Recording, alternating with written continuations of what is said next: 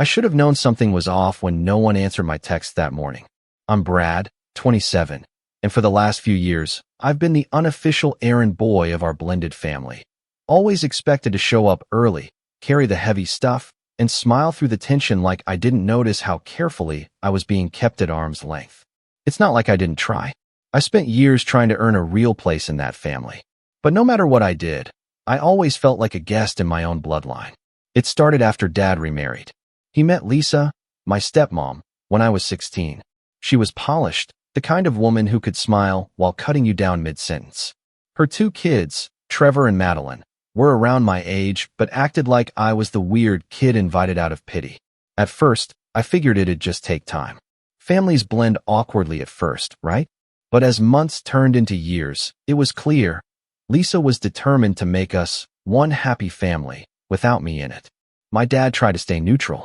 I think he meant well, but his version of peacekeeping usually meant asking me to be the bigger person. Just let it go, Brad. Lisa's just stressed. Or, Madeline probably didn't mean it like that. I heard that one after she accidentally left me out of her graduation dinner reservations and then posted a group photo with the caption, "Just family." When I mentioned it, I was told I was being too sensitive. "It's not a big deal," Lisa had said. "She probably thought you were busy." Still, I stayed civil. I came to birthdays, helped Dad move furniture, drove Trevor to his job interviews when he didn't have a car, and even spotted Lisa $400 once when she claimed her card was having fraud issues. She never paid me back, and when I brought it up gently a few months later, she acted like I was nickel-and-diming her. "Wow, Brad, I didn't know you kept score." After that, I stopped trying to be included, but I still showed up for Dad. So when he told me about the lake house trip this year, I thought maybe, just maybe, it was a turning point. A full week away at a beautiful rental property in Vermont that I helped him find online. He seemed excited when I sent him the Airbnb link. "This looks amazing, son. Let's do it." He even asked me to help him organize the logistics. Dates, who's riding with who, and grocery runs. I didn't mind.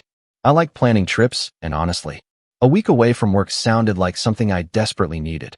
The plan was for everyone to drive up in 3 SUVs, staggered by who was leaving when. Dad said they'd leave early Friday morning, and I told him I'd meet them there. I had a dentist appointment that morning I couldn't reschedule, but the drive was only 3 hours, and I was packed and ready the night before. "Text me when you hit the road," I told him. "Will do," he said. But Friday morning, silence. I texted Dad around 8 a.m. "On the road?" No reply. I waited another hour, then tried Lisa. Nothing. I called Madeline, straight to voicemail. I didn't panic. Maybe they were in a dead zone, or maybe they were rushing to beat traffic. But something was off. Then, just after 10, I called Lisa again. She answered this time, sounding rushed. I could hear wind in the background and someone laughing. "Hey, Brad," she said, like she had just remembered I existed. "Hey, just checking. Did you guys already leave?" I didn't hear back from anyone. "Oh, she hesitated. "Wait, we thought you were riding with your uncle?" My stomach dropped. "Uncle Gary? He wasn't even sure he was coming." "Huh, that's weird. I thought we said you were going with him." "Hold on. Trevor, did Brad say he needed a ride?" I heard mumbling in the background. "Huh, okay. Well, maybe check in with Gary. We're already about an hour out." I paused. My mouth felt dry. "Right. No worries." She hung up without asking if I needed directions or if I was still coming. I sat there staring at my screen. I wasn't on the packing list. I wasn't on the call list. I wasn't on anyone's radar. I didn't call Uncle Gary. He was probably already up there, and I wasn't about to grovel for a seat in the last car like a forgotten suitcase. I was halfway through packing my cooler when the message came in, a screenshot from my cousin Ava, who had meant to send it to someone else.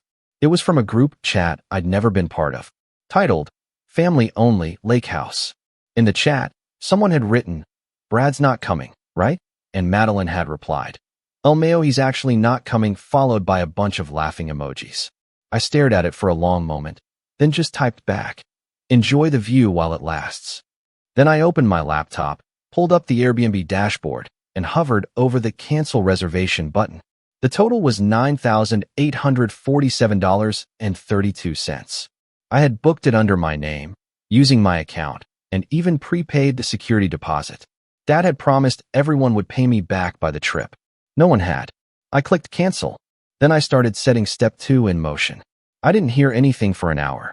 Then came the first missed call. Then another. And another. By midnight, I had 64 missed calls. The last voicemail was from Lisa. Her voice was tense, breathless. Brad, we need to talk. Now. You know that feeling when 1,000 emotions hit you at once, but instead of saying anything, you just sit still? That was me, staring at my phone at 12:07 a.m., the screen glowing like it was mocking me. 64 missed calls, 19 texts, 3 voicemails. All of them came in a rush after the Airbnb cancellation went through. I guess they didn't realize I was the one who booked it, or maybe they just assumed I was too much of a pushover to actually pull the plug. And maybe I was, before tonight. Lisa's voicemail was still playing in the background. Brad, we need to talk. Now. There was panic in her voice, like someone had kicked over her perfectly curated little world and she didn't know where to find the pieces. But I didn't call back. Not yet. Instead, I sat on the edge of my bed and let the silence stretch out. The house was quiet, too quiet for how fast my thoughts were spinning. And that was the moment something inside me cracked. Not in an angry, explosive way. It was quieter than that. More final. Like the sound a rope makes when it finally snaps after holding too much weight for too long. I wasn't going to be the doormat anymore. Not for Dad. Not for Lisa. Not for anyone. That night, I didn't sleep. I lay in bed and replayed every little slight I'd brushed off over the years. Every forgotten invitation. Every time they'd accidentally made other plans without me. The way they'd exclude me in the most subtle, deniable ways. How Lisa had once said, right in front of me, well, the kids are so close because they grew up together, you know? As if I hadn't been there since I was 16. Or how Trevor had joked last Christmas that I was like the family intern. Everyone laughed. I laughed too. But later that night, when I asked Dad about it, he just said, come on, it's just a joke. And when I didn't laugh the next time, suddenly I was too serious. I didn't respond to any of their messages that night. The next morning, around 7 a.m., my phone buzzed again, Dad this time. I stared at his name. Then I answered, calm as ever. Hey, Brad, he said, voice tight. What happened? The Airbnb's canceled. Everyone's freaking out. Yeah, I canceled it. A long pause. Why would you do that? I didn't raise my voice. You mean, why would I cancel the $9,800 trip I organized, booked, and paid for, after being purposely excluded and laughed at by my own family? Brad, no one purposely excluded you. This is a misunderstanding. I almost laughed. A misunderstanding? Dad, Lisa told me I was supposed to ride with Uncle Gary, who wasn't even sure he was going. Then Madeline sent a group chat screenshot making fun of me. The chat I wasn't even in. Don't play dumb. I didn't know about that, he said quickly. Look, I'm sorry if we messed up. But you overreacted. We had 15 people coming up here. And not one of those people thought to text me. Another pause. Then, in a softer voice, we're already here. The whole family. We've got food. Plans. This place was non-refundable, Brad. That was nearly $10,000. No, it wasn't. It was refundable. You would have known that if any of you had even glanced at the confirmation email I sent 6 times. But no one did. Because I don't matter unless you need something. That's not true, isn't it? There was a long silence. Look, he said finally. Let's just talk in person. Drive up here. We'll figure it out. I'm not coming, I said. You made that clear when you left me behind. Brad, I have work to do. Hope the weather holds. I hung up. That afternoon was quiet again. Too quiet. But I wasn't alone in it.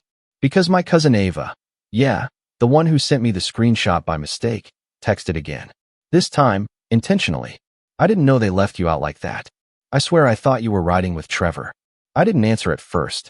She followed up with, you okay? That broke the wall a little. I replied, honestly, not really. But thanks. She texted a few hours later again. Things are tense here. Lisa's losing her mind. Trevor's saying it's your fault for being dramatic. Of course he was. Madeline was crying earlier. Something about the deposit being gone. Also, did you really send an email to Airbnb saying there were structural issues with the house? I didn't respond to that one.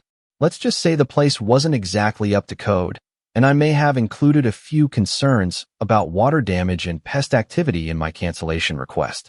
Airbnb took it seriously. I didn't lie. I just highlighted things the host had mentioned in the fine print. They should have read it.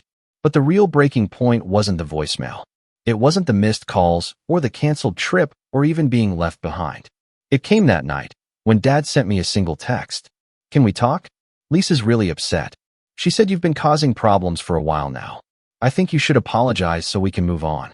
That one hit different. Apologize. After all the years of bending over backwards to be part of their family, after swallowing every insult and brushing off every cold shoulder, I was the one who needed to apologize. That was when I realized something. My dad wasn't neutral. He never had been. He just didn't want to deal with the fallout of choosing sides. So he chose silence. And silence always favors the aggressor. I thought about all the times I'd stood up for him, how I defended him when he and my mom divorced, how I stayed with him when everyone else said I should go with my mom. I thought about the weekends I spent helping him remodel the basement, the birthdays I spent in awkward family gatherings because he asked me to be there. Every time I showed up for him, even when his new family made it crystal clear they didn't want me around. And now he wanted me to apologize? I felt something in my chest twist. That was the moment I stopped seeing this as a misunderstanding. It wasn't a miscommunication or bad timing. It was a pattern, one I had allowed for too long. I opened my laptop, and I started making a list. Not a revenge list. Not yet. But a list of everything I had helped this family with over the last 5 years. Expenses I'd covered. Events I'd organized. Emails I'd sent. Reservations I'd booked. Bills I'd paid. It was longer than I expected. $400 to Lisa for her card issue. $270 for Madeline's birthday dinner when her card randomly got declined. $800 I spent hosting Thanksgiving 2 years ago because no one else had space. $2,000 on a jet ski rental last summer that Dad promised we'd all split later and never did. And the lake house. $9,800 in total. Not $1 paid back. I wasn't mad at the money. I was mad at what it represented. Every dollar was another inch I'd stretched myself trying to prove I belonged. And I was done stretching. Ava texted again the next morning. "So, Trevor said you sent him a Venmo request for $2,600. I replied, "That's his share. For the Airbnb, jet ski, and last year's groceries." She added a crying, laughing emoji. Then, "You're a menace." "Just thorough," I texted back. Trevor didn't respond to the Venmo request, but I didn't expect him to. I sent Madeline one too. And Lisa. I itemized everything. And then, I made a new plan. I wouldn't show my hand all at once. That would be too easy, too satisfying too quickly. No, I wanted them to feel what I had felt. The quiet exclusion, the sudden silences, the slow unraveling of certainty. I wanted them to wonder what came next. Because step 1 was canceling the lake house. Step 2 was already in motion. And step 3, well, let's just say it would change everything they thought they knew about me. I was done asking for a seat at the table. I was building my own table. And it had locks.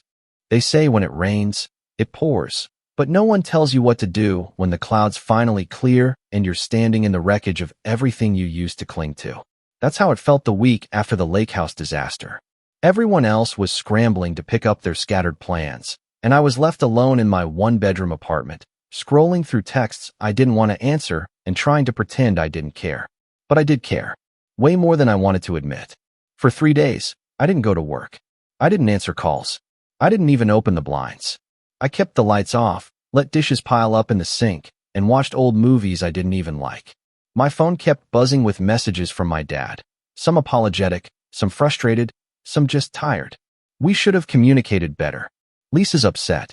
She didn't mean it that way. This family is falling apart." The irony wasn't lost on me. Falling apart? It was never whole.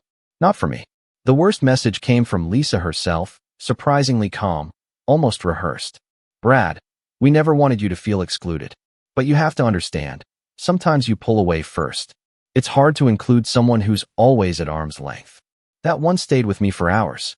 I stared at it, feeling something bitter rise up in my chest. I had bent over backward to be included. I was at every dinner, every birthday, every family game night I was invited to. I drove hours to pick up Trevor when he locked his keys in his car, even when it made me late for a work meeting. I brought wine to Lisa's Just Girls book club when she forgot to grab a bottle. I was always there, just invisible. But according to her, I was the problem. That was rock bottom. Not the exclusion, not the betrayal, not the money. The gaslighting. The rewriting of history in real time. Watching people I called family recast themselves as the victims in a story where I was nothing more than an inconvenience. I wish I could say I snapped out of it overnight. I didn't. It took time. The first step was quiet. No big revenge plan, no dramatic speech. Just small decisions. I cleaned the apartment, took out the trash, opened the blinds. I cooked an actual meal instead of microwaving leftover takeout. I didn't realize how long I'd been holding my breath until I exhaled. Then I opened my laptop. Not to check emails. Not to update the family group chat. They had finally added me after the lake house fiasco, like that made a difference. No, I opened my laptop to check something I hadn't touched in months, my freelance business website. A year earlier, I'd started doing small graphic design jobs on the side. Logos, brand kits, packaging mock-ups, nothing glamorous. But I was good at it. I had a degree in visual communications and had even won a small award during college. Still, full-time work at a marketing agency left me drained, and I never had the energy to take it seriously. Until now. Something shifted that day. Maybe I was tired of waiting for validation. Maybe I just needed something that was mine. I spent the next 2 weeks redesigning my portfolio, updating my rates, reaching out to past clients for testimonials. I built a newsletter, started posting design tips on LinkedIn. Slowly, quietly, I was building something that didn't depend on anyone else's approval. And it worked. By the end of the month, I'd booked 5 clients. The next month, I had 8. In 3 months, I made more on the side than I did in my full-time job. And I wasn't done. One of my clients, an old college friend named Nina, connected me with a boutique fitness brand looking for a full-time creative consultant. We got on a Zoom call, and halfway through the meeting, the founder said, "I've seen your work. You've got a sharp eye, and honestly, we need someone who doesn't sugarcoat things." She offered me a contract on the spot. Twice my agency salary. Remote. Full creative control. I accepted. Quit my job 2 weeks later. I didn't tell my dad. Not yet. The funny thing is, once I stopped trying to impress them, once I stopped showing up to every family dinner and texting back within 5 minutes, things got eerily quiet. Lisa stopped messaging. Trevor ghosted completely. Madeline posted cryptic quotes on her Instagram stories like, "Sometimes the black sheep was just the one who saw through the BS." Sure, but Dad kept trying. He called once a week, sometimes twice. Left voicemails. I didn't ignore him, just didn't chase him either. We talked, but not about the trip. Not about Lisa. We kept it surface level. Work, weather, whether I'd seen the new Marvel movie. Then came Thanksgiving. I knew they were hosting, of course. Lisa posted pictures of her handmade place cards and dry run table setting on Facebook. Trevor posted a group pic of the crew holding drinks in matching flannel. No one invited me. I wasn't surprised, but I felt it. So I did something different. I invited my mom and her new husband over. Cooked an actual dinner. Turkey, stuffing, cranberry sauce from scratch. I even baked a pie, which I'd never done in my life. We laughed, played cards, stayed up until 2 a.m. telling stories I hadn't heard in years. It wasn't fancy, but it felt like something I hadn't felt in a long time. Home. That night, I looked around my small, cozy apartment and realized I didn't miss the lake house. I didn't miss the forced smiles or the one-sided conversations. I missed the idea of family, the one I kept chasing like a mirage. And maybe I didn't have that with my dad anymore. Maybe I never really did. But I had it here, and I could build the rest. In December, something interesting happened. I got a LinkedIn message from a recruiter who'd seen my posts. She asked if I'd be interested in giving a talk at a virtual conference about freelance design and building a personal brand. At first, I almost said no. Me? Talk at a conference? I wasn't that guy. But then I thought about how far I'd come. Quietly. Without applause. Without backup. And I said yes. The talk went well. Better than I expected. And 2 weeks later, I was offered a monthly segment on a design podcast with a growing audience. That was when I realized this wasn't just recovery. It was reinvention. Ava texted me around Christmas. She said Lisa had been in rare form lately. That Madeline was still salty about the Airbnb. And Trevor was complaining to anyone who'd listen about the Venmo requests I sent him. She also said something that stuck with me. "You're like a ghost to them now. It's driving them nuts." I smiled at that, not out of spite, but because for once, I was no longer on the outside looking in. They were. On New Year's Day, I got a call from Dad. I almost didn't answer, but I was in a good mood, and part of me was curious. "Happy New Year," I said. He sounded tired. "Happy New Year, Brad." We talked for a bit. Weather, resolutions, the usual. Then he sighed. "Lisa's been upset," he said carefully. "She thinks you've frozen everyone out." I didn't say anything. He continued, "I've been thinking a lot about what happened. And I want you to know, I should have stood up for you more." That caught me off guard. "She was wrong to assume you weren't coming," he added. "They were all wrong to make fun of you." I didn't know about the group chat until afterward. I stayed quiet. "But I saw how hurt you were. And I know you probably don't trust me anymore. I don't blame you. I wanted you to know I see it now." I exhaled slowly. "It's not about trust," I said. "It's about respect.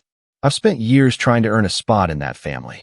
But the truth is, I was never really invited. I just kept showing up anyway." "I know." And maybe he did. We didn't talk much longer. But when I hung up, I felt lighter. I wasn't naive enough to think everything was fixed. Apologies don't erase years of being overlooked. But maybe, just maybe, they were finally starting to see me. And maybe that wasn't even the point anymore. Because I saw myself now. Clearly. And that was enough. But this isn't where the story ends. Not even close. Because while I was rebuilding quietly, something else had been brewing behind the scenes. Something that would change the entire dynamic once and for all. Something I hadn't told them. Not yet. But it was coming. And when it would hit hard. Most people think revenge is about anger, fury, spite. That heat in your chest when someone wrongs you, and all you want to do is scorch the earth beneath their feet. But real revenge? The kind that matters? It's cold, patient, surgical. It waits in silence while the people who hurt you forget the damage they caused. It sharpens itself while they laugh, move on, pretend it never happened. It doesn't yell. It doesn't beg. It just watches and builds. That's what I'd been doing. By the time January ended, my freelance design business had turned into a full-fledged agency. I brought on 2 part-time designers, both friends from college, one in branding, one in UX. I rebranded my website, raised my rates again, and began consulting for mid-sized e-commerce brands that were tired of boring design. I'd built something that finally gave me leverage, even if they didn't know it yet. And then, the opportunity landed in my inbox like fate had a wicked sense of humor. It was a forwarded email from Ava. She was the only one from that side of the family I still kept in touch with. We weren't especially close, but she had always been the type to observe more than she spoke. She'd seen what had happened with the lake house. And while she hadn't said much at the time, her silence had been different from the others. It felt understanding.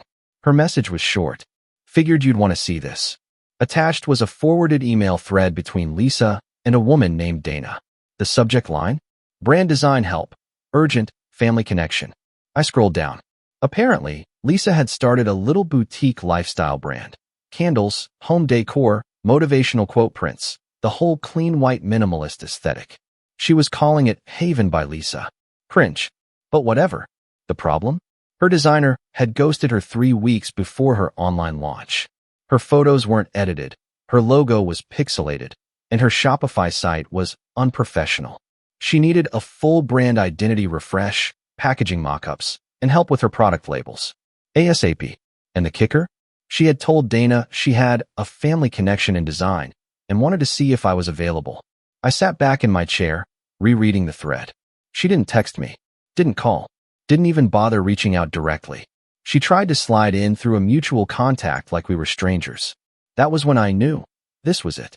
The perfect opportunity. Step 1 had been the Airbnb. Step 2 had been going ghost and rebuilding in silence. Step 3 was about to be a masterclass in poetic justice. But I wasn't going to rush it.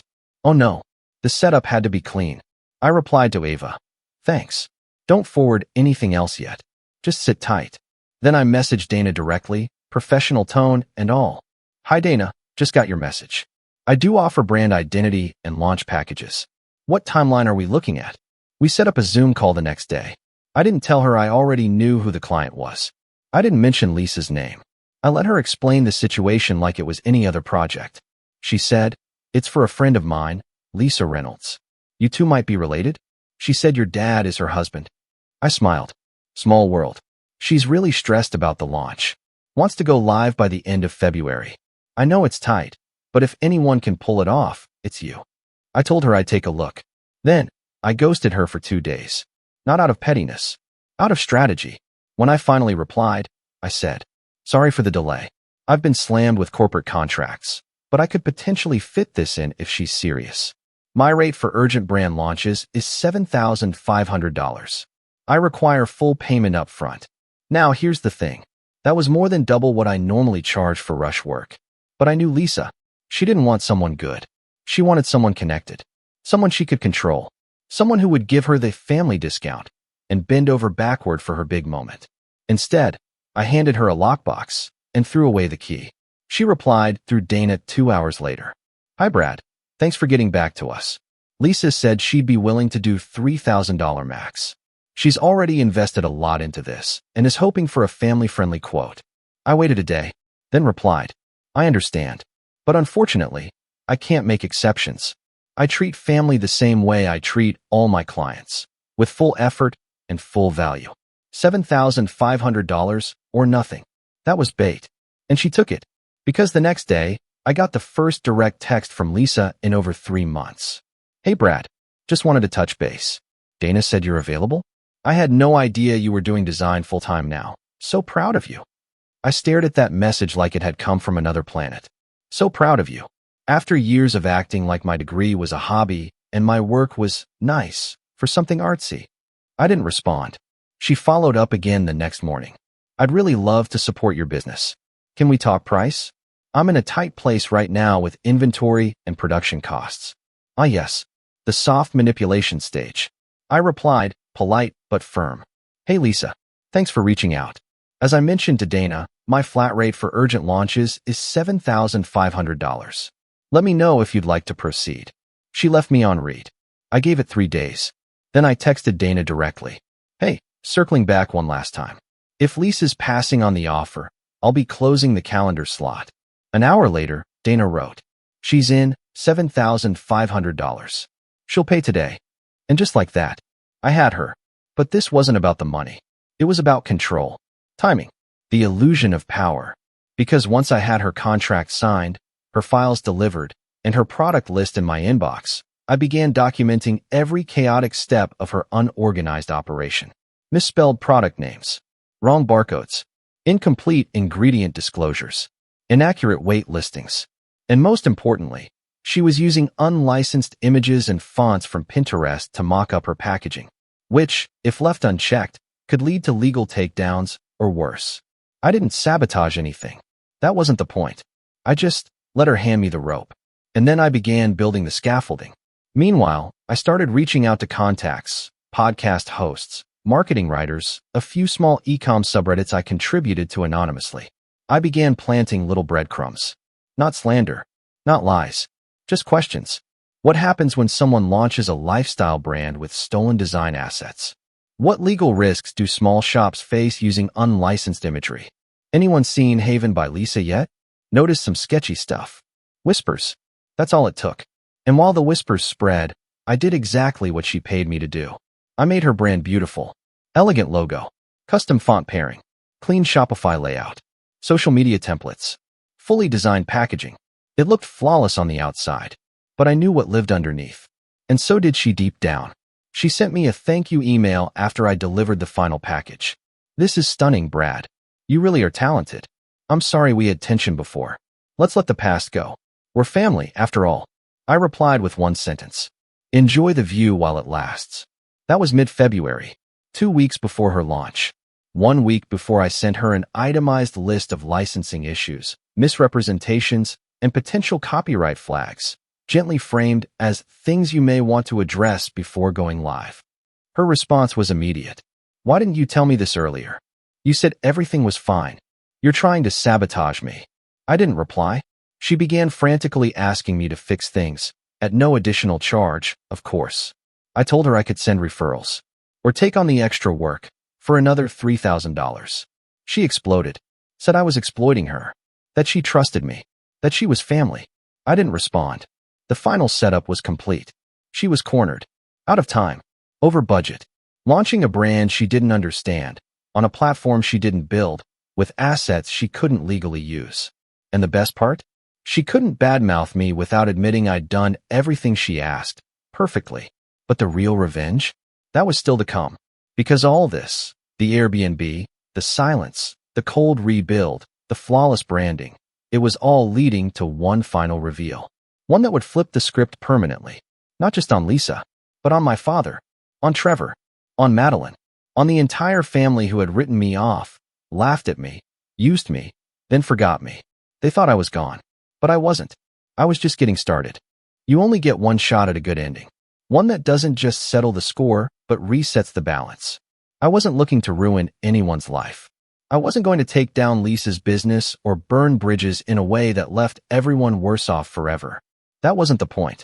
Revenge, for me, wasn't about destruction. It was about clarity, about truth, about making sure that people who had built entire narratives around my silence finally had to hear me.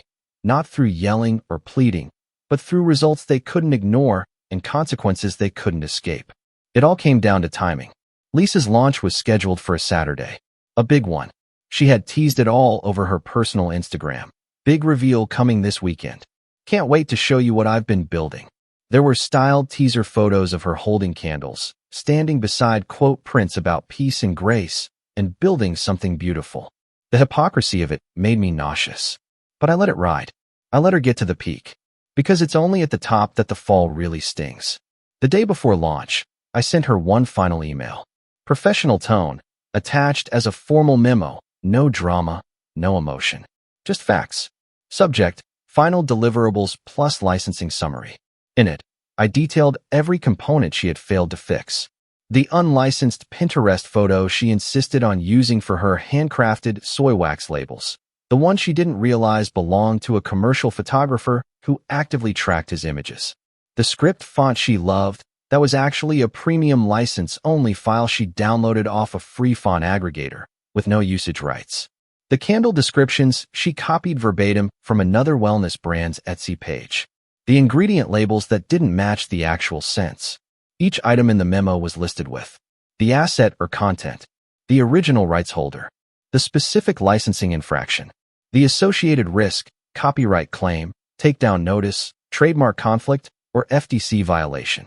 At the end, I wrote, "As your designer, I fulfilled the scope of work we agreed upon. I advised you multiple times about licensing risks and offered to provide solutions at additional cost. You declined. Please consider this my final communication regarding your launch. I will not be liable for any third-party claims or misuse of assets beyond this point." Sent. 9:02 a.m. At 10:17, she called me. I didn't answer. At 11 o'clock, I got a long email. Half panic, half guilt trip. "Brad, this isn't fair. You knew I was overwhelmed. I trusted you. I put your name in the credits of the brand story video. Now you're just washing your hands of it." I didn't reply. I didn't have to. Because the next part wasn't about emails. It was about showing them exactly who they'd underestimated.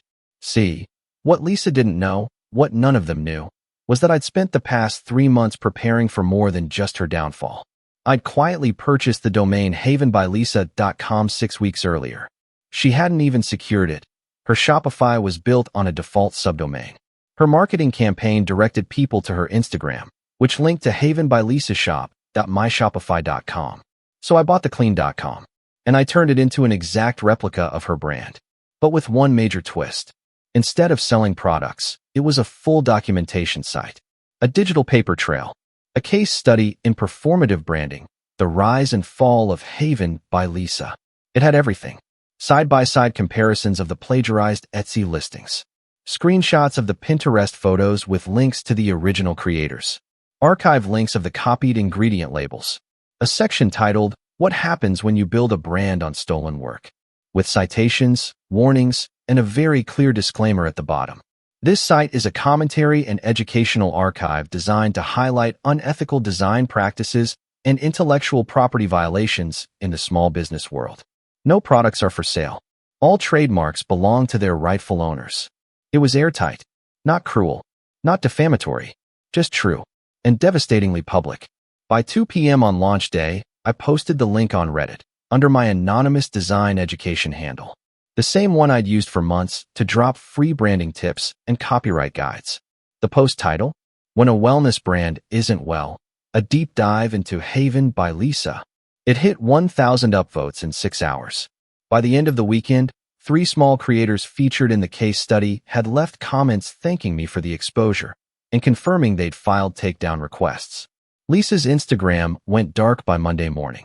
The Shopify site pulled offline. She posted one story that night. Due to unforeseen technical issues, our launch has been postponed. Thank you for your patience. But she was spiraling, and not just professionally, because here's where the fallout started to ripple outward into the family. Trevor messaged me the day after the Reddit post exploded. Bro, what the hell did you do? I replied, clarified the truth.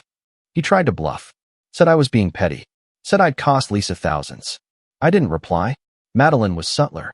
She texted Ava, do you think Brad would take the site down if Lisa apologized? Ava sent me the screenshot with a crying, laughing emoji. She still doesn't get it.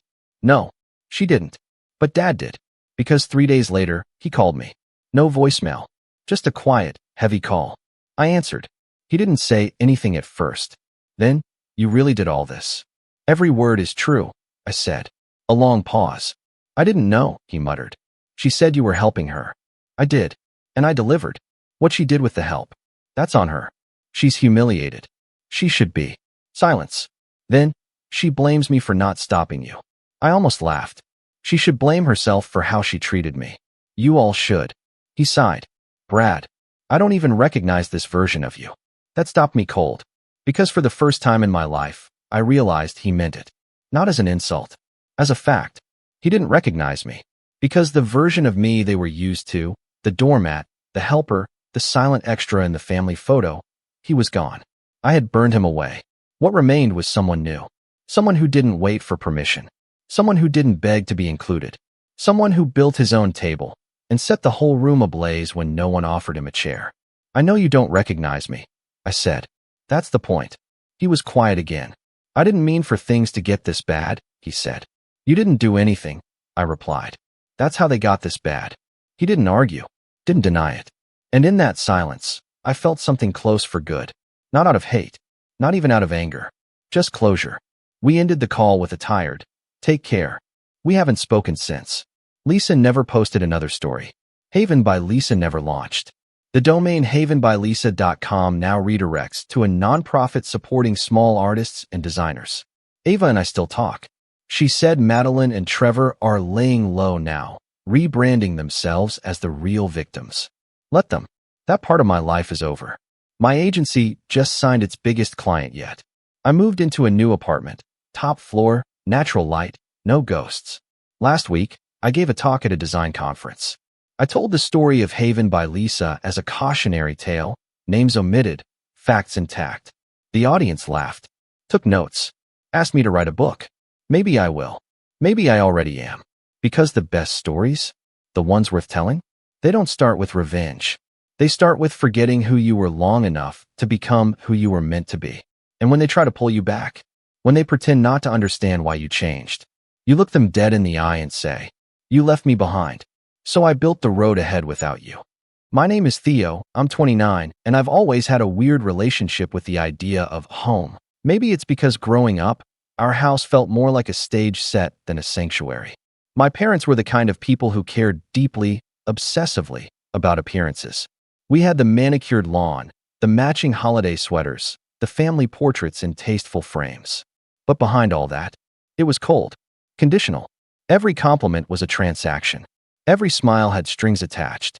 When I was 17, I made a quiet vow to myself. One day, I'd have a home where I felt safe, respected, and free. It took longer than I'd hoped. College drained me financially, and I spent years couch surfing, saving every spare dollar, even skipping meals so I could chip away at my student loans. By the time I was 27, I had a steady job in IT, a small emergency fund, and a decent credit score. And then my parents called. It started with something small. My dad had thrown out his back, and my mom claimed she was burned out. They asked if I could move in temporarily, just while they got back on their feet. My lease was ending, and honestly, I missed having a family. I thought maybe things could be different now that I was older. Maybe they'd finally treat me like an adult, an equal. So I moved in. Within 2 weeks, it was clear nothing had changed.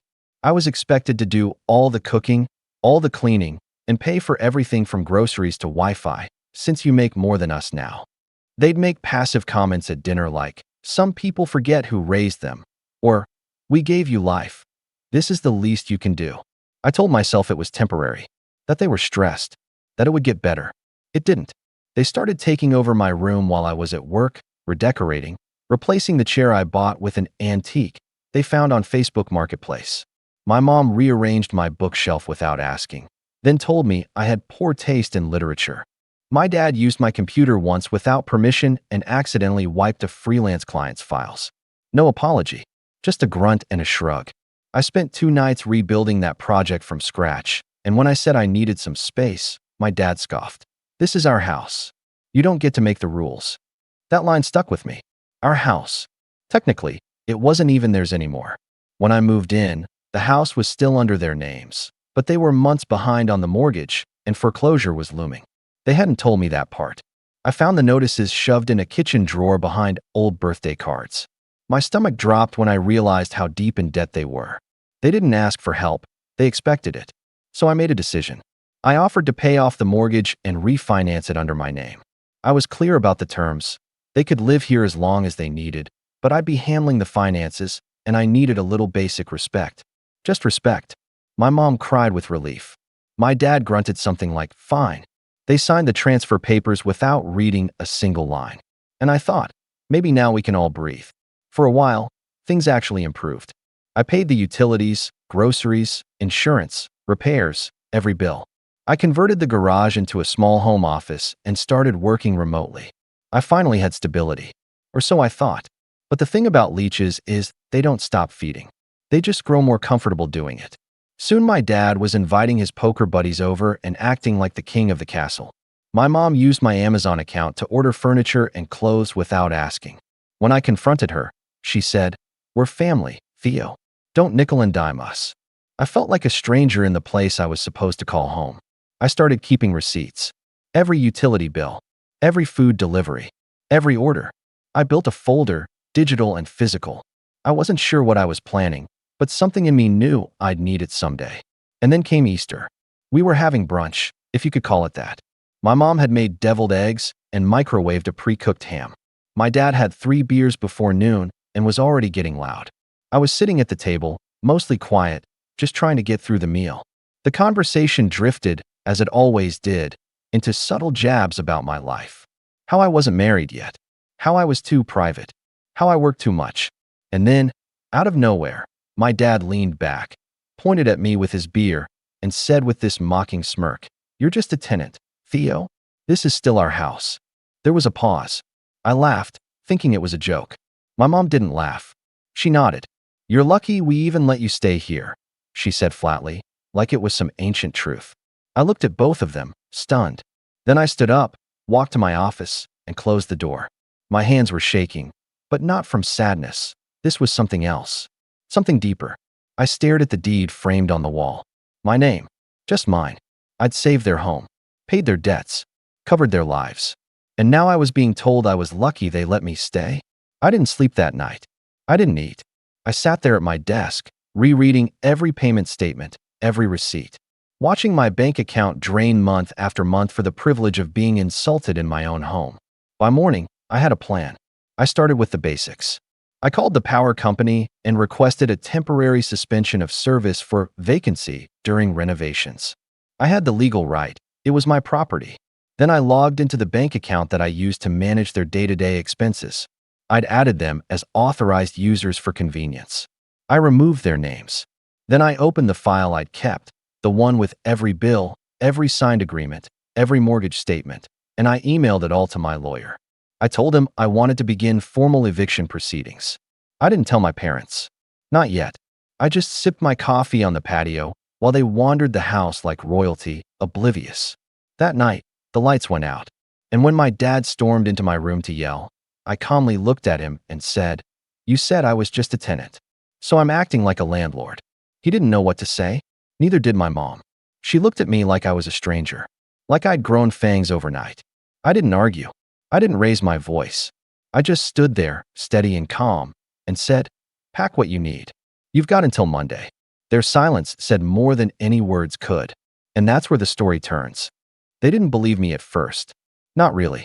They huffed and puffed for the rest of that weekend, stumbling around in the dark with flashlights and candles, muttering about how ungrateful I was and how this wouldn't stand. My mom went into full melodrama mode, sniffling loudly in the hallway, hoping I'd come out and apologize. My dad, predictably, acted like it was all beneath him. He kept repeating, "He'll come crawling back. Just wait. He's just throwing a tantrum." But I wasn't the one throwing things across the kitchen. I stayed quiet, patient, focused. Monday was coming. While they sulked, I met with my lawyer to finalize the eviction notice. Technically, because they weren't on the deed and had never paid rent, they were considered guests under state law. That gave me full authority to remove them from the premises with written notice. No long legal battle. No courtroom drama. Just a single letter. I printed it that Sunday night. 2 copies. Slid one under their bedroom door and taped the other to the fridge. I didn't say a word. At 7:04 a.m. Monday morning, I was already in the kitchen, coffee brewing, laptop open. That's when I heard the first scream. "You can't be serious," my mom screeched, storming into the room in her robe, waving the paper like it was on fire. "You're evicting your own parents?" I sipped my coffee. "No, I'm evicting 2 disrespectful, entitled freeloaders who insulted me in my own house." She gasped like I'd slapped her. My dad followed behind her, slower, red-faced and silent, but his fists were clenched.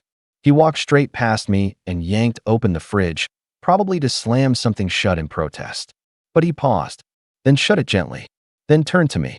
"We raised you, fed you, kept a roof over your head, and this is how you repay us." I looked up from my screen. "I paid for this roof. I pay for everything in this house. You haven't spent a dime in 2 years. And all I ever asked for was basic respect." He snorted. "Respect? You were just a kid with a keyboard. We let you stay here because we felt bad for you." I smiled, slow and cold. "You didn't let me stay here. I rescued you. You were about to lose this house. You didn't tell me you were behind on the mortgage. You let me walk into your mess, clean it up, pay for your lifestyle, and then you mocked me like I was some stranger taking up space." My mom stepped forward, arms crossed. "We're your parents. You owe us. That's how family works." That did it. I stood up, calm, steady, but my voice finally cracked with the weight of it all. "No, family isn't about who owes who. It's about love, about support. You taught me nothing about that. You gave me a childhood full of guilt and silence. You shamed me for being different. You mocked my success. You made me feel like a burden in the house I bought with my sweat and blood." They didn't move. So I added one last nail to the coffin. "You've got 48 hours. After that, the sheriff comes." Their faces turned pale. They begged, then shouted, then tried guilt again. My mom cried and asked, "Where are we supposed to go?" I shrugged. "Maybe you should have thought about that before calling me a tenant at Easter brunch." I left the house for a few hours after that. Went to a cafe, read a book, let the storm pass. When I came home, the lights were still off, and the house was dead silent, except for the sound of boxes being packed upstairs. By Tuesday evening, the living room was filled with plastic bins and duct-taped cardboard boxes. My mom had packed everything she could think of: family photos, my childhood books, yes, mine, even the toaster I bought. I let her. Honestly, I didn't care anymore. None of it meant anything. But then my dad tried one last power play. As I was locking up for the night, I saw him walking toward the garage with my bike. A Trek mountain bike I'd saved up for after college. I stepped outside, leaned against the doorframe, and said calmly, "That's mine." He didn't even turn around. "You don't ride it anymore." I let that hang in the air. Then I walked over, reached past him, and took the handlebars. Just because you want something doesn't make it yours. He let go. That night, they stayed at a motel. I saw the charge on the old family credit card. Yes, I'd frozen the main accounts, but I hadn't canceled the emergency backup card yet. That was next. By Wednesday morning, the driveway was empty. No cars, no boxes, just a forgotten umbrella leaning against the porch rail and the eerie stillness of a house that finally felt like mine. I walked through it slowly, room by room, breathing in the silence. No judgment, no passive comments, no sideways looks, just space. When I reached the kitchen, I poured myself a cup of coffee, opened the back door, sat at the patio table, and as the sun climbed higher, I heard the screech of tires. A familiar beat-up sedan skidded into the driveway, doors slamming, voices rising. I stayed in my chair. My dad was shouting, arms flailing. My mom was crying now, louder than ever. They pounded on the front door, circled around to the back. But I didn't move. I just took another sip. Because they were right about one thing. This was their house. Until the day they gave it up. They pounded on the back door like it owed them something. My mom was the first to find me. She came around the side gate, her shoes crunching on the gravel, her mascara streaked from tears that didn't seem entirely genuine. She froze when she saw me at the patio table, perfectly calm, a half-empty coffee mug in hand, and my phone recording quietly beside it. I didn't say anything. I didn't need to. Behind her, my dad stumbled into view, red-faced and breathing like he'd just sprinted across the state line. He took one look at me and spat. "You think this is funny?" I looked up from my coffee. "No, I think it's sad." He laughed, short and bitter. "We raised you. We gave you everything. This is how you treat us. You gave me rules, not love. You gave me expectations, not support. And what I gave you was a lifeline, which you mocked. Publicly. You're throwing your own parents out on the street," my mom wailed, her voice cracking in that practiced way I'd heard 100 times growing up. The same voice she used when she wanted someone else to take the blame. "Do you know what people will think? What your family will think?" I shrugged. "They can think whatever they want.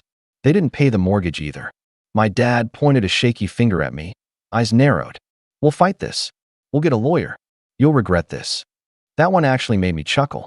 "Go ahead. But remember, every text, every voicemail, every utility bill is in my name. The deed? In my name. The last 2 years of expenses?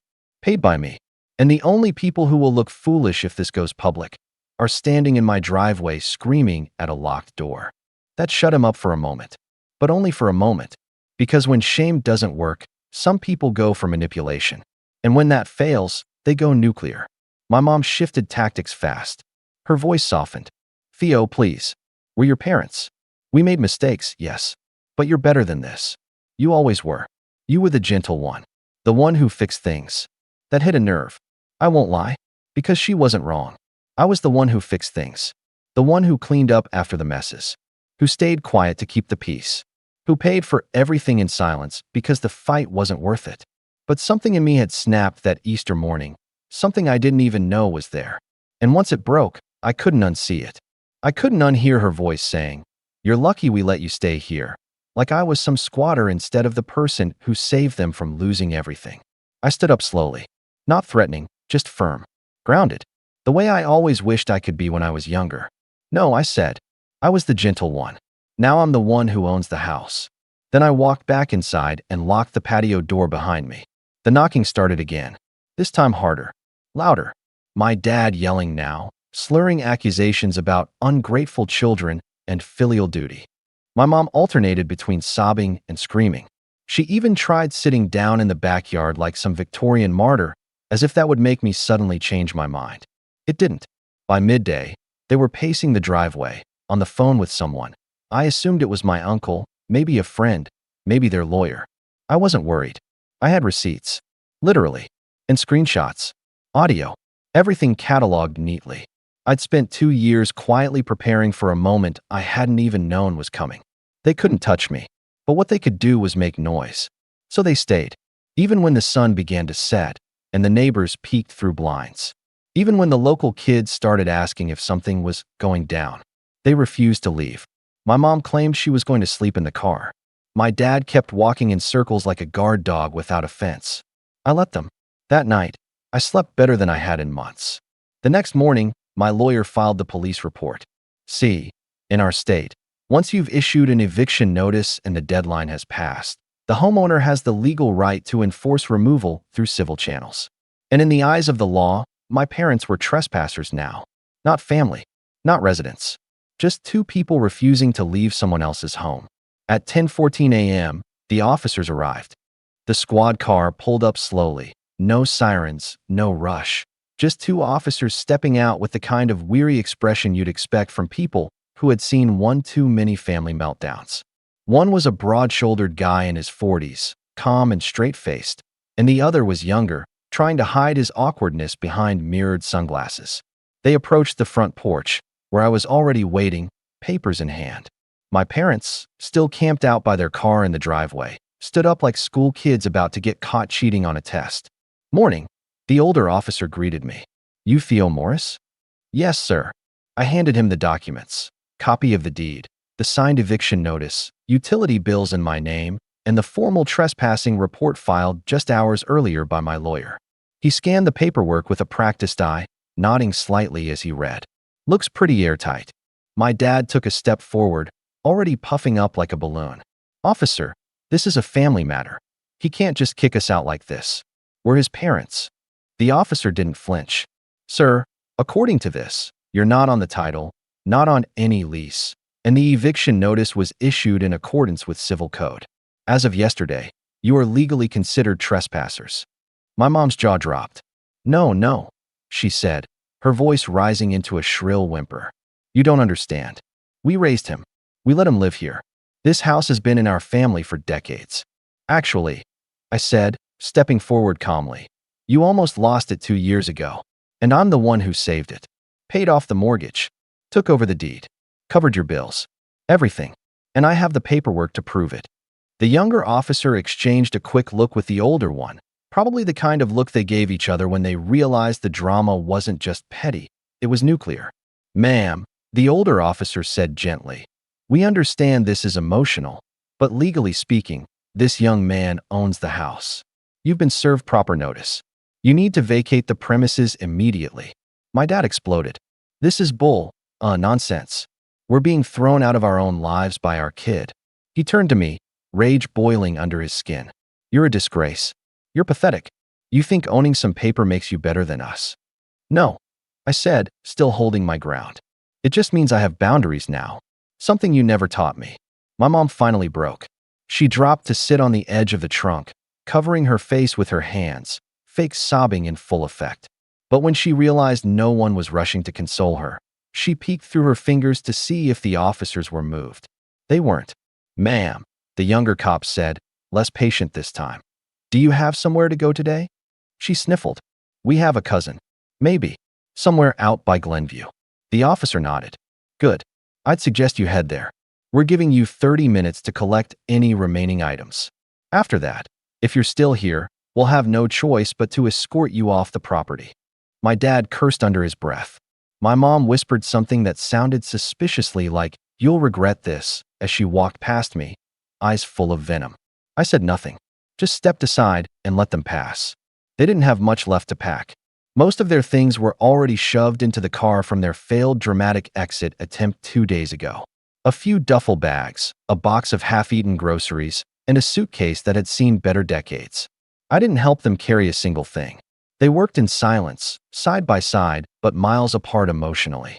No whispering, no blaming, just the hollow silence of people who thought they were untouchable until they weren't. As they loaded the last of it, my mom turned to me one final time. Is this what you wanted? She asked, her voice flat now. No sobbing, no pretense. To be alone? I met her eyes. No, I wanted to be respected. I wanted to feel safe in my own home. I wanted a family who didn't see me as a walking ATM or a kid to control. She didn't respond, just gave me a look I couldn't quite read, maybe a trace of regret, maybe just exhaustion, and got into the passenger seat. My dad didn't say goodbye. He slammed the driver's door and peeled out of the driveway like a teenager denied car keys. The tires screeched slightly on the pavement, drawing a few curious looks from the neighbors. The cops gave me a small nod, then followed behind for good measure, ensuring the exit was final. And just like that, they were gone. The silence that followed wasn't peaceful at first. It was sharp, cold. It pressed on my ears like I'd surfaced too fast from deep water. For years, I thought I wanted freedom, but the first hour without them there felt more like collapse than triumph. I wandered the house room by room. The dining table still had crumbs from Easter brunch.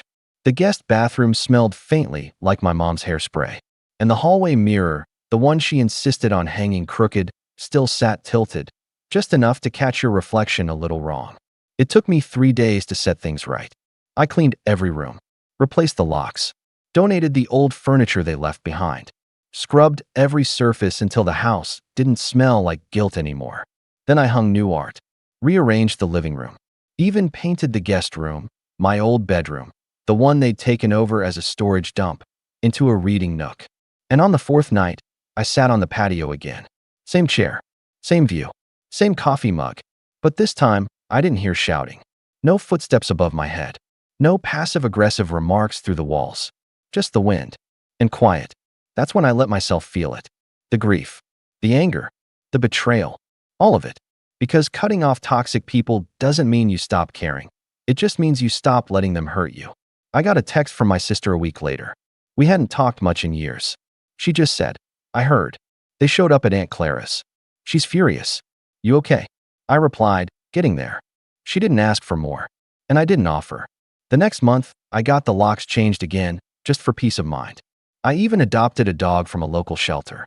His name's Baxter. Big, floppy ears, absolute menace to throw pillows. But he doesn't judge me when I talk to myself in the kitchen or cry during old sitcoms. He just wags his tail and stays close. It's funny, after everything, the house finally feels like mine. Not just legally, emotionally. There's no applause when you stand up for yourself. No fireworks when you reclaim your peace. But there is a moment, a quiet one, when you realize that your silence is no longer submission, it's control. And that's worth more than any forced family photo. So yeah, Easter brunch was the breaking point. But this is the rebirth. I built my life brick by brick. Now I get to live in it. Alone, but not lonely. Just free. My name is Jake.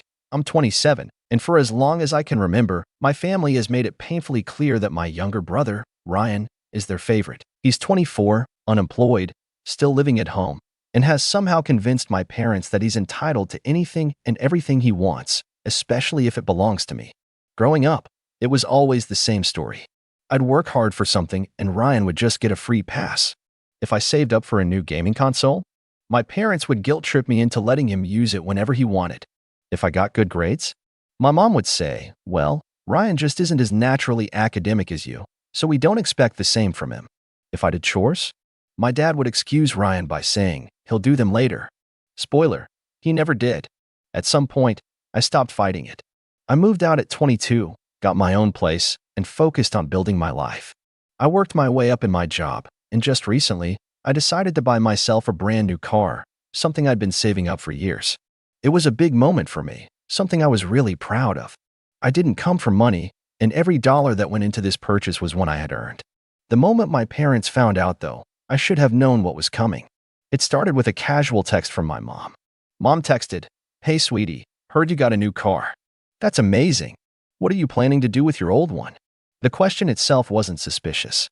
My old car was still in great condition, low mileage, well-maintained, and honestly, something I could have sold for a decent amount of money. But something about the way she worded it put me on edge. I hesitated before responding. "Me, not sure yet." "Why?" The reply came almost instantly. "Mom, well, Ryan doesn't have a car, and you know how hard things have been for him. We thought it would be a wonderful gesture if you gave it to him." There it was. I should have expected it, really.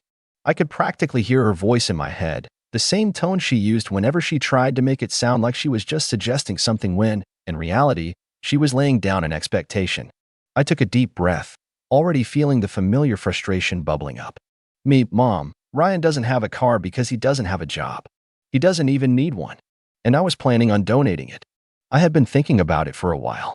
There was a local charity that helped single parents get reliable transportation, and it felt like a good cause, something I actually wanted to do. But as soon as I hit send, I realized I had made a mistake. The phone rang almost immediately. It was my mom. I sighed and answered. "Hey, Jake," she started, her voice already laced with disappointment. "You can't be serious. Donating it? To strangers? When your own brother needs it?" I rolled my eyes. "Mom, Ryan doesn't need it. He doesn't go anywhere. And I already made my decision." There was a sharp intake of breath on the other end. "I cannot believe this. After everything we've done for you, you'd rather throw it away than help your own family?" I clenched my jaw. "Throwing it away? I'm giving it to people who actually need it, Mom. If Ryan really wanted a car, maybe he could get a job and she cut me off." "Jake, that is so cruel. You know Ryan struggles with motivation. He's had such a hard time lately." Ryan's hard time was that he didn't like working. He had bounced between a few jobs in the past, but he never stuck with anything longer than a few months. Meanwhile, my parents bent over backward to make sure he never actually needed to. I kept my voice calm, but I let a bit of sarcasm slip in. "Right. A hard time sleeping in until noon and playing video games all day. Sounds rough. There was a beat of silence before she huffed. I don't know what's happened to you, Jake. You used to be such a good son. Ah, there it was. The guilt trip. The same old script. I guess I just got tired of being the backup plan for Ryan's laziness, I said evenly. Before she could respond, I added, look, I'm not changing my mind. The car's already been donated. If Ryan wants something, he can earn it like the rest of us. I hung up before she could launch into another tirade. I barely had time to breathe before my phone started buzzing again, this time from Ryan. I debated ignoring it, but I knew he wouldn't stop. With a sigh, I picked up. You're such a selfish piece of, hey, Ryan, I interrupted, my tone flat. Let's skip the insults. What do you want? He scoffed. You know what I want. Mom just told me what you did. You gave away a perfectly good car? Are you insane? I rubbed my temples. Ryan, you didn't own that car. I did. And I can do whatever I want with my own property. Yeah, but you knew I needed it, he snapped. I let out a short laugh. Ryan, you don't even leave the house. Maybe I would if I had a car, he shot back. Or, I said, dragging the word out, maybe if you had a car, it would just sit in the driveway while you kept mooching off Mom and Dad. The silence that followed told me I had hit a nerve. You're such an ungrateful fool, he finally said, voice dripping with anger. After everything our parents have done for you. I sighed. Ryan, this conversation is over. And just like that, I hung up again. I knew it wasn't really over, though, because within the hour, I started getting notifications. Ryan had taken to social media, airing out his grievances. He wrote this long, whiny post about how families should take care of each other and how some people just care about themselves. He didn't mention me by name, but it was painfully obvious who he was talking about. And of course, our extended family got involved. A few cousins and an aunt even jumped in, agreeing with him and calling me selfish. But then, something unexpected happened. A few people started siding with me. And that's when things really started to spiral out of control. At first, I ignored the notifications. I had already made my decision, and I wasn't about to let Ryan's temper tantrum drag me into some ridiculous online drama. But then, I started seeing the comments. Cousin Mark commented, wait, so your brother worked hard, bought a new car, and donated his old one to people in need, and you're mad? Uncle Dave commented, Ryan, maybe you should try earning something for yourself instead of expecting handouts. Family friend Karen commented, I don't understand why you think you're entitled to his car. It was glorious. Ryan had clearly expected everyone to blindly take his side, but he didn't anticipate people actually using common sense. I could almost picture him sitting in his room, fuming as he realized his little pity party wasn't going the way he planned. Of course, my parents weren't going to let this go either. A few hours later, I got a call from my dad. Unlike my mom, he rarely got involved in these kinds of things, which told me they were pulling out the big guns. I sighed and answered, Hey, Dad. There was a long pause before he spoke, his voice calm but heavy. Jake, I really wish you'd reconsider what you've done. I pinched the bridge of my nose. Reconsider what, exactly? You know what he said. This whole thing. It's humiliating your brother. I almost laughed. Humiliating him? Dad, he did that to himself. He put all this on social media thinking people would defend him. Dad sighed. That's not the point. Your mother is really upset. This whole situation is making us look bad. Ah, there it was. It wasn't about Ryan struggling. It wasn't about family values. It was about appearances. Let me get this straight, I said. You don't care that Ryan's throwing a tantrum over a car that was never his. You don't care that he refuses to get a job or do anything for himself. You only care that people are seeing how entitled he is. Dad hesitated, which told me everything I needed to know. It's not that simple, Jake. It is that simple, I said, my voice sharper now. For once, I didn't roll over and let Ryan take something from me, and you don't know how to handle it. There was another long silence. Then he sighed. I really hoped you'd be better than this. I blinked. Better than what? You're acting spiteful, he said. Giving the car to charity instead of your own brother. How does that make sense? It just feels like you did it to make a point. I let out a humorless laugh. I didn't do it to make a point. I did it because I wanted to help people who actually needed it. But now that you mention it, yeah, I'd rather have set the damn thing on fire than hand it over to Ryan. His voice dropped into a warning tone. Jake, no, I interrupted. I'm done. I'm done being the backup plan whenever Ryan doesn't want to put in effort. I'm done with the guilt trips. And I'm definitely done with this idea that I somehow owe him just because you guys decided he's more important than me. Dad's voice was cold now. That's not what this is about. Then what is it about? I challenged. He didn't answer right away. I could hear the tension in his breathing. Finally, he said, "You're making a mistake." I scoffed. "You know what, Dad? If this is a mistake, then it's the first one I don't regret." And I hung up. I felt the weight lift off my shoulders almost immediately. But the storm wasn't over yet. Because the next morning, I woke up to dozens of messages. From my parents. From relatives. Even from some people I barely spoke to anymore. And then I saw it. Ryan had escalated things. He hadn't just made another whiny post. No, this time he had gone all out. He had written a massive post claiming I had stolen the car from him. I stared at my phone in disbelief. Stolen? Was he serious? I clicked on the post, and sure enough, Ryan had gone full victim mode. I never thought my own brother would betray me like this. He knew I needed a car. He knew our parents wanted me to have it. But instead of helping his family, he selfishly gave it away, probably just to spite me. And get this, he didn't even tell me. He just snuck off and did it behind my back. I was relying on that car. I needed it. But I guess some people only care about themselves. Family is supposed to look out for each other, but I guess that only applies when he wants something. I'm done being treated like I don't matter. It had hundreds of likes and comments, and some of them were actually siding with him. I'll read some of them. Aunt Linda, wow, that's low. Family should always come first. Grandma Nancy, so disappointing, Jake. Your parents raised you better than this. Some random girl from high school, oh my God, that's so messed up. I'd be devastated. But then there were people calling him out. Cousin Mark, again, MVP, wait. So your brother stole a car that was already his? Bro, that's not how this works. Uncle Dave, also a legend. So let me get this straight. You expected a free car, didn't get it, and now you're trying to make Jake the bad guy? Entitlement at its finest. Family friend Karen, bless her heart. Ryan, if you needed a car so badly, why didn't you just save up and buy one like your brother did?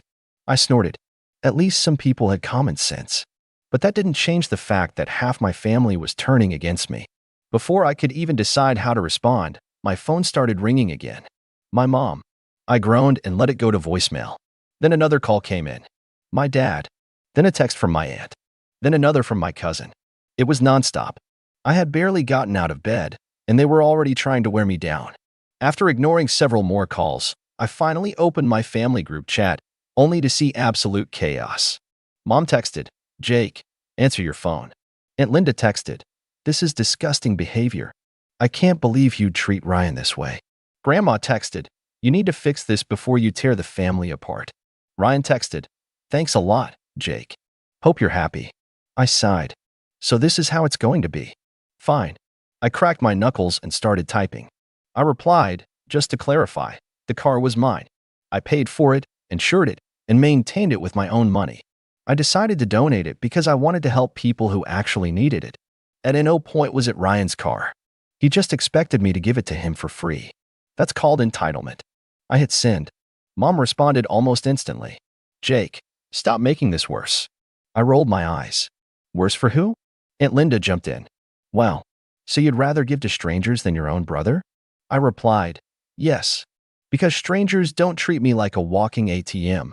Cousin Mark, absolute legend, reacted with a crying laughing emoji. Ryan, of course, had to get the last word in. Enjoy being the selfish disappointment of the family, Jake. I chuckled to myself. Oh, he wanted to play this game? Time to turn up the heat.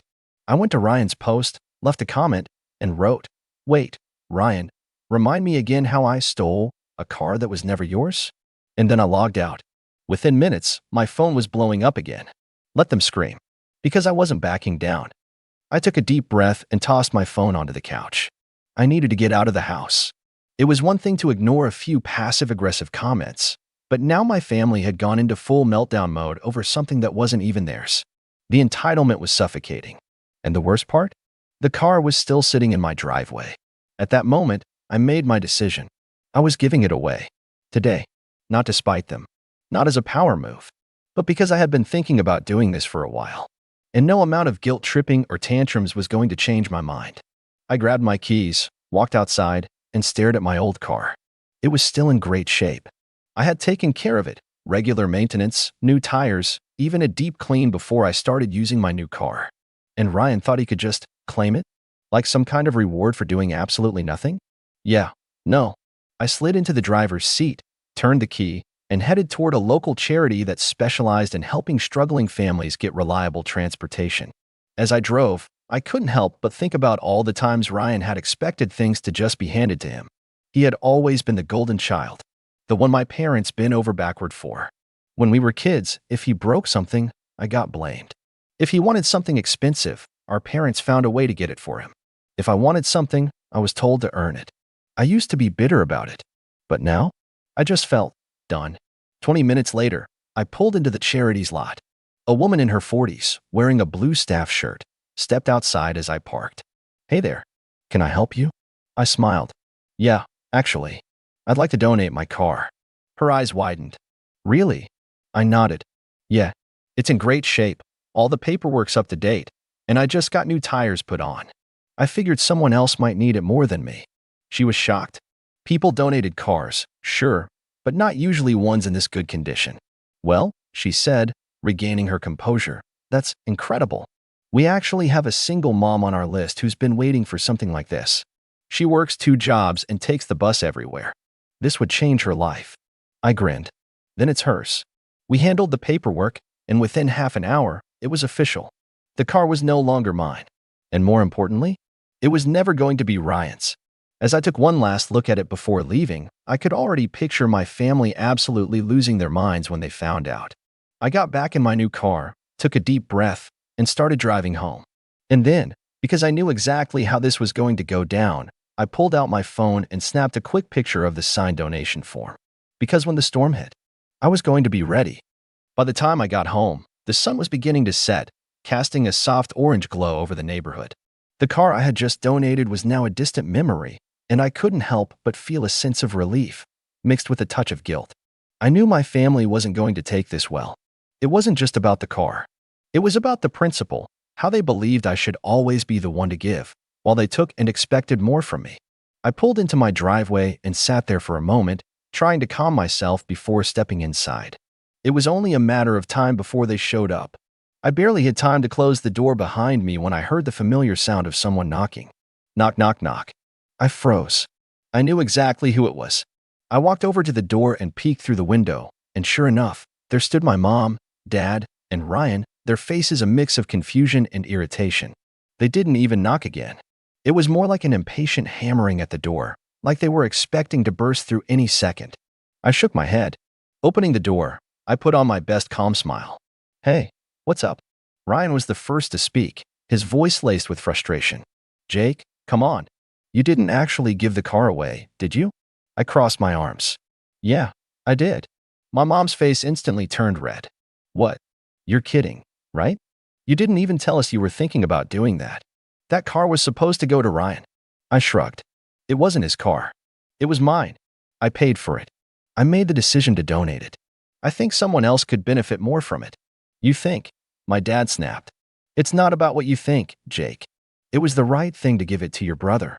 It was supposed to be his, Jake. You know that." Ryan, who had been standing behind my parents, took a step forward, his hands on his hips. "Yeah, Jake. That's how it works. You're supposed to help your family out. We've always had your back. So why can't you just help me for once?" My mom nodded, looking me in the eyes, trying to make me feel guilty. "You know Ryan's been struggling, right? You know how hard it's been for him to get his life together. And instead of helping him, you went and gave it to strangers." I wasn't about to back down. "Not this time. I'm sorry, but Ryan's problems aren't my responsibility. I didn't ask for this kind of responsibility, and I'm not going to keep sacrificing my life for people who think everything should just be handed to them. It's his life, not mine." Ryan's face flushed bright red. "You have no idea what it's like to be me, Jake. You've never been in my shoes. I need that car." "Well, Ryan," I said, leaning against the door frame with a calmness I didn't even know I had, "maybe you should try working for it. Just like I did." My dad shook his head. "That's not fair. You're supposed to be a family. Why can't you just help him out?" "I can't believe you'd do something so cold." I felt my jaw clench. "I did help. I paid for that car. I could have just sold it for a couple grand. But instead, I donated it to someone who actually needs it. Someone who doesn't think the world owes them a free ride.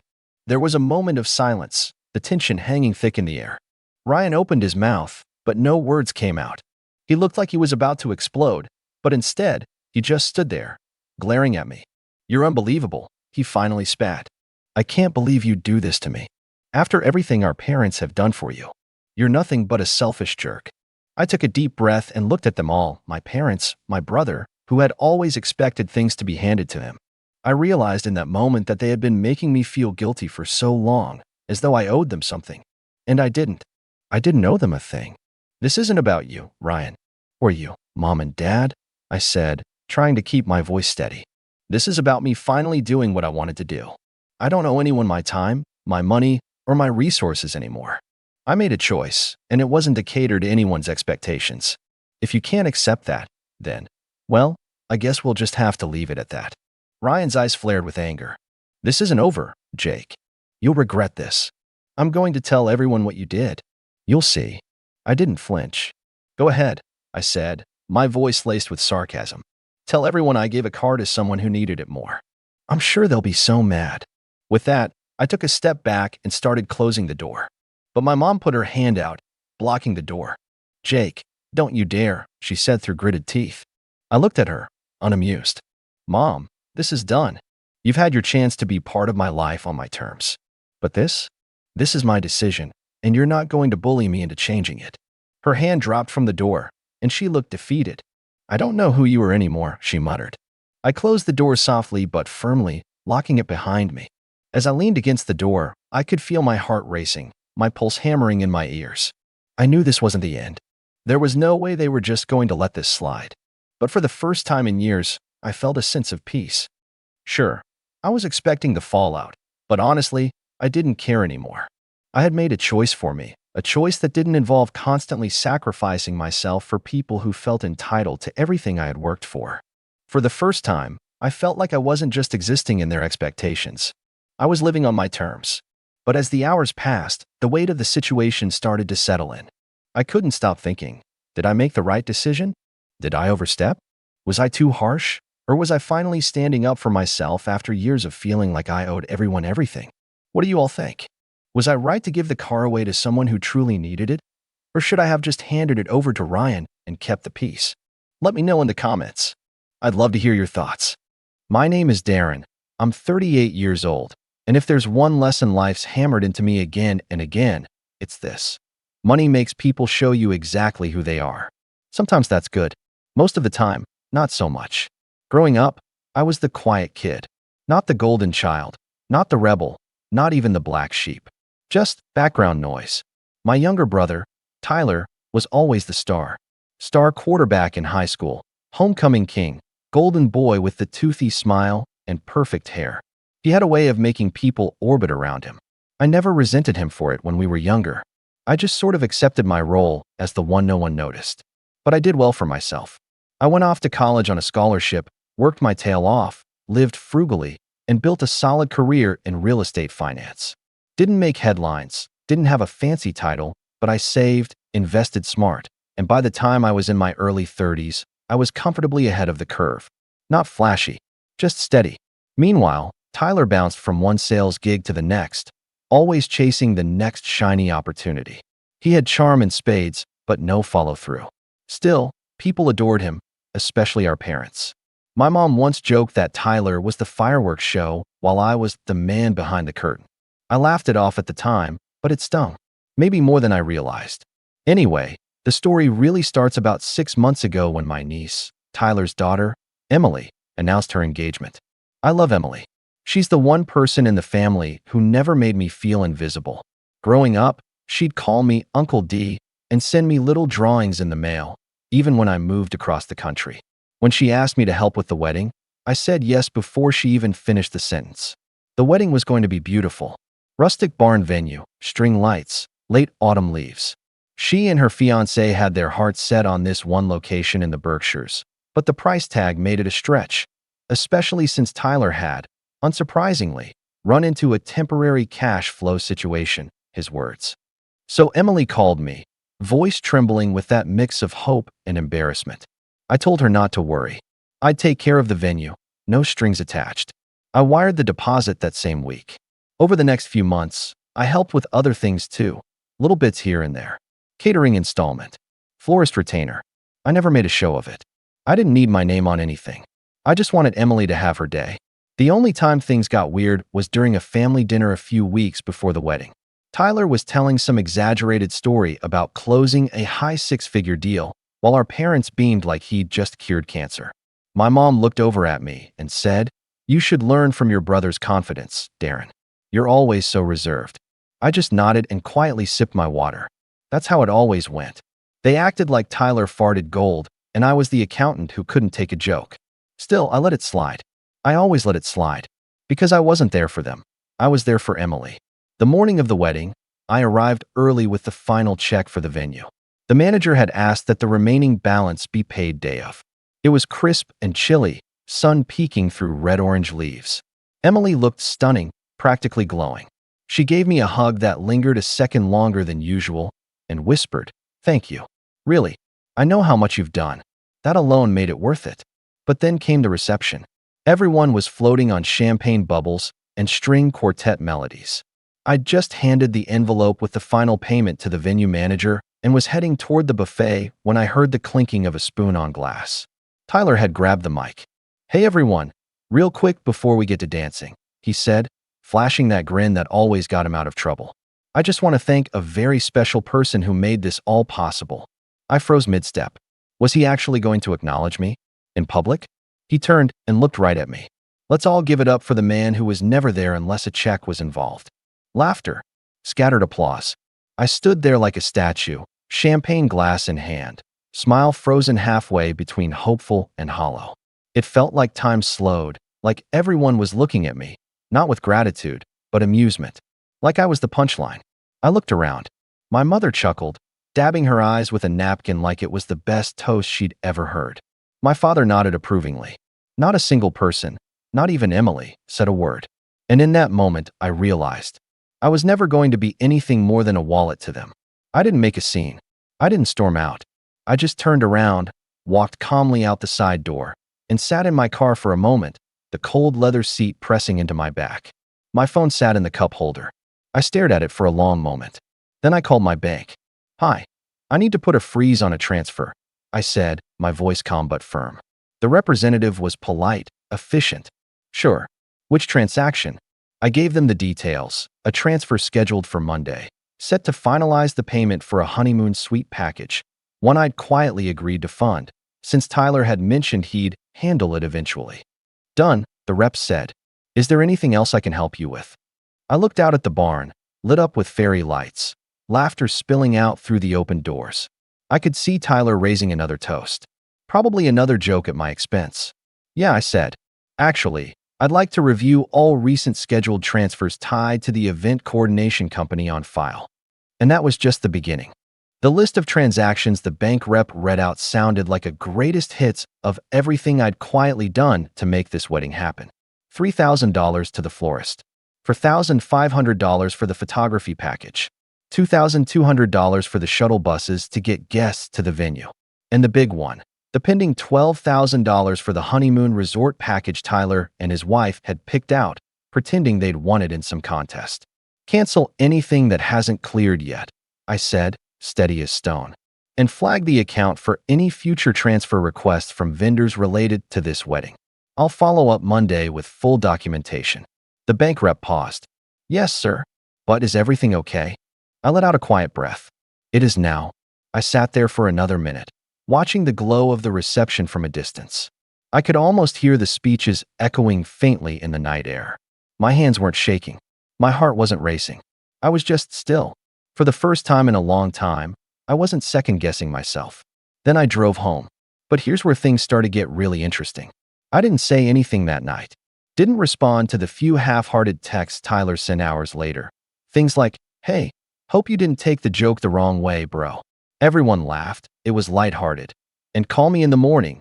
We gotta go over the final honeymoon invoice stuff." No apology. No acknowledgement. Just more of the same entitled, dismissive nonsense I'd let slide for years. So the next morning, I sent one message. Just one. "Call the resort. You're going to need a new reservation. And probably a new wallet. Cue chaos. I didn't even check my phone until noon. I let the missed calls pile up like snowdrifts. 23 calls. 11 voicemails. Texts from my mom, my dad, Tyler, even a couple of Emily's friends. My favorites were the ones from my mom, who suddenly shifted from, "I'm sure this is a misunderstanding," to, "How could you do this to your own family?" in under 6 hours. Apparently, it didn't take long before the cracks showed. The venue had received their final payment, sure, but the vendors? The honeymoon suite? The transportation for the post-wedding brunch? Not a dime. Tyler, who'd strutted around all night acting like he was the one who'd made it all happen, now had a mountain of invoices and very little cash to back it up. And then there was Emily. She was the only one I responded to. Her message came that afternoon. Simple. Honest. "Uncle D, what happened?" I didn't know he was going to say that. I didn't laugh.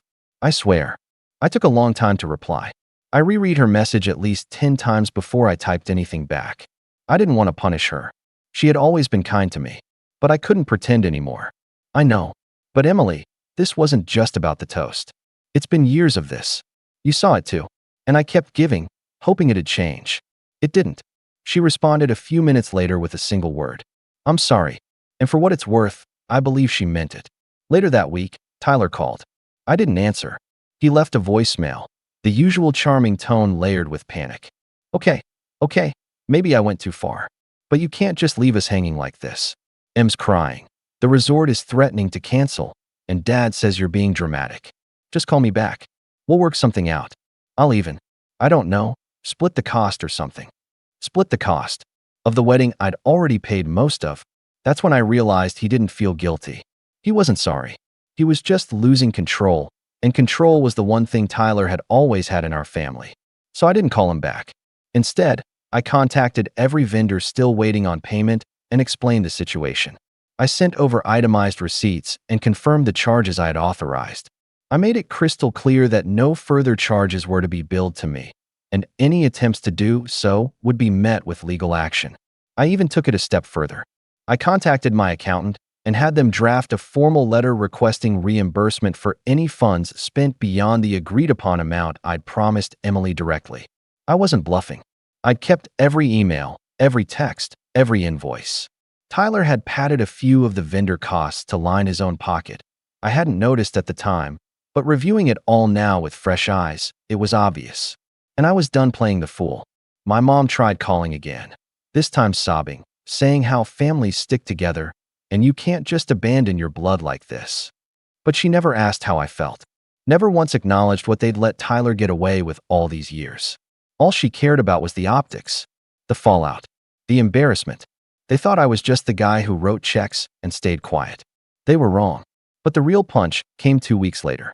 I was sitting in my apartment, reading through the final vendor responses, when an email came in from Emily.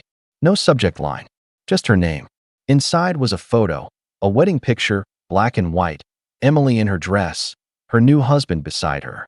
But Tyler was nowhere in the shot. Beneath it, she'd written, "Thought you'd like this one. Also, I'm moving out. Dad's furious. But I think I finally see things clearly now. Thanks for everything. I'm sorry it took me so long." I stared at that message for a long time. And that's when it hit me. This wasn't just about revenge anymore.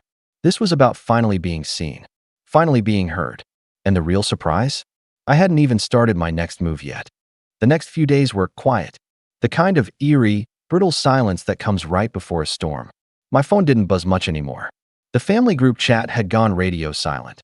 No more funny memes from Aunt Debbie or passive-aggressive inspirational quotes from my mom. I think they were all waiting, watching, wondering if I'd come crawling back with some kind of apology or at least a checkbook. I didn't. Instead, I started planning. It wasn't about vengeance, not exactly.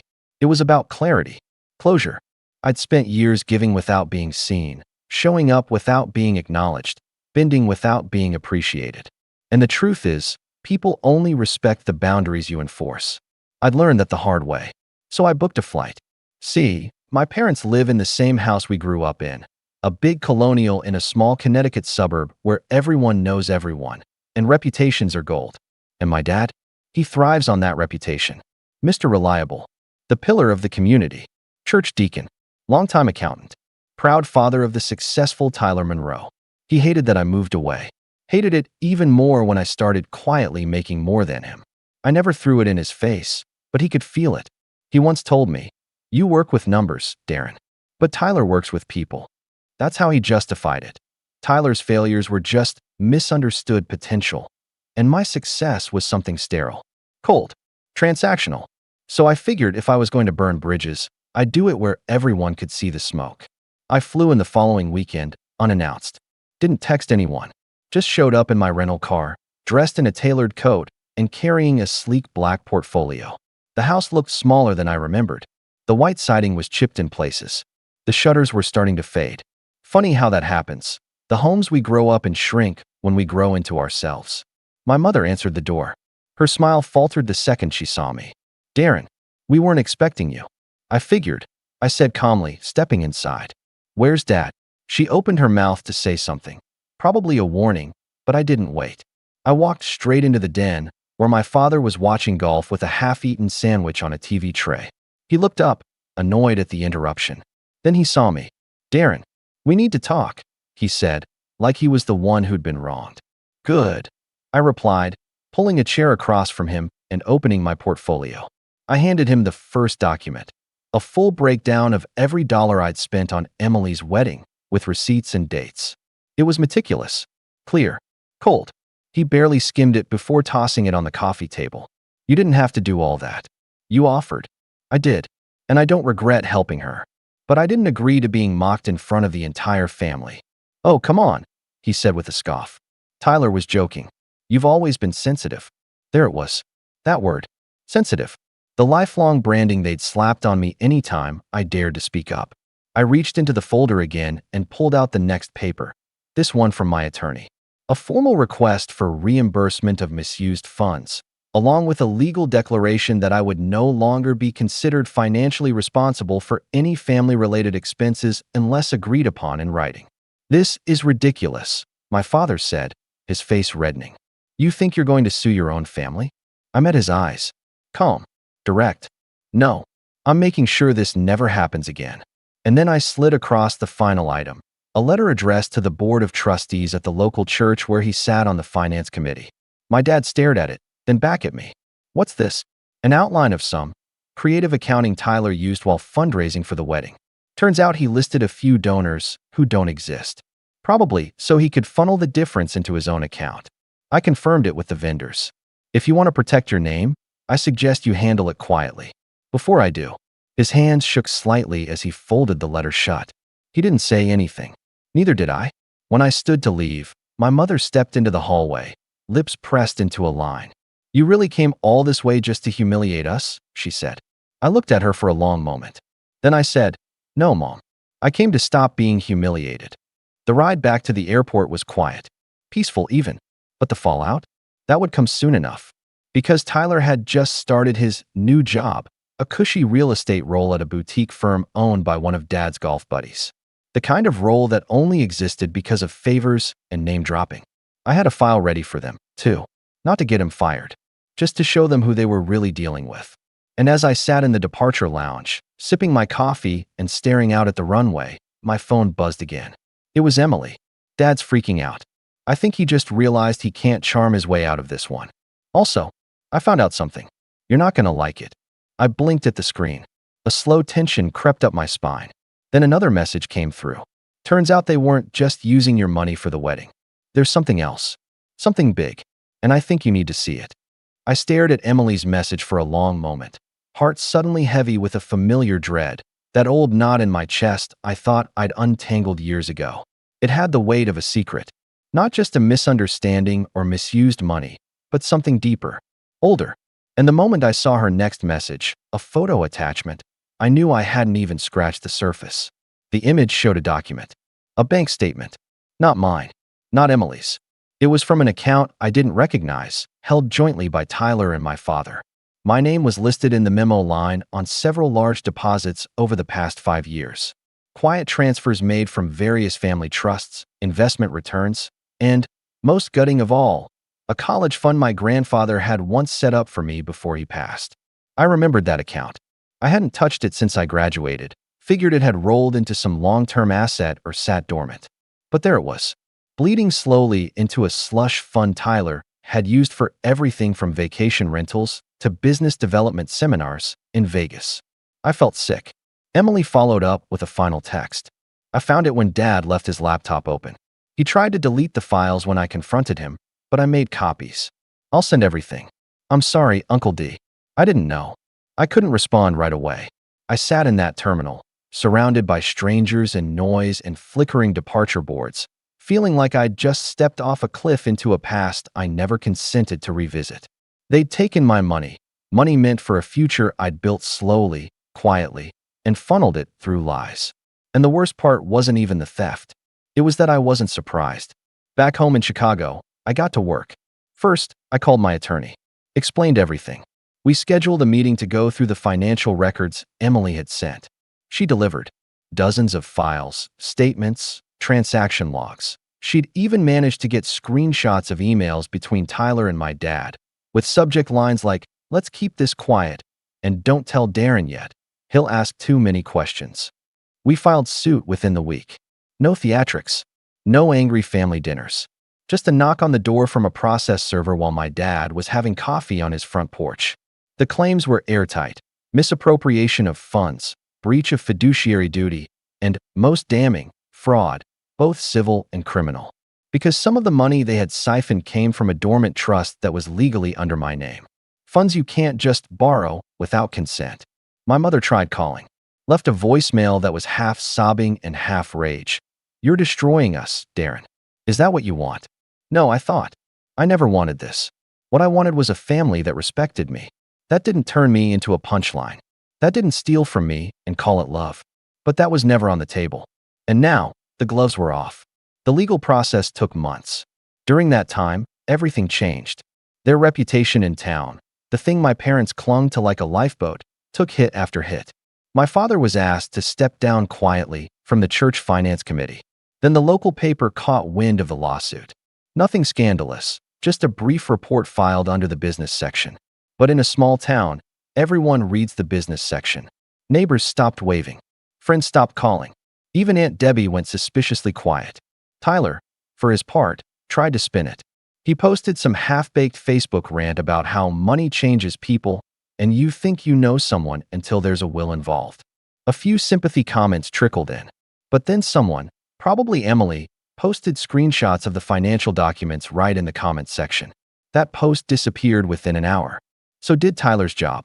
Turns out, the real estate firm had seen the file I sent. They'd reviewed everything and quietly rescinded his offer. Not a good fit for our culture, they said in the formal email. Translation: we don't trust you, and we don't need your drama. By the end of the year, he was selling used cars again. The settlement came 6 months later. It wasn't even close. The judge practically laughed when their attorney tried to argue that I knew about the shared account. In the end, I was awarded the full return of all stolen funds, plus interest, plus legal fees, plus a court-mandated written apology from both my father and brother. The apology was exactly what you'd expect, typed, impersonal, probably written by their lawyer. But I didn't care, because what mattered wasn't the letter. It was what came after. I donated every cent of the interest to a scholarship fund in my grandfather's name, the one who originally set up that trust for me. The fund would go to kids from families like mine, overlooked, underestimated, told to stay quiet and be grateful. As for the rest, I kept the money, and I cut off the people. No calls, no holidays, no olive branches. I didn't rage. I didn't gloat. I simply disappeared, because some bridges aren't worth rebuilding. It's been a year now. Emily still calls me sometimes. She moved out of her parents' house shortly after the lawsuit ended, got her own apartment, started her own business. She sends me photos of her dog, asks about real estate tips, tells me about how she's finally going to therapy. "You're the only adult in this family who ever treated me like an equal," she told me once. Like I wasn't just another extension of Dad's ego. That meant more than she probably realized. Sometimes I wonder if my parents sit at their dining room table and wonder how it all went wrong. I wonder if they miss me, if they regret anything. But that's not my burden anymore. They gambled everything: their dignity, their name, their son, for a few extra checks and the illusion of control. And in the end, they lost. Not just the lawsuit, but me. And I won't be back. My name's Tyler. I'm 31. And if you told me a few years ago that success could destroy your family faster than failure ever could, I probably would have laughed. I thought money healed things. It fixed bills, soothed arguments, gave people room to breathe. But apparently, in my family, it just made everyone greedy enough to stop pretending they cared. I grew up in a small town where gossip traveled faster than light, and everyone somehow knew what brand of cereal you bought that week. My parents, Mark and Linda, weren't bad people when I was a kid. We weren't rich, but they worked hard and always talked about sticking together no matter what.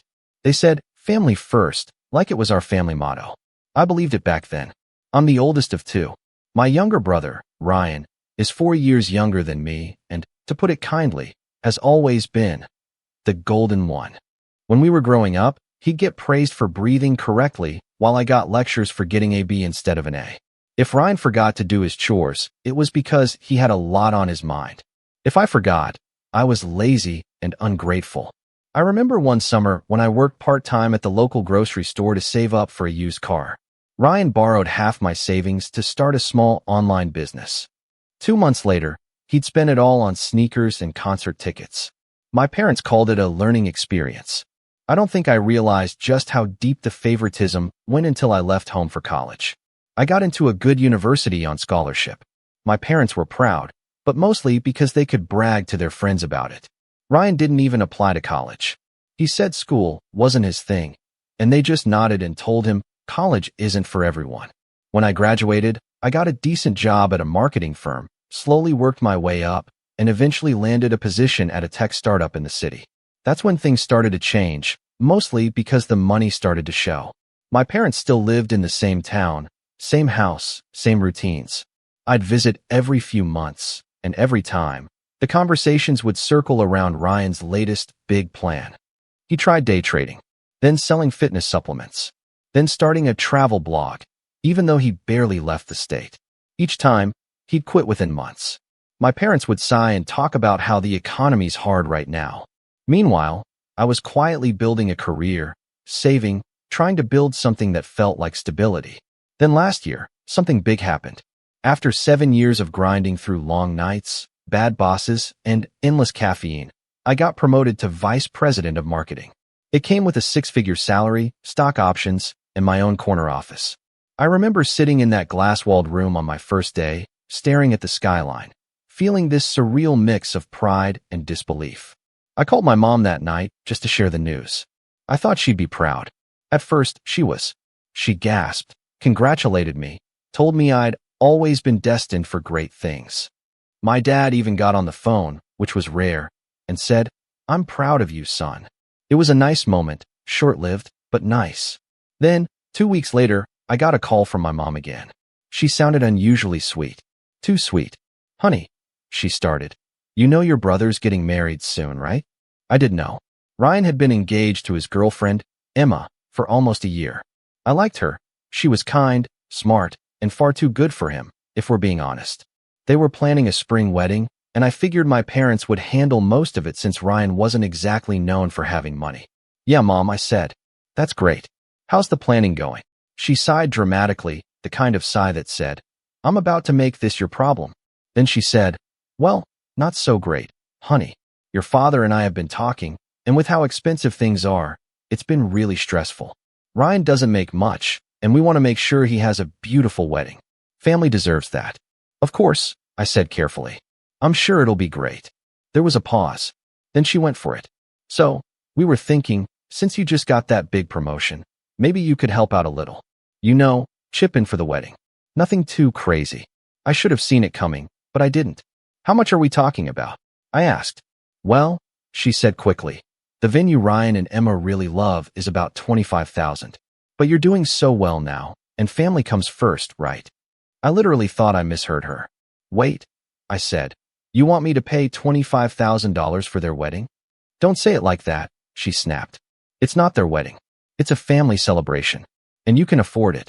I remember sitting there in silence, feeling this weird mix of disbelief and anger. It wasn't even a request, it was an expectation. Like my success somehow transferred ownership to them. I tried to stay calm. "Mom," I said slowly. I worked hard for my money. I'm not paying for Ryan's wedding. I'll give them a nice gift, but that's it. There was a sharp inhale on the other end. Tyler, she said, her voice tight. You wouldn't even have that job without us. We raised you, we supported you. Ryan's your brother. You're supposed to look out for him. What kind of son refuses to help his family? That's when I realized it wasn't about Ryan at all. It was about control. My parents had always seen me as the responsible one, the good kid, which meant they thought they could guilt me into fixing everyone else's mess. I told her, as calmly as I could, that I wasn't changing my mind. That's when she hung up. 2 days later, Ryan called me. Dude, he started. Mom said you're refusing to help out with the wedding. What's your deal? You're literally rich now. I'm not rich, I said. And it's not my wedding. He laughed. It's family, man. Come on. You know how much this means to Mom. Don't make this a big thing. When I refused again, his tone flipped instantly. You've always been selfish, he said. You think you're better than everyone just because you got lucky with a job. Whatever, man. We don't need you. That was the last time I heard from him for months. My parents stopped calling. Holidays came and went without so much as a text. I didn't go to the wedding. I wasn't even invited. But here's where things start to get interesting. About a year after all that, something happened at work. Our company was growing fast, and I'd just been promoted again, this time to CEO after our founder retired. I didn't brag about it. I just quietly got to work, trying to steer the company through expansion. Then one afternoon, my assistant, Jenna, buzzed me. Tyler, she said, there's a guy here asking to see you. Says his name is Ryan. For a second, I thought I misheard. Ryan, my brother? Yeah, she said. He doesn't have an appointment. Should I send him in? And that's when I froze, because I realized my brother, the same one who called me selfish and cut me off, was sitting in my lobby, asking for my help. I told Jenna, tell him the CEO doesn't take walk-ins. She hesitated. Are you sure? I smiled. I'm sure. Then I sat back in my chair, watching through the glass wall as she walked out to deliver the message. But what happened after that? Well, that's where things really started to unfold. Ryan didn't leave right away. Jenna told me later that he just sat there in the lobby, looking stunned. He asked her again, can you just tell him it's urgent? And she repeated what I told her, word for word. Sorry, the CEO doesn't take walk-ins. Apparently, he laughed nervously, like he thought it was some kind of joke.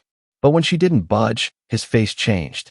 That same mix of frustration and disbelief I remembered so well from childhood settled right back onto his features. He left 10 minutes later, pacing back and forth before storming out of the building. I should have felt triumphant. Maybe I did, for about 30 seconds. But mostly, I just sat there, feeling that same old knot in my chest, the one that came every time my family twisted something around on me. Because I knew this wasn't over. With my family, nothing ever ended cleanly. That night, around 11 p.m., my phone lit up. It was my mom. For the first time in a year. I stared at the screen for a long time before picking up.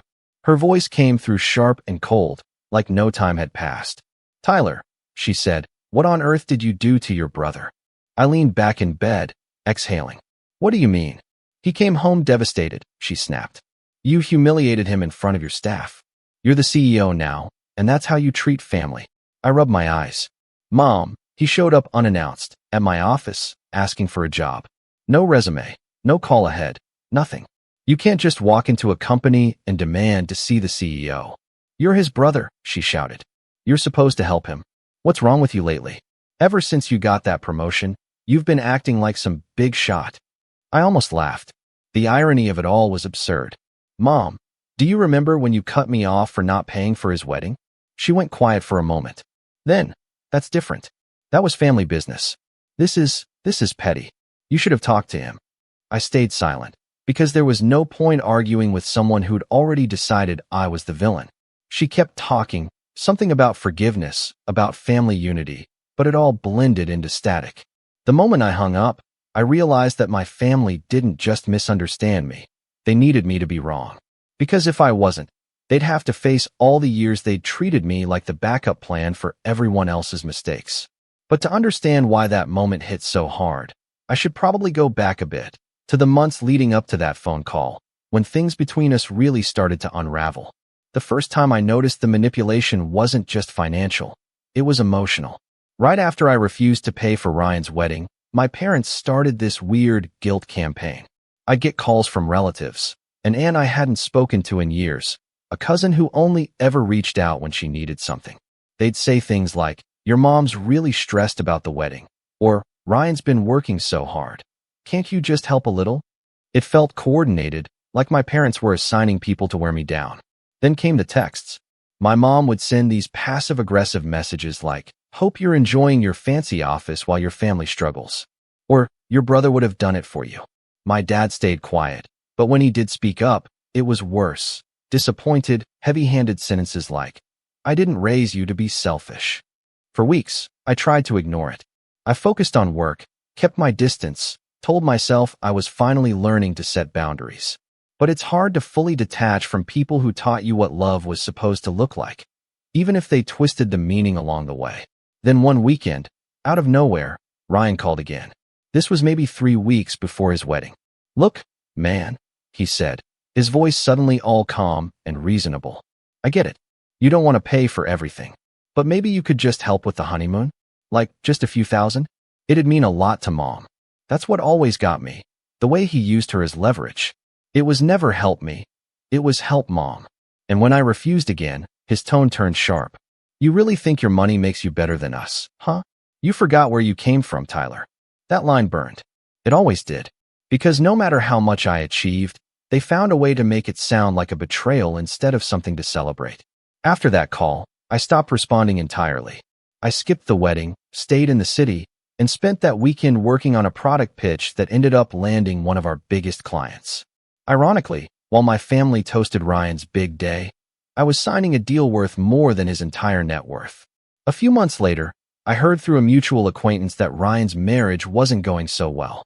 His business ventures had drained what little savings Emma had. Apparently, she was already working 2 jobs to cover their rent.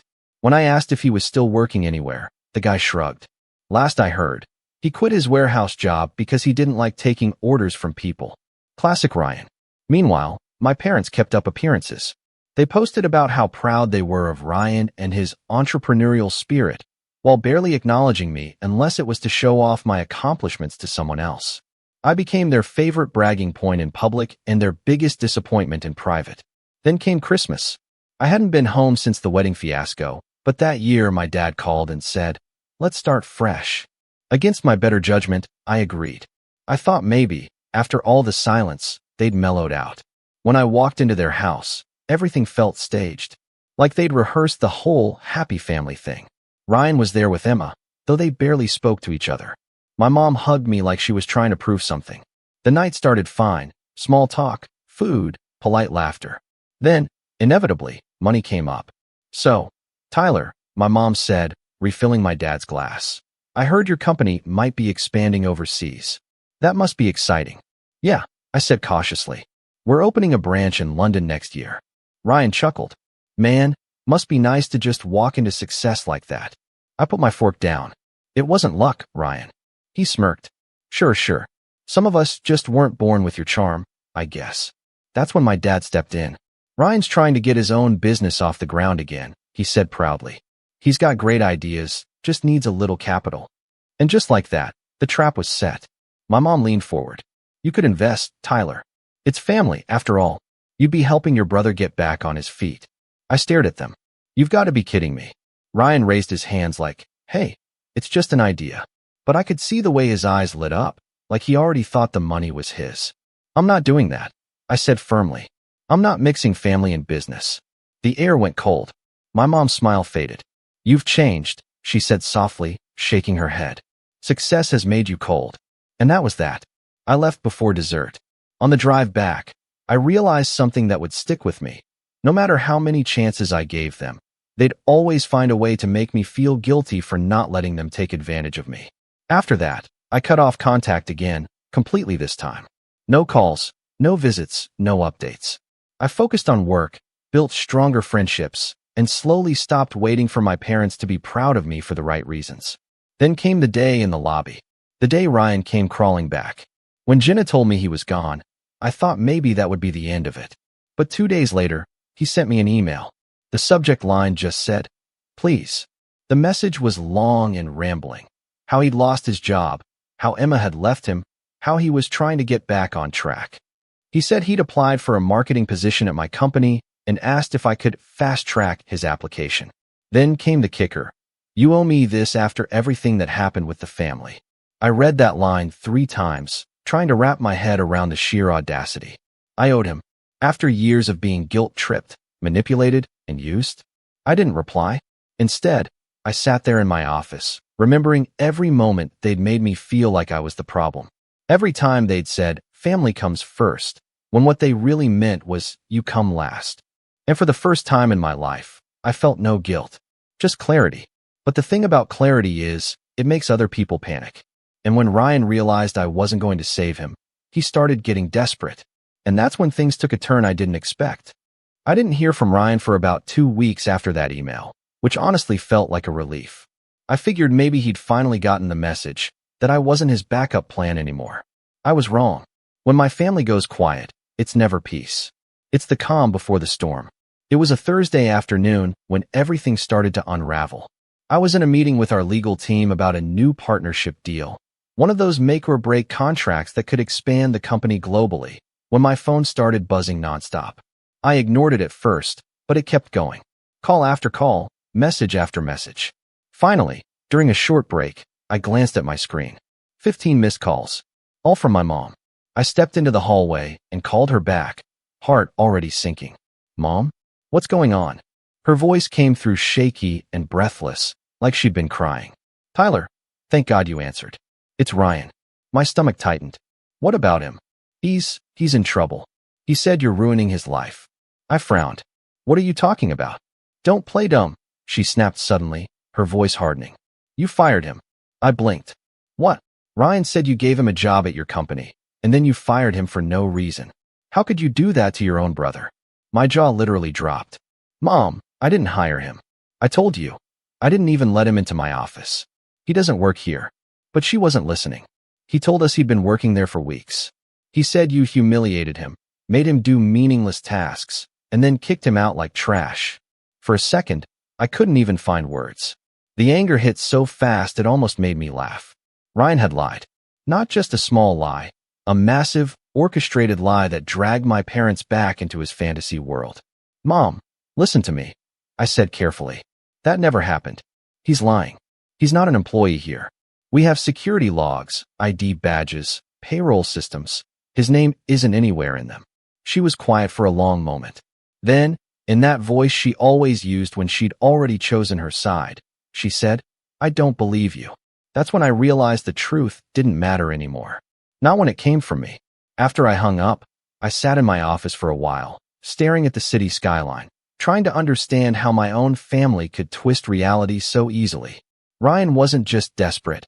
He was dangerous in that subtle, emotional way. The kind that doesn't need violence to destroy you, just manipulation. The next few days were chaos. My dad called once, didn't say much, just that I should do the right thing and make it right with my brother. Make what right? I hadn't done anything. It was like they were living in an alternate timeline. Then, over the weekend, it got worse. A friend from college, Megan, called me out of the blue. "Hey," she said carefully. "I just wanted to ask, are you okay?" "Yeah, why?" "Because your brother's been posting stuff about you online." That made my stomach drop. I pulled up Facebook, and there it was, Ryan's profile, filled with long, emotional posts about how I'd abused my power and destroyed his career. He made it sound like I'd personally sabotaged him. He even shared a fake story about me mocking him in front of junior employees. The post had hundreds of reactions and comments from old family friends saying things like, "Wow, success really changed him," and "That's heartbreaking, Ryan. Stay strong." He'd even tagged my parents in it. I could barely process it. I kept rereading his words, that smug self-pitying tone dripping from every line. He framed himself as the victim, painting this picture of a cold-hearted brother who'd sold his soul to money. He said things like, "Some people forget where they came from once they make it big, but I'll never stop being the loyal son who puts family first." I sat there staring at the screen, my hands shaking, not from sadness, but pure anger. It wasn't just about the lie anymore. It was the way he used my success as ammunition, the way he dragged my name through the mud for sympathy points. That weekend, I didn't sleep much. I kept thinking about everything that had led to this. Every time I'd stayed quiet to keep the peace. Every guilt trip I'd swallowed. Every apology I'd made for things I didn't do. All those years of trying to be the bigger person had just taught them one thing, that I was an easy target. Monday morning, I walked into the office determined to put an end to it. I called Jenna into my office and told her to prepare a statement for HR and legal. I wanted everything documented: Ryan's visit, his behavior, the fact that he'd never been an employee. If he tried to use my company's name again, we'd have proof to shut it down. But before we could even finish drafting it, something else hit. An email from HR. The subject line: formal complaint, harassment allegation. My blood went cold. I opened it and immediately saw Ryan's name. He'd filed a complaint against me through the company's public contact form.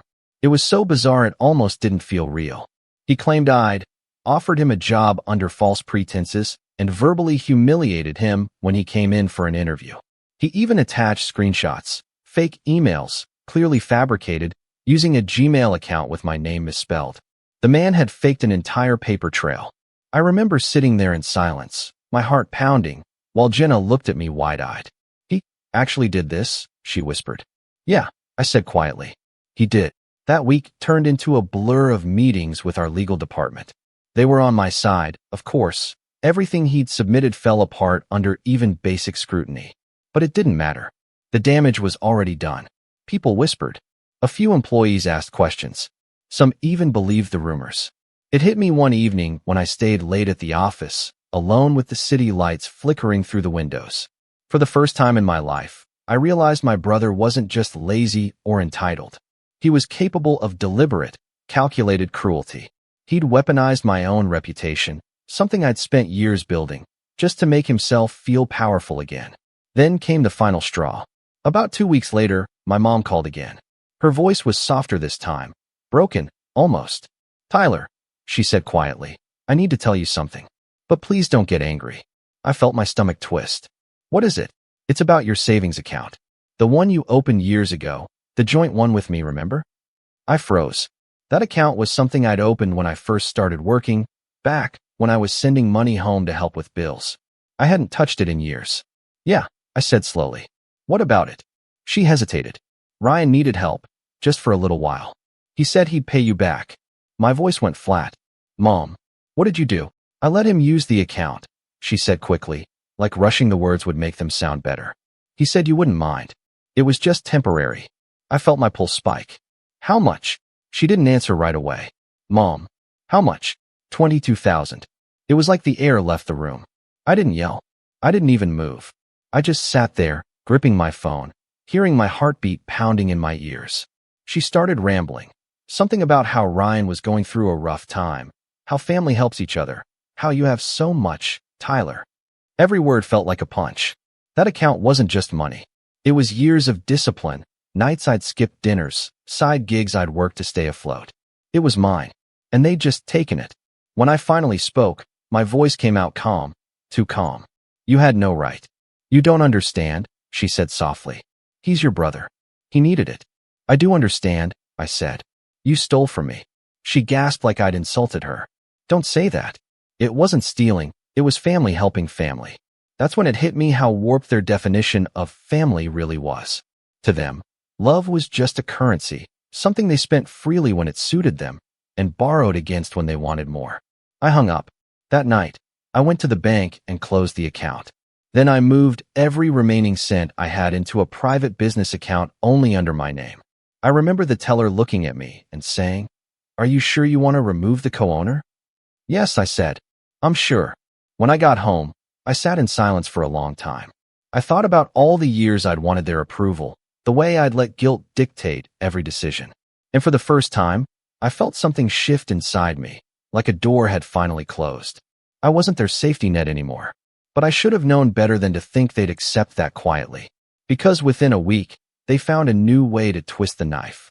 And that next move? That's when everything truly blew up.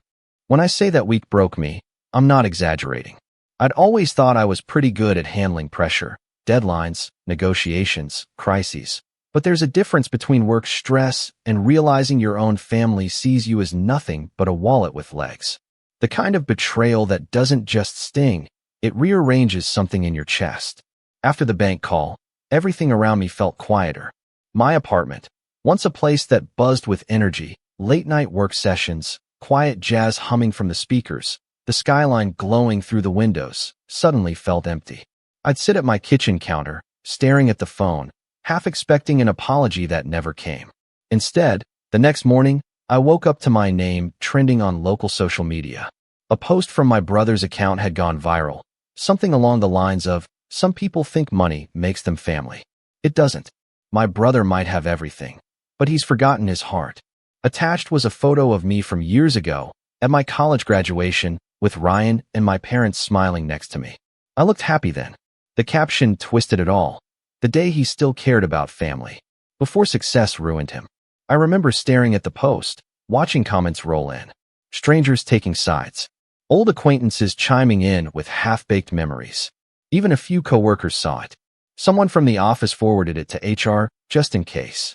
It was humiliating, not because anyone could prove any of it, but because I couldn't stop them from believing what they wanted to believe. That weekend, I didn't leave my apartment. I ignored calls, skipped meals, just walked in circles replaying everything in my head. Every word my mom had said, every lie Ryan had spun, every time I told myself things would get better if I just worked harder, gave more, forgave faster. I kept thinking about that phrase, family comes first. It used to make me proud. It used to mean unity, love, sacrifice. But now it just sounded like a weapon, something they used to corner me into compliance. The next Monday, I went to work early, mostly just to have somewhere to be. The office was quiet at that hour, still half dark. I poured myself a coffee and stood by the window, watching the city wake up. It hit me then how much of my life had revolved around earning their approval. Every late night, every promotion, every milestone, I'd always imagined their faces lighting up when I shared the news. And now I finally had everything I'd ever worked for, and no one left to share it with. Still, life doesn't stop for heartbreak. I buried myself in work. I told myself if I stayed busy enough, I wouldn't have time to feel angry. But deep down, I was unraveling. The stress started showing, sleepless nights, headaches, this constant pressure in my chest. My assistant, Jenna, noticed it first. "You okay?" she asked one afternoon after a meeting. "You've been zoning out a lot lately." I forced a smile. "Yeah, just tired. Long week." She didn't look convinced. "You've had a lot going on," she said softly. "If you need to take a few days." I shook my head. "No, I can't. Not now." Because that was the thing. Part of me was terrified to slow down. If I stopped working, I'd have to sit with the reality that my parents had stolen from me, that my brother had dragged my name through the dirt, and that I'd let them. Around that same time, my dad started calling again. I didn't answer the first few times. But then, late one night, after one too many sleepless hours, I picked up. "Tyler," he said, his voice low, almost defeated. "Your mom's not doing well." My stomach clenched.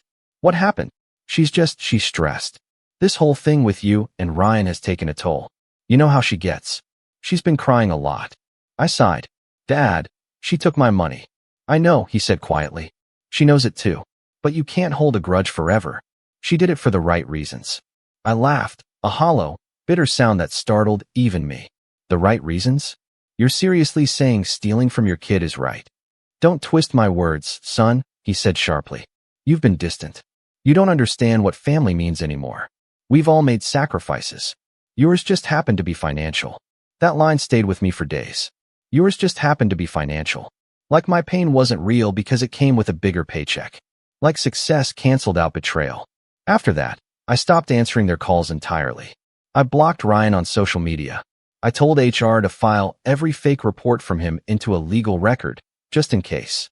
I even changed my personal email. It felt drastic, but I needed to breathe again. The silence that followed was heavy, but it was also, in a strange way, peaceful. That's when I started thinking about leaving. Not the city, but the cycle. I'd been living on their emotional leash for 31 years, and I was done. I started researching therapists who specialized in family trauma. I began journaling, something I hadn't done since college. It felt strange at first, writing down the anger, the confusion, the grief, but slowly it turned into clarity.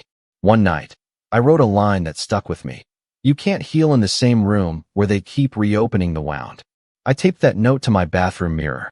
Around that time, Ryan started reaching out again, this time through different numbers, fake email addresses, even mutual friends. He'd send messages that swung wildly between guilt and manipulation. Mom's sick, and it's your fault. Then, the next day, bro, I made mistakes. Just talk to me. I ignored them all, until one message stood out. He wrote, "You think you're better than me because you're the CEO. But remember, I can still ruin you." That one made my blood run cold. It wasn't a plea anymore. It was a threat. I printed it out, brought it straight to our legal department, and asked them to start documenting every contact attempt. They assured me they'd handle it discreetly, but I could tell even they were unsettled. That night, I sat in my office long after everyone left. I turned off the lights, just watching the reflection of the city in the glass. Somewhere deep down, a quiet thought surfaced, one that scared me a little. Maybe I'd lost my family years ago, and I was only just realizing it now. For the next few weeks, I kept my head down. I worked, I exercised, I met with a therapist twice a week. I started saying no to after-hours meetings, no to the endless pressure to keep performing like nothing had happened. I even went for long walks in the park near my apartment, just breathing, watching the world move around me without me needing to fix it. But even in those quiet moments, a part of me couldn't stop thinking. Planning. Not revenge, not yet. Something deeper. A reckoning. Because the truth was, I didn't want to hurt them. I wanted them to understand what they'd done, to feel the weight of it, to see that I wasn't the kid they could guilt into submission anymore. And the funny thing about rock bottom? Once you hit it, you stop being afraid of falling. So I started laying the groundwork. Quietly, carefully. I updated my will, moved my investments to trusts they couldn't access. I even hired a private accountant to audit every shared financial connection to my name. And it turned out the joint account wasn't the only thing Ryan had touched. There were credit cards, small loans, even online purchases tied to my old addresses. Things I'd never noticed because I trusted my family enough not to look too closely. It made me sick, but it also made things clear.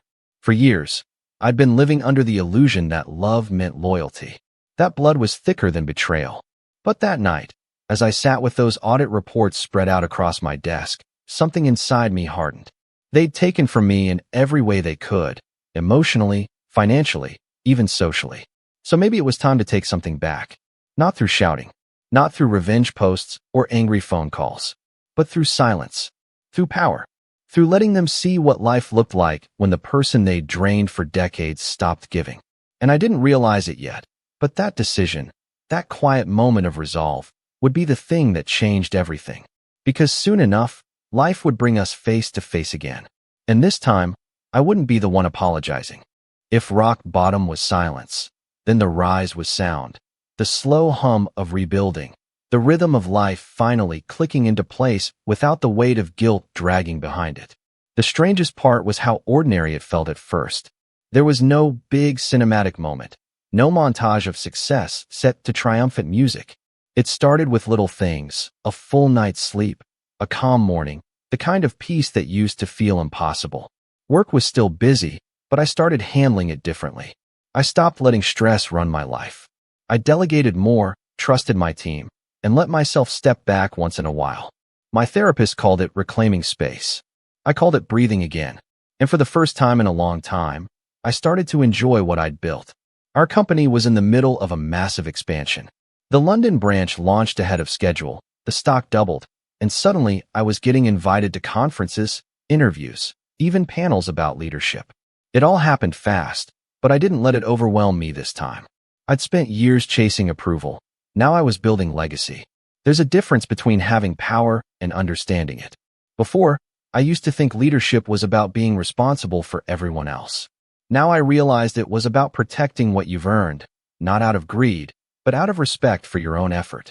Every meeting, every decision, every late night I'd endured, it finally started to feel like it meant something. And the best part? I was doing it without them. No guilt calls, no manipulation, no emotional ambushes disguised as family dinners. I had peace, and that peace made me sharper, calmer, better. My assistant Jenna noticed it too. "You seem different," she said one afternoon while handing me a stack of reports. "Different how?" She smiled. "Lighter. Like you finally put something down you'd been carrying." She wasn't wrong. I'd started filling my life with things that didn't revolve around damage control, friends, hobbies, even travel. I took weekend trips to places I used to only see in magazines. I met people outside my usual circles, artists, writers, startup founders, people who didn't care about my title, just my ideas. And slowly, I started to realize that family doesn't always mean the people you're born to. Sometimes, it's the ones who see you clearly and still choose to stay. Then came the Forbes article. It was a profile piece, from small-town struggles to corporate success. They reached out after hearing about our expansion. Normally, I'd have declined. I hated the spotlight. But something inside me said yes this time. Not out of vanity, but out of reclamation. When the article came out, it was surreal. My photo, the one they'd taken in my office with the skyline behind me, ended up everywhere. My inbox flooded with congratulations. Old professors, co-workers, even college friends reached out. It was flattering, but also grounding. Because I knew what it had taken to get there. Every sleepless night, every family argument, every moment I'd almost given up. What I didn't expect was for it to reach my parents. A week after the article dropped, my mom sent me an email. Just one sentence. "We're so proud of you, honey. Let's talk soon." I stared at it for a long time. A year ago, that message would have made my chest tighten with hope. Now it just felt empty. I didn't reply. I didn't delete it either. I just left it there, unread, like a museum artifact from a different life. But silence doesn't stop gossip. Within a few days, I started hearing from mutual contacts that my parents were telling people they'd always known I'd make it big. They used my success as proof of their good parenting. One acquaintance even said my mom showed up at a church event with the magazine, bragging about her son, the CEO. The irony wasn't lost on me. The same people who'd once accused me of being selfish were now cashing in on my success. Not financially, but socially. It stung, but I didn't react. Because deep down, I was playing a longer game. Around that time, I started mentoring younger professionals, mostly kids from small towns like mine, people who reminded me of who I used to be. It felt good to help without being used. I helped them negotiate salaries, navigate toxic workplaces, build confidence. Every bit of advice I gave them felt like I was rewriting my own history, one sentence at a time. Then came an opportunity that changed everything, an offer from a major tech firm to merge with my company. It wasn't just a deal, it was a partnership that would triple our valuation, the kind of thing that could set me up for life. The board wanted me to lead the negotiations personally. For months, I worked on that deal like it was art. Every term, every clause, every projection, I made sure it was airtight. And when it finally went through, I stood in that same office where Ryan had once been turned away, and I watched the contract get signed. My company was now worth over $100 million. That night, I sat alone in the conference room after everyone had left, sipping champagne, staring out at the city lights. It should have felt like victory. It did in a way, but part of me wished I had someone, anyone, to share it with who didn't want something from me. Then, almost as if the universe was mocking me, my phone buzzed. A new message. From Ryan. "Congrats, bro, mom showed me the article. Guess you finally made it. I could use some help, just until I get back on my feet." I read it twice, then 3 times. There was no apology, no acknowledgement of what he'd done. Just the same old script. "You have something, I need something, so give it." I didn't reply, but for the first time, I didn't feel anger. I felt distance, that clean, unshakable kind of distance you get when you've finally healed enough to see things clearly. Over the next few months, I built walls, not out of spite, but self-respect. I hired private legal advisors to make sure every trace of shared ownership, family-linked finance, and old joint accounts was permanently closed. I rewrote my will to include only charities and future scholarships. I even started a foundation in my name, one designed to fund students from underprivileged families who wanted to study business or marketing. It was strange. All those years my parents said family comes first, and here I was, finally living by that phrase in a way they never could. I was creating a family out of people who deserved it. My therapist once told me that healing isn't about forgetting what happened. It's about changing what you do with the memory. I didn't want to erase my past anymore. I wanted to turn it into something useful. And that's exactly what started to happen. My company grew. The foundation took off. We started sponsoring education programs and youth mentorship projects. I began speaking at small-town schools, telling kids that success isn't about where you come from. It's about what you're willing to unlearn. By then, It had been almost 2 years since I'd spoken to Ryan or my parents. I'd built a new life, one that didn't revolve around constantly fixing other people's chaos. I'd built something solid, something untouchable. Then, one morning, Jenna came into my office looking uneasy. "There's someone here asking to see you," she said carefully. I looked up from my laptop. "Who?" She hesitated. "Your brother." For a long time, I didn't say anything. Just sat there, feeling the weight of that name hang in the air. "Does he have an appointment?" I asked quietly. She shook her head. "No. He just walked in. Said he needs to talk to you." I leaned back in my chair, the faintest trace of a smile forming on my lips. "Tell him the CEO doesn't take walk-ins." Jenna blinked. Same as before. Same as before. But this time, it wasn't about revenge. It was about closure. Because I wasn't angry anymore. I was in control.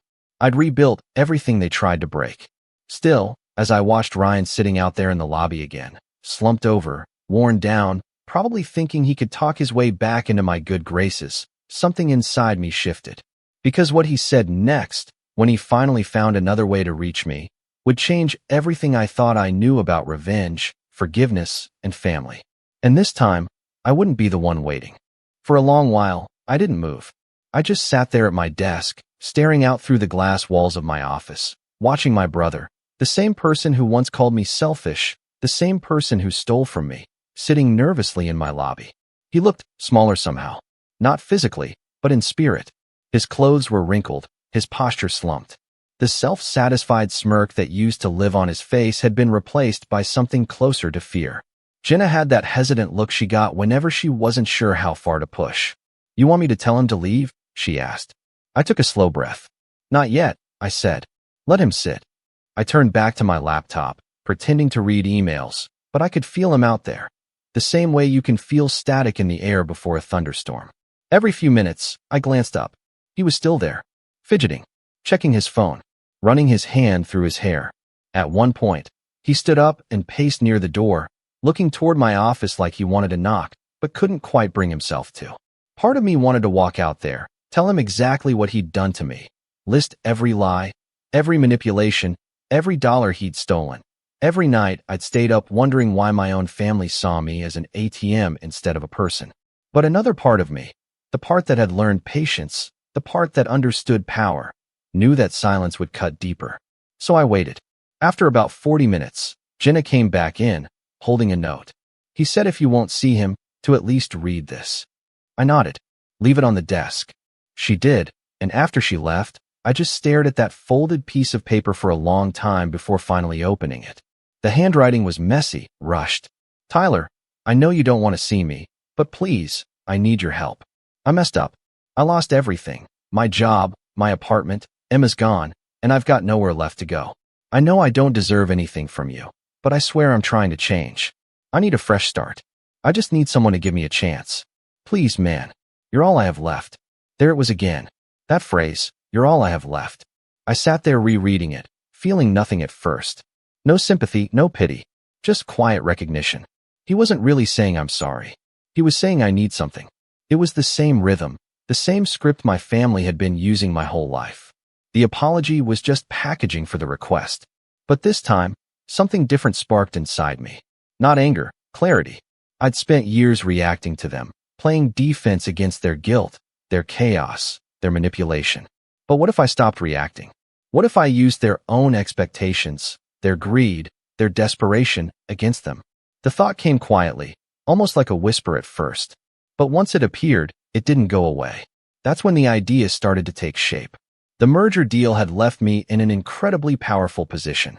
As CEO of the newly combined company, I had influence, money, and resources. But more than that, I had control over information, over narratives, over who got access to what. And my brother? He was at the lowest point in his life, probably more desperate than he'd ever been. That meant for the first time in decades, the power dynamic had completely flipped. For once, I had leverage, but I wasn't going to use it out of spite.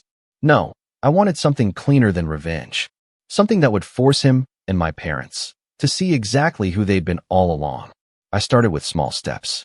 I told Jenna to send Ryan an automated rejection email from HR, thanking him for his interest in the company, but stating there were no suitable positions available at this time. It wasn't cruel, it was professional, predictable, but I knew Ryan wouldn't stop there. He never did. Sure enough, a week later, I got another message from him. This one was longer, angrier. I don't understand why you're doing this. I'm trying to make things right. You think you're better than me just because you have money? I'm your brother. You could change my life with one call, and you won't. What happened to you? I didn't reply. Then, 3 days later, another one. If you won't help me, maybe mom and dad will. I'll tell them you're still holding a grudge. You know they'll believe me. That line, you know they'll believe me, hit harder than I expected. Because he was right. They would. They always did. And that's when the real plan began forming. I wanted the truth out, not just for me, but for everyone who'd ever heard their version of things. But I wasn't going to yell or argue or try to convince anyone. I was going to let their own words, their own actions, reveal everything. I started collecting things, emails, messages, old bank records, copies of transfers from the joint account my mom had accessed.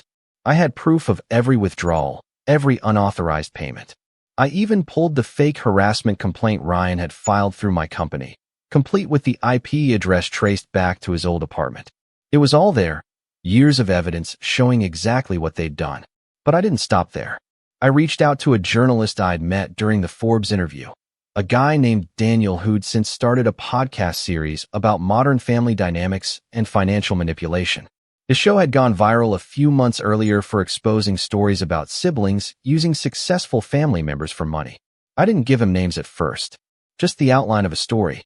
Say you had a case, I told him, where a family exploited their son's success for years. Guilt tripped him into paying for everything, even stole from him. Would you cover that? He laughed. That's half of my inbox these days. But yeah, if you've got receipts, I'd run it. I told him I'd be in touch. Meanwhile, work kept growing. Our company was now expanding into Asia, and my name was becoming more public than ever. Every new success made the contrast between me and my family sharper and more ironic. They'd once called me selfish for chasing independence, and now the very independence they despised had made me untouchable. But success has a strange gravity to it. It attracts people you thought you'd left behind. One night, around 10 p.m., I was in my office finishing up a report when I got another email, this time from my mom. The subject line read, "We need to talk about your brother." I opened it, bracing myself. "Tyler, your father and I are very worried about Ryan. He's been through a lot. He said you've been ignoring him and that he came to your office, but you refused to see him. I know things have been tense, but please, don't turn your back on family. We all make mistakes. I'm begging you, give him another chance." There it was again, the same word they'd always used as both shield and weapon, family. I closed the email without replying. But that night, as I sat in the dark, I realized something important. They still believed they could guilt me back into submission. They hadn't learned a thing. And that's when the idea crystallized completely. If they wanted to keep pretending they were victims, I was going to show them what real accountability looked like. Not through shouting or lawsuits, but through exposure, through truth. Over the next few weeks, I began preparing everything meticulously. I had the legal documentation verified, the transfers time-stamped, and the email exchanges authenticated. I reached out to Daniel again, this time with details. We agreed to anonymize names, at least initially. He'd run the story as a cautionary tale about family entitlement and financial abuse. But there was one more thing I wanted to do before going public. I wanted to see Ryan one last time, not to reconcile, but to set the stage. So, a week later, I had Jenna reach out to him. "Tell him," I said, "that I'm willing to meet." Her eyebrows shot up. "You sure?" "Yeah," I said quietly. "It's time." We scheduled the meeting for a Friday afternoon, after hours, when most of the office would be empty. When the day came, I remember feeling surprisingly calm. My therapist had told me to picture moments like this not as confrontations, but as closures. And that's exactly how I approached it. Ryan showed up 20 minutes late, as usual. When he walked in, he looked older, worn down, like life had been chewing on him. His hair was unkempt, his shirt half-tucked, and the smell of cheap cologne lingered in the air. He tried to smile. "Hey man, sit down," I said. He hesitated, then did. For a moment, neither of us spoke. The city buzzed faintly outside the windows. Finally, he said, "I know you hate me, and I get it, but I'm not the same person anymore. I've been trying to get my life together. I just need a break. One chance. I folded my hands. And what happens if I give it to you? He looked down. Then I'll pay you back. I'll make things right. I can't do it alone anymore. I nodded slowly, pretending to think. You remember what you said to me after I refused to pay for your wedding? He frowned. No. You said I was selfish. That I thought I was better than you. That you didn't need me. He shifted uncomfortably. Yeah, I was angry. I didn't mean it. I know, I said softly. But I did. His eyes snapped up, confusion flashing across his face. What do you mean? I said, leaning forward slightly. You were right about one thing. I am better, not because of money, but because I stopped blaming everyone else for my own failures. For a second, he just sat there, stunned. I smiled faintly. But I'll tell you what. You want a second chance? I'll give you one. Just not the kind you're expecting. His eyebrows knitted. What's that supposed to mean? You'll find out, I said quietly. He left that night confused, but I could tell, deep down, a part of him knew something was coming. And he was right. Because what happened next would make every betrayal before look small. Ryan must have spent the entire night wondering what I meant when I said, you'll find out. I could almost picture him pacing in whatever tiny apartment he'd managed to find, replaying our conversation, trying to decode it. The truth was, I wanted him to. I wanted that uncertainty to eat at him the same way his manipulation used to eat away at me. Because for the first time in my life, I wasn't reacting. I was orchestrating. The next week was the quiet before the storm. Everything was ready. The journalist, Daniel, had finalized the episode about financial abuse within families. He'd agreed to run it as part of a series called Blood and Balance, When Family Crosses the Line. I'd given him the green light. The names were anonymized at first, but everything else was verifiable. The bank statements, the emails, the fake complaint, even voice messages from my parents pressuring me to be a good son and pay for Ryan's wedding. It wasn't vengeance by rumor. It was vengeance by truth. But before the episode aired, I had one more move to make. I called my parents. It was the first time I'd spoken to them in over 2 years. The line rang twice before my mom picked up, her voice hesitant. Tyler. Yeah, it's me. A pause, then a flood of emotion. Oh, honey, I've been praying you'd call. I knew you'd come around. Ryan said you two talked. We're so glad. I'm not calling to reconcile. I interrupted. My tone was calm, but firm. I'm calling to tell you something important. The warmth in her voice cooled instantly. What is it? I know about the joint account, I said evenly. The transfers. The loans. Everything. I have proof of it all. Dead silence. Then she said, very quietly, we were only trying to help him. I know, I said. And that's exactly what's going to ruin you. Excuse me. You'll see, I said, and hung up. It was cruel, maybe, but I wasn't after comfort anymore. I was after clarity. 3 days later, the podcast episode dropped. I didn't even have to promote it. The internet did it for me. Daniel had done an incredible job weaving together the story. A successful professional from a small town manipulated by his family, guilt-tripped into financial dependence, betrayed, and finally reclaiming his autonomy. It was raw, emotional, and painfully relatable. Within hours, it climbed into the top 10 podcasts on Spotify. By the end of the first day, tens of thousands of listeners had tuned in. By the end of the week, it was over 1 million. And though no names were mentioned, everyone who knew my family could connect the dots. Our town wasn't big. Word spreads fast. My parents' friends started whispering. Old acquaintances stopped returning their calls. And then, someone, probably a mutual contact, leaked one of Ryan's old social media posts, the one where he accused me of firing him for no reason. People compared it to what was said in the podcast and realized he'd fabricated half of it. The tide turned overnight. While they'd spent years weaponizing gossip, now gossip was eating them. Ryan tried to fight back online at first. He posted vague rants about lies and jealousy. But every time he did, someone would link the podcast episode underneath. Comment sections filled with people saying things like, sounds like projection, dude, or maybe don't steal from your own brother next time.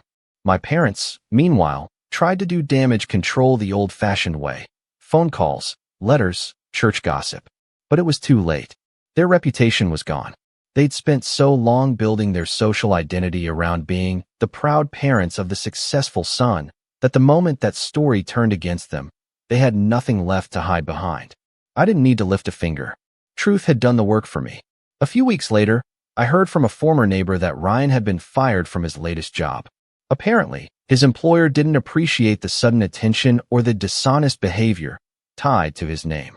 Word had spread far enough that his face had become recognizable, not famous, but infamous. And my parents? They stopped trying to call. I think at some point, they realized that no amount of guilt could rebuild what they'd burned. But my story didn't end with them falling apart. The real closure came from what happened afterward, the ripple effect. Because that podcast episode started something bigger. People began writing in, sharing their own experiences of family entitlement and financial abuse. Daniel called me one afternoon and said, "You started a movement, man. We're getting hundreds of messages from people saying your story gave them the courage to finally stand up for themselves." That was when it hit me. My revenge had turned into something much larger. I wasn't just closing a chapter. I was rewriting the narrative for everyone who'd ever been told that loving your family meant letting them drain you dry. The foundation I'd started months before, the one for students, suddenly gained traction. Donations poured in. We rebranded it with a new slogan: "You don't owe your family your future." It became more than just a scholarship fund. We started offering mentorship for young professionals dealing with toxic family pressure, workshops on financial independence, even legal resources for victims of financial manipulation. It became my purpose. And then, one day, karma did the rest. I was in the middle of a board meeting when Jenna slipped a note onto my desk. "Ryan's here again." I exhaled slowly. What does he want this time? She hesitated. "He's not here to ask for money. He says he wants to apologize." That was new. I told her to let him in. When he walked in, he looked like a shadow of who he used to be. His eyes were tired, his clothes worn. He sat down quietly, no arrogance, no smirk, just a deep, tired sadness. "I know you don't want to hear it," he started, "but I'm sorry." I studied him for a long moment. "For what?" "For all of it," he said. "The lies, the posts, the money. I thought if I could make you look bad, I'd feel better about myself.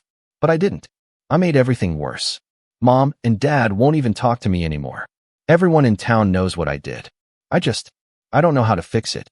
There was a time I would have melted hearing that. A time I would have offered him money, or help, or at least forgiveness. But not now. "You can't fix it," I said quietly. "You can only live with it." He nodded, eyes glassy. "I deserve that." I leaned forward, resting my hands on the desk. "You know, Ryan, for a long time I thought forgiveness meant letting go of what someone did to you. But now I realize it means letting go of the power they had over you. I don't hate you anymore. I just don't need you anymore." He swallowed hard. "So that's it. That's it." He stood slowly, nodded once, and left without another word. When the door closed behind him, I sat there for a long time, just listening to the quiet hum of the city outside. There was no thrill, no cinematic satisfaction, just peace. A few months later, my parents sold the house I grew up in. I heard they moved to another town, smaller, quieter, away from the people who used to admire them. They never reached out again. And honestly, I didn't need them to. Because by then, I'd learned something important. Closure doesn't come from getting an apology. It comes from realizing you don't need one to move on. In the end, I didn't just get revenge. I got freedom. Freedom from their expectations. Freedom from their guilt. Freedom from the idea that love means sacrifice. And when people ask me how I managed to forgive them, I tell them the truth. I didn't forgive them to make peace with them. I forgave them to make peace with myself. The podcast went on to win an award for investigative storytelling. My foundation grew into one of the top mentorship networks for young professionals. I met people who understood me, not because of what I'd achieved, but because of what I'd survived. And sometimes, when I walk through my office and catch my reflection in the glass, I think back to that first moment, Ryan in the lobby, waiting for me. I used to see that as the day I got revenge. Now, I see it as the day I finally stopped waiting for my family to become people they never would be. Because the truth is simple. Sometimes walking away is the revenge. And when you walk far enough, you realize you were never running from them. They were running from the truth. That's when you finally win. The night before I was supposed to leave for college, I found myself staring at a half-packed suitcase and a growing sense of dread I couldn't quite explain. Maybe it was the way my mom kept glancing at my dad during dinner, or how my dad avoided eye contact altogether, quietly swirling his wine glass like we were in the middle of some corporate negotiation. Something was off, but I had no idea that in less than an hour, the entire trajectory of my life would change. My name's Caleb, and I was 18 at the time, just a week past my birthday, freshly accepted into my dream school, and buzzing with the kind of nervous excitement you only get when life feels like it's finally about to begin. I'd gotten into a great business program with a partial scholarship, and my parents had always told me, "Don't worry, your college fund is ready. All you need to do is focus and make us proud." So I did. I studied like crazy, never partied, never gave them attitude. I followed the playbook to a T. Growing up, I always thought my family was normal enough. My dad worked in finance, my mom ran a local interior design business from home, and we lived in a nice suburban neighborhood in Connecticut. We weren't millionaires, but we were comfortable. Vacations twice a year, decent cars, new iPhones every couple of years. Nothing crazy, but enough that I never felt deprived. And then there was my sister, Alyssa. She's 4 years older than me, and if you ever met her, you'd swear she was cast as the lead in every teen drama stereotype. Blonde, bubbly, obsessed with being different in the most conventional ways possible. You know the type. Yoga one week, crystals the next, and then suddenly she's a self-proclaimed real estate expert because she binge-watched HGTV for a weekend. But here's the kicker. My parents adored her. Not just loved, adored. She could crash her car, skip class, lose jobs, and somehow, she'd still end up with a pat on the back and a "you're just finding your path, sweetheart." Meanwhile, I get the third degree for forgetting to empty the dishwasher. Still, I never really resented her. Not deeply. Maybe I just got used to it. The double standards, the different expectations. I learned to keep my head down, to stay out of the way. I figured, hey, maybe if I work hard enough, they'll finally see me the way they see her. Stupid, I know. Back to that night. We'd just finished dinner, spaghetti and garlic bread. I remember it clear as day. And I was about to head back upstairs to finish packing when my mom said, "Caleb, can you sit down for a second? We want to talk to you." I paused, glanced between them. My dad was still swirling that wine like it was going to give him the answer to life. My stomach did a little flip, but I sat. My mom folded her hands on the table, and for a moment, she looked guilty. I couldn't tell. She started talking slowly, carefully, like she'd rehearsed the whole speech in her head. "Your father and I have been thinking about what's best for the family," she said, voice syrupy soft. "And we made a decision that we believe will help everyone in the long run." My brows furrowed. What kind of decision? My dad finally looked up. "We used your college fund." I laughed. Not because I thought it was a joke, but because I hoped it was. "You what?" "We used it to help Alyssa with a down payment on her house," my mom said, as if she were announcing a donation to charity. "She's really been struggling, and we thought she deserved a head start." My jaw actually dropped. "You gave my college money to Alyssa?" "What?" "She's had a tough year," my mom continued. "That breakup with Marcus really affected her, and she's been trying so hard to get back on her feet. She needed stability." I was stunned into silence. "I mean, what? Alyssa had stability issues because she broke up with her boyfriend? And that somehow justified emptying the fund they'd been promising me since I was 12? I leave for college tomorrow," I managed to stammer. "How am I supposed to?" "You still have your scholarship," my dad said. "And we can co-sign some loans if you need help. Besides, you're studying business. You'll make that money back in no time." I stared at them. I wanted to scream, to flip the table, to demand they take it back. But all I could do was nod, stand up, and walk upstairs. I didn't pack another thing that night. I just sat on the edge of my bed, numb. The worst part? They never even apologized. Not once did they say, "I'm sorry, Caleb. This wasn't fair." In fact, my mom had the audacity to knock on my door around midnight and say, "Try not to be upset. Your sister really appreciates this. She said she's going to invite you over for dinner once she settles in." As if that was supposed to make everything better. I didn't sleep. I waited until morning, then told them I needed some space before move-in day and left with a duffel bag. I didn't go to campus. I didn't go to a friend's. I just vanished. No angry texts, no grand exit. I disappeared. For the next 2 years, I barely spoke to them. No holidays, no check-ins, no social media updates. Just silence. And in that silence, I started something. Something they never believed in. Something they would soon regret underestimating. But I'll get to that later. I didn't have a master plan when I left that morning. Just adrenaline and betrayal running through my veins like rocket fuel. I hadn't even packed my laptop. Just some clothes, my phone, a half-charged power bank, and the cash I'd stashed from my summer job at the hardware store. I remember the cool morning air hitting my face as I walked down the block, not knowing where I was going. Only that I wasn't going to college. And I wasn't going home. My name might have been on the college roster, but I never stepped foot on campus. Instead, I spent the first few nights sleeping in my car, parked behind a 24-hour gym I still had a membership to. It wasn't glamorous. I lived off protein bars and cheap burritos. I'd shower at odd hours to avoid the staff asking questions. During the day, I drove around town applying for jobs, retail, delivery, warehouse gigs, anything that didn't ask too many questions about school. I told myself it was temporary. I just needed time to think, to regroup, to figure out what had just happened to my life. But it wasn't just the money. It was the betrayal, the feeling of being disposable. Like I was a financial contingency plan, not a son. Like I was only worth what I could produce. And when it came time to choose, they gave it all to Alyssa without blinking. What stung the most was that no one reached out. For the first week, my phone was eerily quiet. Then I got one text from my mom. Please let us know when you're done being dramatic. Alyssa is worried about you. That was it. No, are you okay? No, we miss you.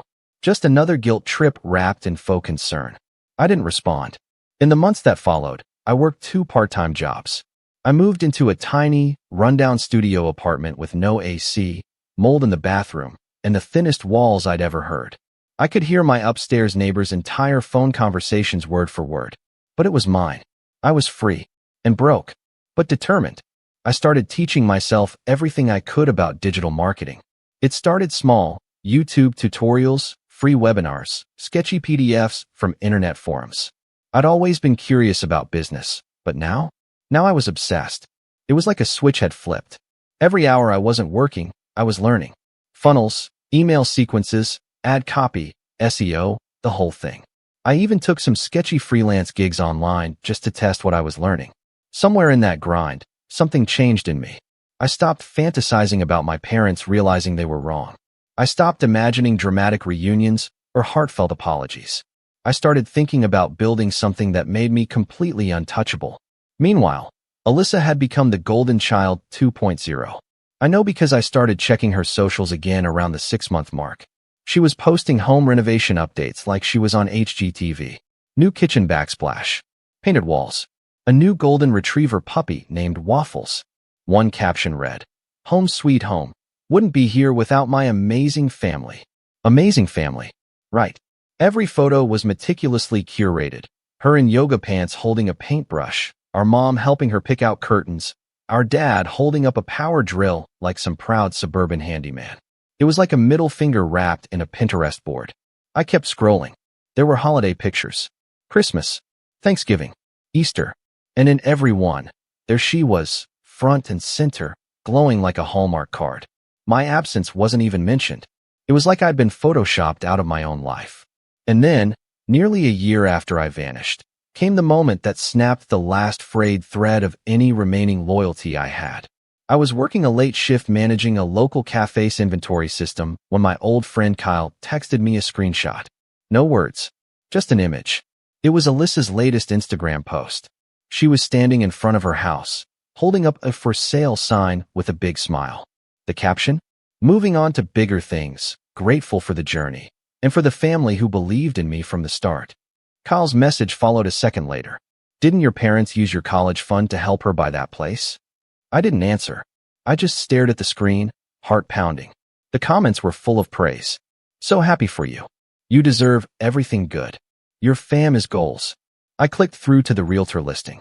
The asking price was $100,000 more than what they'd bought it for. The photos showed a newly landscaped backyard, stainless steel appliances, even a hot tub. A hot tub. Paid for, I could only assume, with the money that should have bought my textbooks and dorm sheets. And now she was flipping it for profit. That night, I didn't sleep. I just laid there, staring at the ceiling of my crappy apartment while the upstairs neighbor argued with his girlfriend for the 3rd time that week. My mind was racing. I thought about the years of being the easy child, the one who never asked for much, who worked hard quietly, followed the rules, played support while Alyssa got every spotlight. I thought about my mom's voice, telling me to smile and be grateful. I thought about my dad's silence while I was erased. And then, somewhere around 3 a.m., I realized I wasn't mad anymore. I was focused. They wanted to believe I was dramatic? Fine. Let them think I disappeared because I was too sensitive. Let them assume I was living in some dark basement, licking my wounds. Let them brag about how Alyssa turned out so successful with their help. I was going to make something so massive, so undeniable, that they would choke on their assumptions. And I knew exactly how to do it. By now, I'd built a small but steady stream of online income from a few affiliate marketing sites and running paid ads for local businesses. But it wasn't enough. I needed scale. So I doubled down. I launched my own product, a digital course teaching local business owners how to market themselves without an agency. I priced it low, kept it no frills, and sold it directly through cold emails and paid Facebook ads.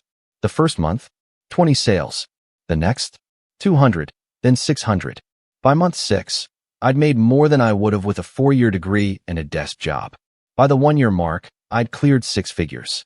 I didn't post about it, didn't update my LinkedIn, didn't change my number. I let them think I'd vanished. Until the day I got an email from my mom.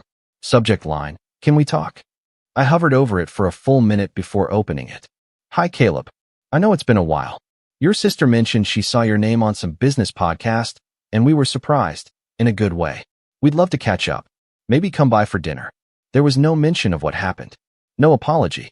Just a casual invitation, like we hadn't been radio silent for 2 years. But that wasn't the worst part. The worst part came 3 weeks later, when I found out why she'd really reached out. Kyle sent me another screenshot. This one was from a local Facebook group. Urgent. Does anyone know a good bankruptcy lawyer who handles foreclosure defense? Asking for a family member in trouble. DM me please. Posted by my mom. Attached was a blurry photo of a foreclosure notice taped to a door. Alyssa's door. The caption underneath simply read, "Unexpected hardships. Any advice welcome." I stared at the screen, and something in me went quiet. Not satisfied. Not smug. Just quiet. Because I knew what came next. And they had no idea what they were walking into. When you disappear, people either forget you or fantasize about who you used to be. My parents, it seemed, chose the second option. The boy they remembered was obedient, quiet, respectful. The one who always said thank you, even when it hurt. They never imagined the version of me that emerged after everything. Not the version who'd been humiliated, left behind, and rebuilt himself from the ground up in silence. I didn't respond to that email from my mom. I didn't respond to the second or third, either, the ones where her tone shifted from polite curiosity to subtle guilt tripping. "Your father and I are just worried. Alyssa's going through a tough time, and it would be nice to have the whole family together again." That line stuck with me. It would be nice. As if I were just some missing photo frame they wanted to set back on the shelf for display. Like my existence only mattered when it fit the aesthetic. The truth was, by that point, I wasn't missing. I was thriving. But to understand how I got there, you need to rewind just a bit. Because my rise wasn't instant. It wasn't glamorous. It was built on frustration, resentment, and long nights staring at code and ad dashboards and bank balances that barely covered rent. After I saw Alyssa flipping the house, the one they bought for her with my future, I hit what I can only describe as a quiet breaking point. Not the kind with screaming or tears. Just stillness. Like everything inside me went cold and focused. I quit my job at the cafe. I picked up a used laptop from a local Facebook seller, paid in cash, half my savings gone in a single transaction. It was scratched, slow, and had a busted shift key, but it worked. Then I locked myself in that tiny apartment and went to war with the internet. Every night, I'd fall asleep with YouTube videos playing about digital products, email marketing, scaling funnels. I studied failed businesses as much as I did successful ones. I reverse-engineered ads from big-name gurus and rewrote their copy from scratch just for practice. I built landing pages, tested headlines, launched courses that nobody bought, got scammed twice by mentorship programs that delivered nothing. And slowly, painfully slowly, I figured it out. The first real win came from a niche I hadn't planned on, wedding planners. A friend of a friend ran a tiny event business and complained about how her website got zero traffic. I offered to fix it for free, optimized her SEO, rebuilt her landing page, and set up a basic Instagram ad campaign targeting newly engaged couples in a 30-mile radius. 2 weeks later, She booked 6 new clients. She paid me $300 as a thank you. Then she referred me to her florist, and her DJ, and her cousin who ran a nail salon. I didn't have a company yet. No LLC. No logo. Just a Gmail account, Google Drive, and a desperation to not be forgotten. I called it Black Fox Media. Why? No idea. It sounded sharp. Fast. Dangerous. I stayed up nights making logos in Canva and mock-up websites using cheap WordPress templates. I'd send cold DMs to small business accounts on Instagram offering to audit their marketing for free. Some ignored me. Some blocked me. But a few bit. And when they did, I over-delivered. In 3 months, I went from sleeping in my car to pulling in $3,000 a month. Not much, but enough to breathe. I upgraded apartments. Nothing fancy. Still a 1-bedroom. But this time with real lighting and a kitchen that didn't smell like mildew. The first time I saw 4 digits in my bank account without immediately spending them, I remember just sitting in my car and crying. It wasn't joy. It was something closer to release. Because all my life, I'd been told I was too quiet or too passive. Alyssa was the shining light, the talkative one, the ambitious one. I was just background. The kid who did his chores and got good grades. The one who didn't make waves. But this was mine. By the end of year 1, Black Fox Media had grown into something real. I'd outsourced design to a freelancer in the Philippines, hired a copywriter part-time from Upwork, and partnered with a video editor for social media content packages. I started offering marketing bundles to small businesses, ad campaigns, landing page creation, email flows, SEO, all done for you. And people loved it. Because unlike other agencies, I didn't upsell nonsense. I didn't speak in buzzwords. I just delivered results. Tangible, trackable, bank depositing results. My clients weren't Fortune 500s. They were dog groomers, family-owned bakeries, mobile massage therapists. Real people who had been ignored by overpriced agencies for years. In a weird way, helping them felt like helping myself. Like every successful campaign was me pushing back against what my parents believed. Every ad click, every booked consultation, every dollar earned was a rebuttal to the idea that I had to be sacrificed so Alyssa could have a head start. By the start of year 2, I was averaging $20,000 a month in revenue, half profit. And I kept quiet. I didn't show off, didn't post screenshots, didn't call home. It wasn't about revenge anymore. Not really. It was about independence and healing and proving to myself that I was worth something, even if my own family couldn't see it. But you can only hide for so long. One day, while checking my business email, I saw a notification from a podcast producer. He was doing a series on young entrepreneurs and wanted to feature me. Said he heard about me through a client who raved about Black Fox. I hesitated. Going public meant exposure. My name, my story, all of it would be out there. But something inside me said yes. Maybe I was ready to be seen again. The episode dropped 2 weeks later. Nothing flashy. Just me talking about how I'd bootstrapped a business from zero, worked with small-town businesses, and believed in outworking your absence. It went mildly viral. Not YouTube viral, but enough that I got a few thousand new followers on social media. Enough that my mom saw it. That was when the emails started again. We saw your interview. It was impressive. Your dad and I are happy for you. Maybe we could talk soon. But the third one was different. Caleb, we need your help. It's about Alyssa. Turns out, the dream house had become a nightmare. Alyssa had tried to renovate the place beyond what it was worth. Took out a second mortgage. Tried to flip it, but the market tanked. Her fiancé, not Marcus, a new guy, bailed halfway through. Left her with debt, permits she couldn't afford to close, and a half-demolished kitchen. She stopped making payments. The house went into pre-foreclosure. My parents, who had co-signed on the loan, were now at risk of losing their own home because of it. And now, suddenly, I mattered again. They didn't say it outright, but it was there in every word. They thought I could save them. The dramatic son who disappeared. The oversensitive one. The one who, apparently, had turned out more successful than they ever imagined. And now that things were falling apart, they were calling. I didn't answer. Not yet. Instead, I drove past their house. Not to confront them, just to see it. To see if it still felt like home. It didn't. It looked smaller than I remembered. The porch I used to sit on during summer evenings now looked faded and chipped. The roses my mom used to obsess over were dying. The windows were dark.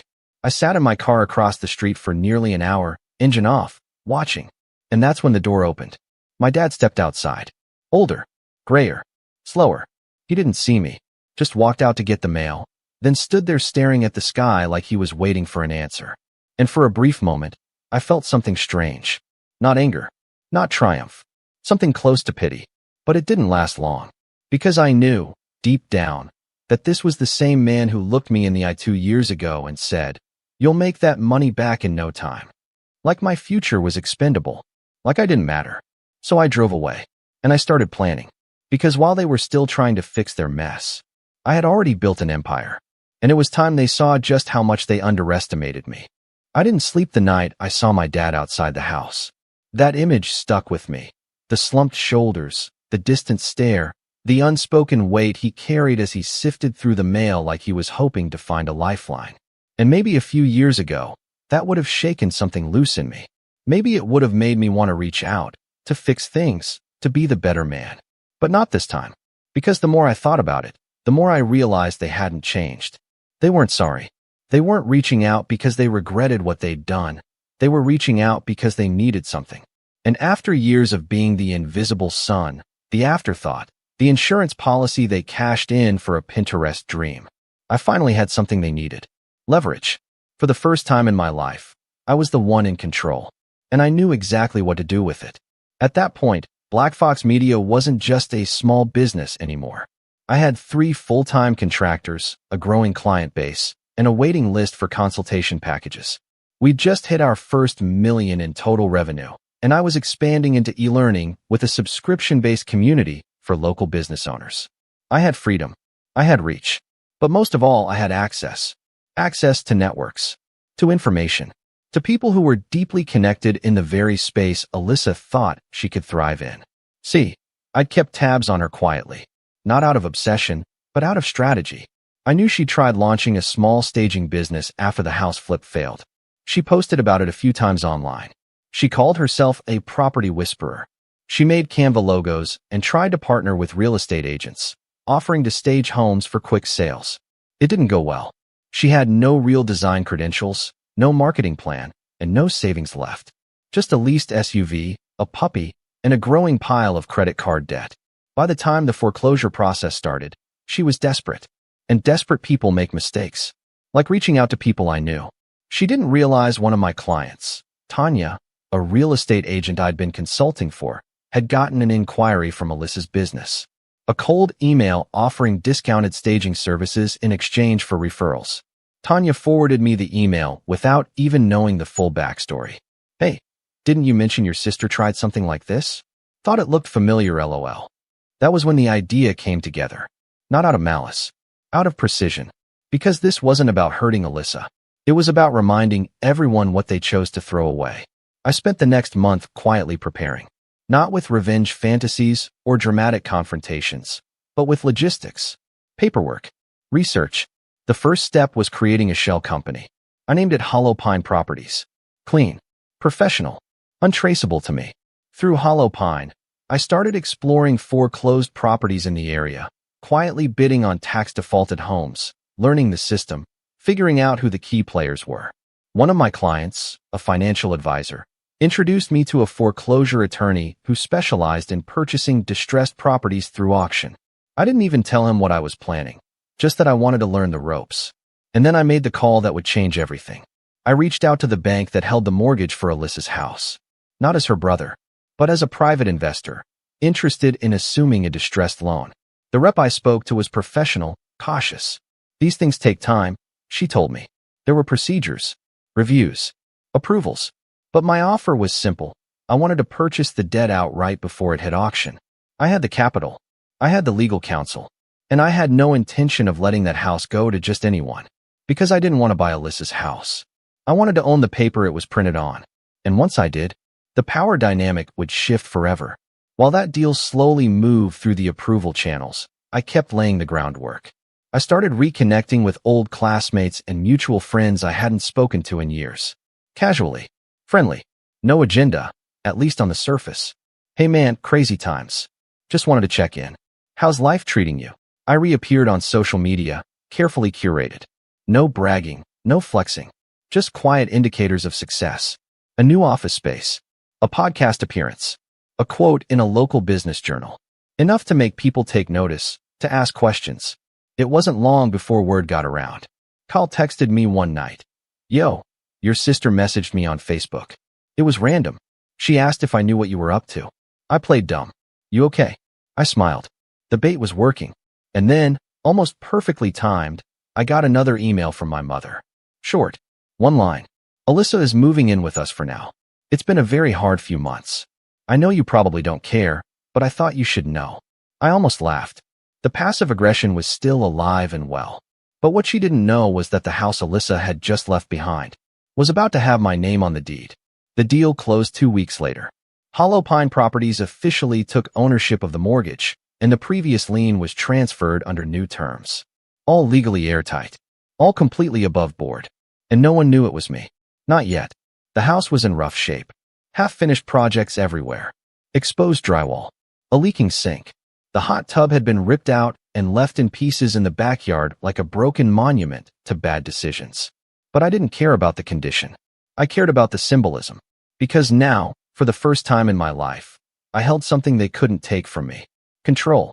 It wasn't long after that when Alyssa tried to re-enter my life directly. She messaged me on Instagram. Polite. Curious. Hey stranger, smiley face. It's been forever. Saw your podcast thing. Super cool stuff. Would love to catch up. I didn't reply. She tried again a week later. I know we haven't talked in a long time, and I get it. Things were complicated. But I'm hoping maybe we can start fresh? Coffee sometime. Nope. Not yet. Because there was one more piece to set up. One more moment I was waiting for. I had the deed.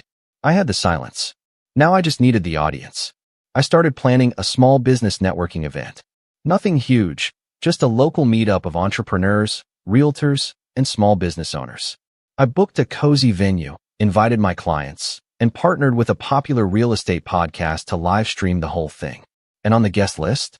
Tanya, the real estate agent, her assistant, and a few mutual contacts who had, at one point or another, worked with Alyssa, not as a trap, just as witnesses. Because when the time came to reveal who had saved the house from auction, who now owned the property Alyssa once flaunted like a trophy, I wanted the right people to be watching. I wanted them to see that the quiet kid who got left behind was now the one holding the keys. The event wasn't lavish, I made sure of that. It was intimate, tastefully decorated, and casual enough that no one would suspect the kind of weight it carried for me personally. Just a Thursday evening mixer at a converted warehouse downtown. Edison bulbs, exposed brick, free drinks. I wore a simple blazer over a black tee, nothing flashy. The idea was to keep things quietly impressive. The guest list had been carefully curated. Clients, friends, podcast listeners, small business owners. A handful of agents and local players in the property scene. And near the center of it all, seated at a table near the hors d'oeuvres, was Tanya, the same real estate agent who had unknowingly passed me Alyssa's cold pitch email. She brought her assistant, her mortgage broker, and, as I'd hoped, a friend of a friend who used to go to spin class with my sister. Halfway through the event, while people networked and passed around business cards, I stepped up to the small stage we'd set up. The podcast host, an energetic guy named Rich, gave me a warm intro. You guys are in for a treat. Our next speaker built a 7-figure agency from the ground up, right here in town. Let's give it up for Caleb Reeves, founder of Black Fox Media. The applause was polite, but genuine. I smiled, adjusted the mic, and began. I spoke about small beginnings, about how being underestimated is often the greatest gift. I talked about local business growth, about resilience, about the long road to independence. People nodded along, clapped at the right moments. And then, I pivoted. A lot of you know me as the guy who helps mom-and-pop shops compete with the big dogs. But what you don't know is that 2 years ago, I lost everything I thought I had. The college fund I'd been promised since I was 12, gone. Given away, without warning, to someone else. Family, no less. The room went still. You could hear ice clinking in glasses. I was told, with a straight face, that I'd be fine, that I'd figure it out, that I should be grateful. And instead of fighting back, I disappeared. Quietly. I didn't scream, didn't post a rant, didn't ask for pity. I just worked. I glanced across the room. Tanya was locked in. Her assistant had stopped mid-bite. The spin class friend? Her eyes were wide. I continued. And over the last 2 years, I built something. Not just a business, but a life on my terms. I didn't do it out of rage. I did it out of necessity. And tonight, I want to show you one of the first properties we acquired under our newest investment firm, Hollow Pine Properties. I hit the clicker, and the screen behind me lit up with a photo. A house. One that most of the locals in that room had seen before. Alyssa's. Or rather, my house now. Gasps. Whispers. Tanya straightened in her chair. Her assistant turned to her and said something under her breath. I let the image linger, then smiled. This property had been foreclosed on. Gutted mid-renovation. Poor investment strategy, poor debt management. But we saw potential. Not just in the property, but in what it represented. I didn't need to name names. Everyone in that room who needed to understand, understood. I wrapped the talk with a simple line. Never underestimate the quiet ones. We tend to be building while you're busy talking. Polite applause erupted, but not from everyone. Because standing at the back of the room, just inside the door, was Alyssa and my mother. I don't know how they got in. Probably one of their friends forwarded the event invite. Maybe Tanya, maybe the spin class friend. Didn't matter. What mattered was the look on their faces. My mother's jaw was tight, her lips thin and pressed into a line, like she was holding in 1,000 unspoken words. Alyssa looked frozen, not shocked, exposed, like someone who had just realized her backstage secrets had been broadcast to the entire audience. I stepped down from the stage and walked toward the bar, pretending not to see them. Alyssa caught up with me first. Caleb, she said. What the hell was that? I turned slowly, calm, measured, like a man who held the deed, because I did. That, I said, was the truth. You bought my house. Her voice cracked on my. No, I replied. I bought the house. The one you defaulted on. The one you gutted and abandoned after burning through my future. Don't get it twisted. It was never yours. You didn't have to humiliate me in front of everyone. I sipped my drink. Funny. That's what I thought when I found out you'd been handed my college fund like it was a birthday gift. She blinked. It wasn't my idea. Mom and Dad. I cut her off. Don't. You smiled. You posed in front of it. You captioned it with things like, I deserve this. You never once asked how I was doing. Never offered to pay it back. You just moved on. So did I. She looked like she wanted to argue, to cry, to scream. But she didn't. She just turned away, muttering, You're cruel. And maybe I was. Or maybe, for the first time in my life, I wasn't. My mother approached a few minutes later, after most people had cleared out. I can't believe you do this, she said. No hello. No hug. Just venom. I met her gaze. Calm. Steady. I didn't do anything. I just refused to stay the victim. You made a spectacle of us. No, I said. You did that when you decided one child deserved a future and the other didn't. You just didn't think I'd ever get a microphone. She opened her mouth, then closed it. I didn't wait for a response. I won't take your house, I said. You can relax.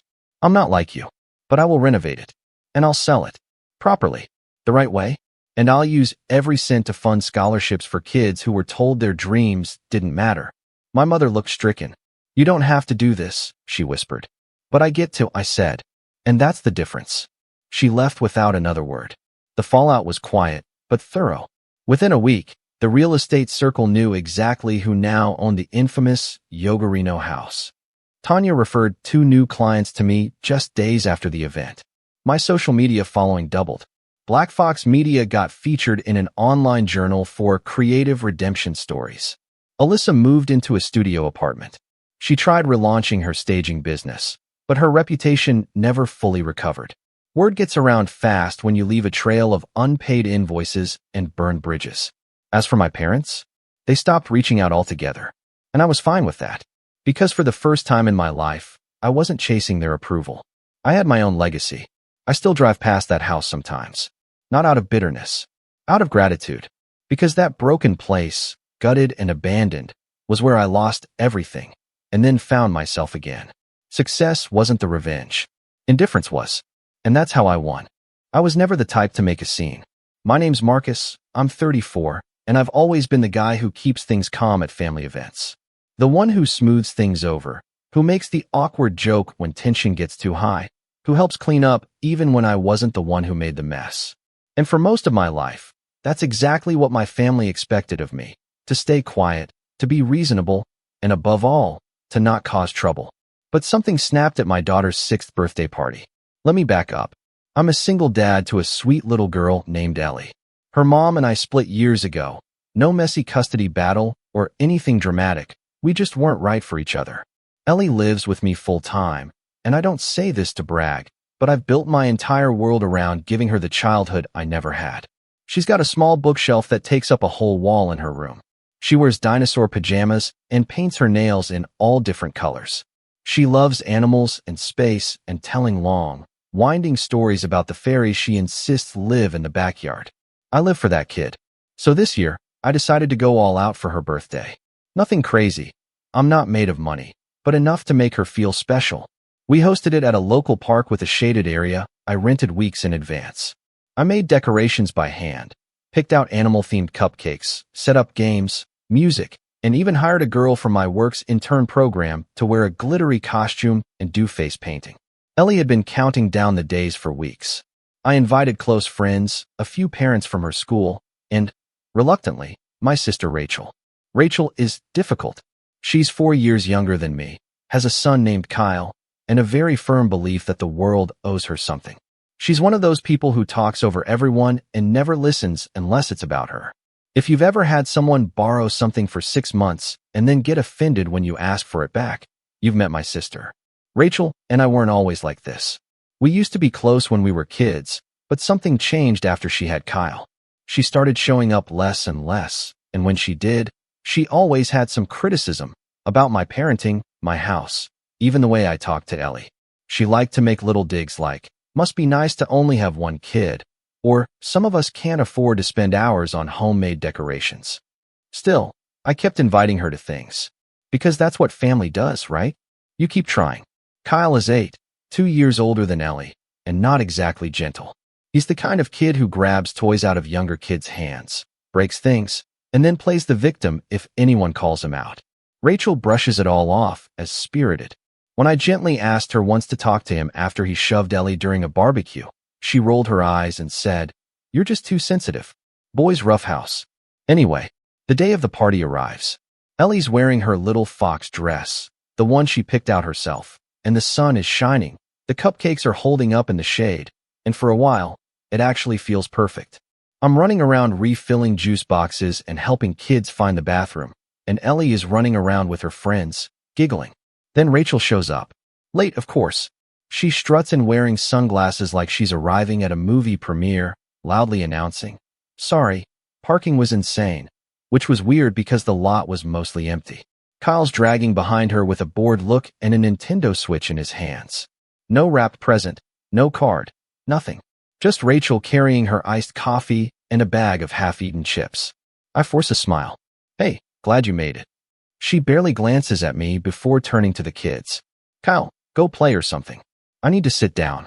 And just like that, she drops into one of the picnic benches, scrolling through her phone like she's doing us all a favor by being there. I shake it off. Not worth it. Ellie doesn't seem to notice, and I'm not going to let Rachel ruin her day. We get to the gift opening part of the party. I hadn't planned to do a whole performance of it. I know not every kid likes opening presents in front of everyone, but Ellie insisted. She wanted to thank everyone personally. So, I helped her into the seat next to the big gift table, and all the kids gathered around. Rachel stayed planted on the bench, of course, still sipping her coffee. Ellie's eyes lit up as she opened each present. A coloring book set, a glittery unicorn pillow, a small telescope from her godmother. Then she opened a rectangular box wrapped in deep purple paper. It was from me. I had saved up for it for weeks. Inside was a Kindle Kids edition, something Ellie had been asking for since she started learning to read on her own. I figured it would grow with her, a way to get her into chapter books and stories without me spending $10 every time she finished one. I'd even preloaded it with a few books I knew she'd love. Her face lit up like the sun. "Daddy, it's perfect," she squealed, hugging it to her chest. I smiled so wide my face hurt. That's when Kyle, who'd been standing a little too close the whole time, suddenly snatched it out of her hands. "Cool. This is mine now," he said, holding it up like he'd just won something. Ellie blinked, stunned. "Hey, that's mine." Kyle shrugged, already turning away. "You can't read big books anyway." I stepped forward. "Hey, Kyle, give that back to Ellie, please. That was a gift for her." Rachel didn't even look up from her phone. "Marcus, don't be so dramatic. Kids will be kids." Ellie's eyes welled up, her bottom lip trembling. I crouched down next to her and gently put my hand on her back. It's okay, sweetheart.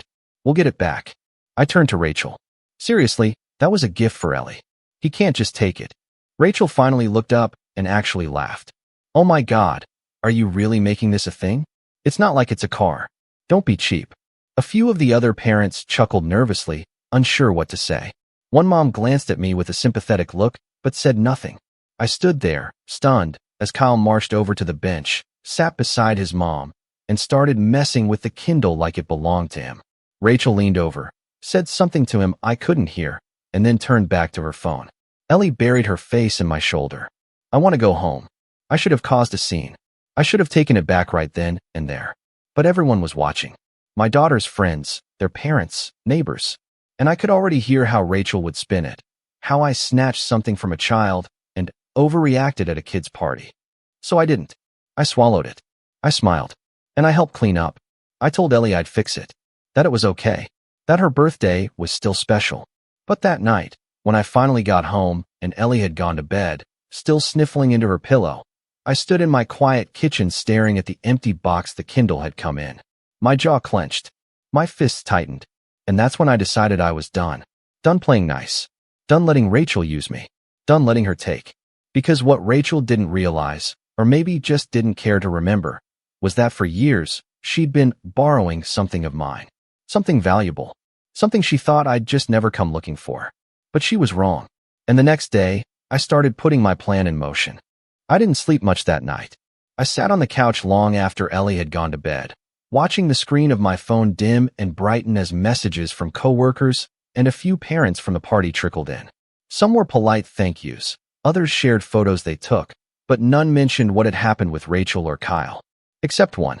It was from Vanessa, a mom I barely knew. Her son Jack had only recently started playing with Ellie at school. Her message was simple. Hey, I'm sorry for what happened today. That wasn't right. Ellie is such a sweet girl. Let me know if she'd like to come over sometime. Jack keeps talking about her. I stared at that message for a while, rereading it. It shouldn't have meant much, but it did. It was the only acknowledgement from anyone that what happened wasn't normal, that I wasn't crazy, that maybe, finally, someone else saw it. Because the truth is, this wasn't about one birthday party. That day wasn't the beginning. It was the tipping point. Rachel had been crossing lines for years. The only difference now was that I'd been trying to ignore it, to be the bigger person, as my mom always used to say. But all that got me was a daughter crying on her birthday and a thief playing Minecraft on a stolen Kindle. The next morning, Ellie was quiet at breakfast. She poked at her cereal, the spoon clinking softly against the bowl. Sweetheart, I asked gently, do you want to talk about yesterday? She shrugged. It's okay. Kyle needed it more, right? That hit me like a freight train. No, he didn't. And it wasn't his to take. She blinked up at me, eyes round. But Aunt Rachel said. I cut her off gently. Aunt Rachel says a lot of things. That doesn't make them true. That was the moment I knew I had to do something. Not just for me, but for Ellie. She was starting to internalize this. To believe that letting people take from her was some sort of kindness. That sharing meant giving up what you love just to keep the peace. And that's the one lesson I never wanted her to learn. I dropped her off at school, then took a detour on my way to work. There was something I needed to see. Rachel lived in the old duplex my grandfather had left behind, one of the last properties he owned outright. It wasn't glamorous, but it was in a good part of town and well-maintained. And technically, it was mine. At least, on paper. I pulled up slowly in front of the house and stared. Her car was there, parked at a weird angle like always. Kyle's bike was in the yard, helmet nowhere in sight. The blinds were shut tight, but I could hear the faint hum of a TV from inside. She'd lived there rent-free for 5 years. That's the thing Rachel never liked to talk about. The reason she always dodged financial conversations or got defensive if anyone brought up money. When Grandpa passed, his will left the duplex to me. I was 27 then, still figuring things out, and Rachel had just been laid off from a job she only kept for 6 months.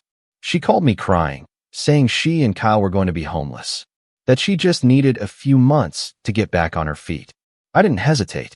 I told her she could move in, no rent. I even helped her with the utilities the first year. Then 1 year became 2. 2 became 5. And every time I brought it up, gently, she made me feel like the bad guy. "You make more than me," she'd say. "Kyle needs stability." Or, "You wouldn't understand what it's like to raise a kid alone," as if I wasn't doing the same. I never pushed back. I kept waiting for her to take initiative. I thought maybe one day she'd just say thank you, offer to start paying something, anything. But no. Instead, she acted like it was hers. She had no idea I still had the deed, that I paid the taxes every year without her ever offering a dime, that I got the emails whenever something needed fixing and always told the handyman to bill me. I sat there for a long time that morning, staring at the house. She'd been using me for years, and now she'd used my daughter. That's when the shift happened in my mind. That cold, quiet clarity that comes not with rage, but with resolve. I wasn't going to yell. I wasn't going to threaten. I wasn't even going to argue. I was going to end this. But first, I needed to understand exactly how deep the hole went. So I started digging. I pulled up my old documents, the will, the deed, the tax receipts, the maintenance bills, everything that proved, without question, that I owned the duplex.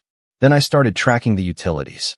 She'd moved most of them under her name, probably to look like the official tenant. But the moment I checked the county records online, there it was, my name, listed as the property owner. She'd never even tried to transfer it. Maybe she assumed I'd forget. Maybe she thought I was too soft to ever do anything. Then I checked her social media. Big mistake. Or maybe, the best thing I could have done. Rachel had always been careless with what she posted. Most of it was cringy mom influencer stuff, reposted memes about wine o'clock and boy moms, blurry photos of Kyle with messy captions like, "My world," and the occasional dig at haters or jealous family. But buried in between, I found photos that made my stomach churn. A picture of Kyle holding a Kindle, Ellie's Kindle, in the back seat of her car, captioned, "Early birthday surprise for my little guy. He's been so patient lately and deserved a treat." Posted that night. Not a single mention of Ellie. Not even a thanks. Then a second post, the next day, a picture of her living room. My living room, technically, with a new gaming chair in the corner and a caption about how Kyle's new reading tablet inspired her to give his space a mini upgrade. So it wasn't a misunderstanding. It wasn't a slip. She knew, and she was bragging. That was the breaking point. But the betrayal wasn't done yet. A week later, Ellie came home from school unusually quiet. She kicked off her shoes, climbed up onto the couch, and sat with her arms wrapped around her knees. "What's wrong?" I asked, sitting beside her. She hesitated, then whispered, "Kyle told everyone at school that I cried at my party. He said I was a crybaby who didn't know how to share." My heart dropped. "What?" I tried to keep my voice steady. "He said I ruined my own party and that you yelled at his mom. He said his mom said you were mentally unstable and that you're too poor to buy me a real present, so you blamed him." I saw red. That night, after Ellie was asleep, I pulled out my laptop and checked the school calendar. Kyle's birthday? 2 weeks away. And that was it. That was the perfect storm. Rachel had just thrown gasoline on everything and handed me the match. And I was going to light it, not with fire, but with precision. But I couldn't do it alone. So I made a call. To someone Rachel didn't even know I was still in contact with. Our cousin James. James and I hadn't talked much since our early 20s. He used to live a few towns over, but we'd grown apart after he took a job out of state.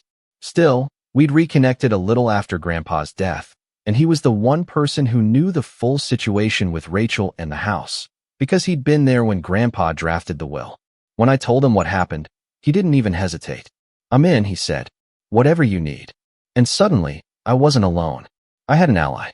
Rachel had taken too much, for too long, and she had no idea what was coming. I wish I could tell you that after that call with James, things moved quickly, like some movie scene where the hero pulls the lever and justice crashes down in one dramatic swoop. But real life doesn't work like that.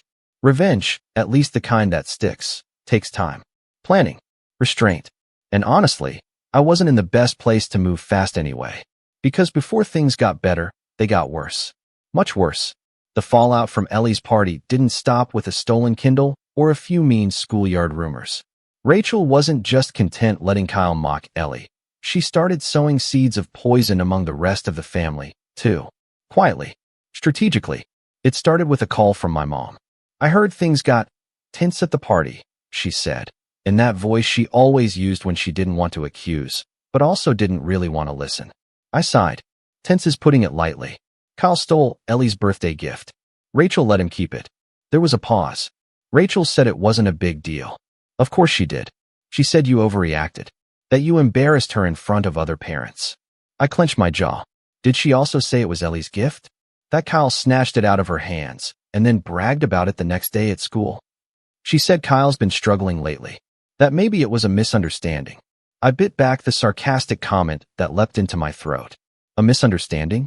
What part? The theft or the mockery? But I didn't say it. Instead, I just said, Mom, I'm done making excuses for her. That's when Mom sighed. Marcus, she's your sister. I let the silence hang before answering. And Ellie is your granddaughter. She didn't have a response to that. That call set the tone for the next 2 weeks. I didn't hear from Rachel, not directly, at least, but the indirect messages came loud and clear. Through my aunt's passive-aggressive Facebook posts about people who forget family comes first. Through a string of texts from my cousin Leah asking if I was okay, and if I really blew up at a children's party. Rachel had gone full smear campaign. And because I refused to engage, her version of the story was the only one most people heard. I'd be lying if I said it didn't hurt. Even knowing the truth, even having the moral high ground, it still felt like I was the one being pushed into a corner. Isolated. Dismissed. There was one night, about a week later, when I came home from work and just sat in my car with the engine off, hands gripping the steering wheel, staring at the dashboard like it had answers. Ellie was at a sleepover, and the house would be quiet, too quiet. The kind that presses against your chest until it feels like you can't breathe. That was my low point.